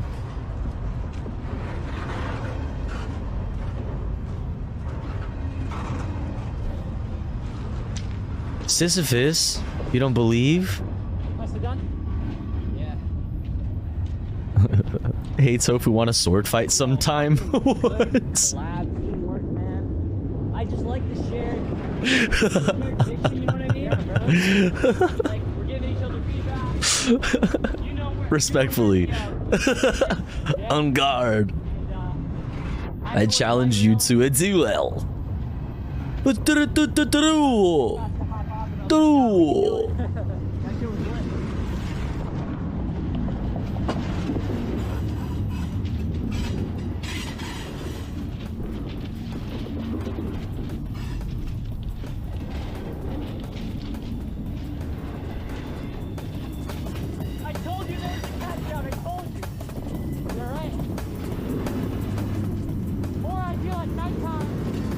Read Panda's last message. Why doesn't Vanish work? It definitely worked. Coincidentally, Gawk is the same sound it makes when it's throated.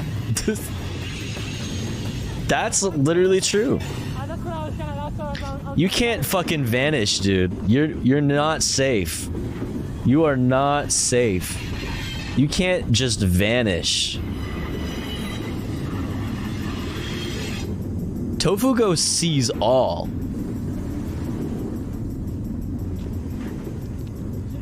Tofugo sees all things. I love those movies, but I also have mental illness. Real. Real. Do not perceive me too late. You're being perceived. Tofu is gay Sauron? True. True. Damn. It really do be like that.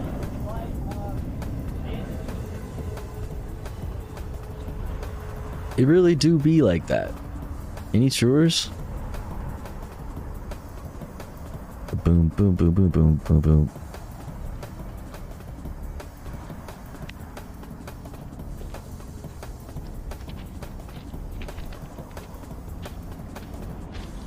Well, a successful little hop. Oh A man. little bit more stressful than usual, but All right, chat, listen. Listen to me. I've had a really good stream. I've had a lot of fun with you all. But like all good things must come to an end. It's true. It's true. But don't you worry, because we're still gonna be hanging out, but in somebody else's chat while I figure out my food situation. You know what I mean? Before I go to Sleepy Betty Bye. But we're also gonna go take this party somewhere else into one of our friends' chats and hang out there and do some cool, fun stuff. You know? You know what I'm saying? But I appreciate you all for hanging out with me. I appreciate you all for being so cute and nice and wholesome. And all of that. Food. I need some fucking food, dude. I'm starving. I'm dying. I gotta figure out what I'm gonna do for food skis. Let's fed post somewhere else. Chat, we're gonna raid somebody. Who are we gonna raid actually? Who? Who?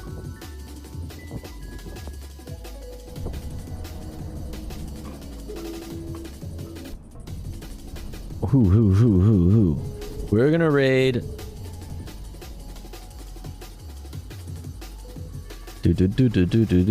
Left flank vets. dude, they're like used to people.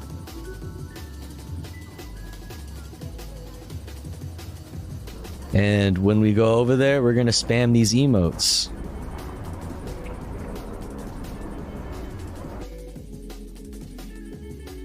When we go over there, we're gonna spam these emotes. Spam those emotes.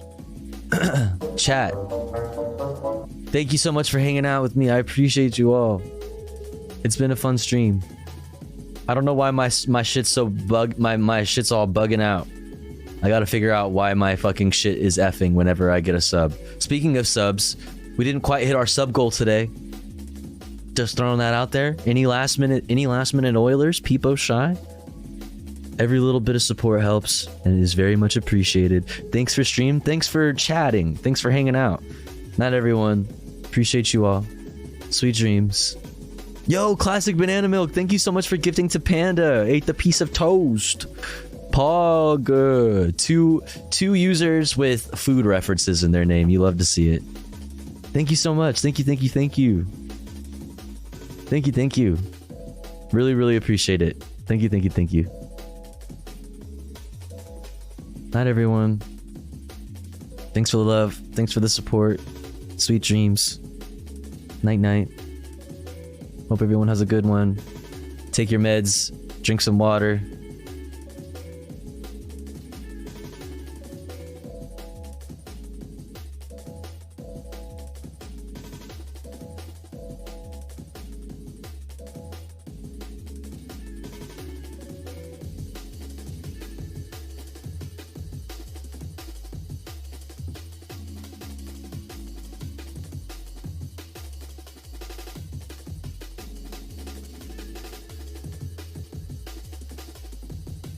the term Go bad, fuck yourself. and it's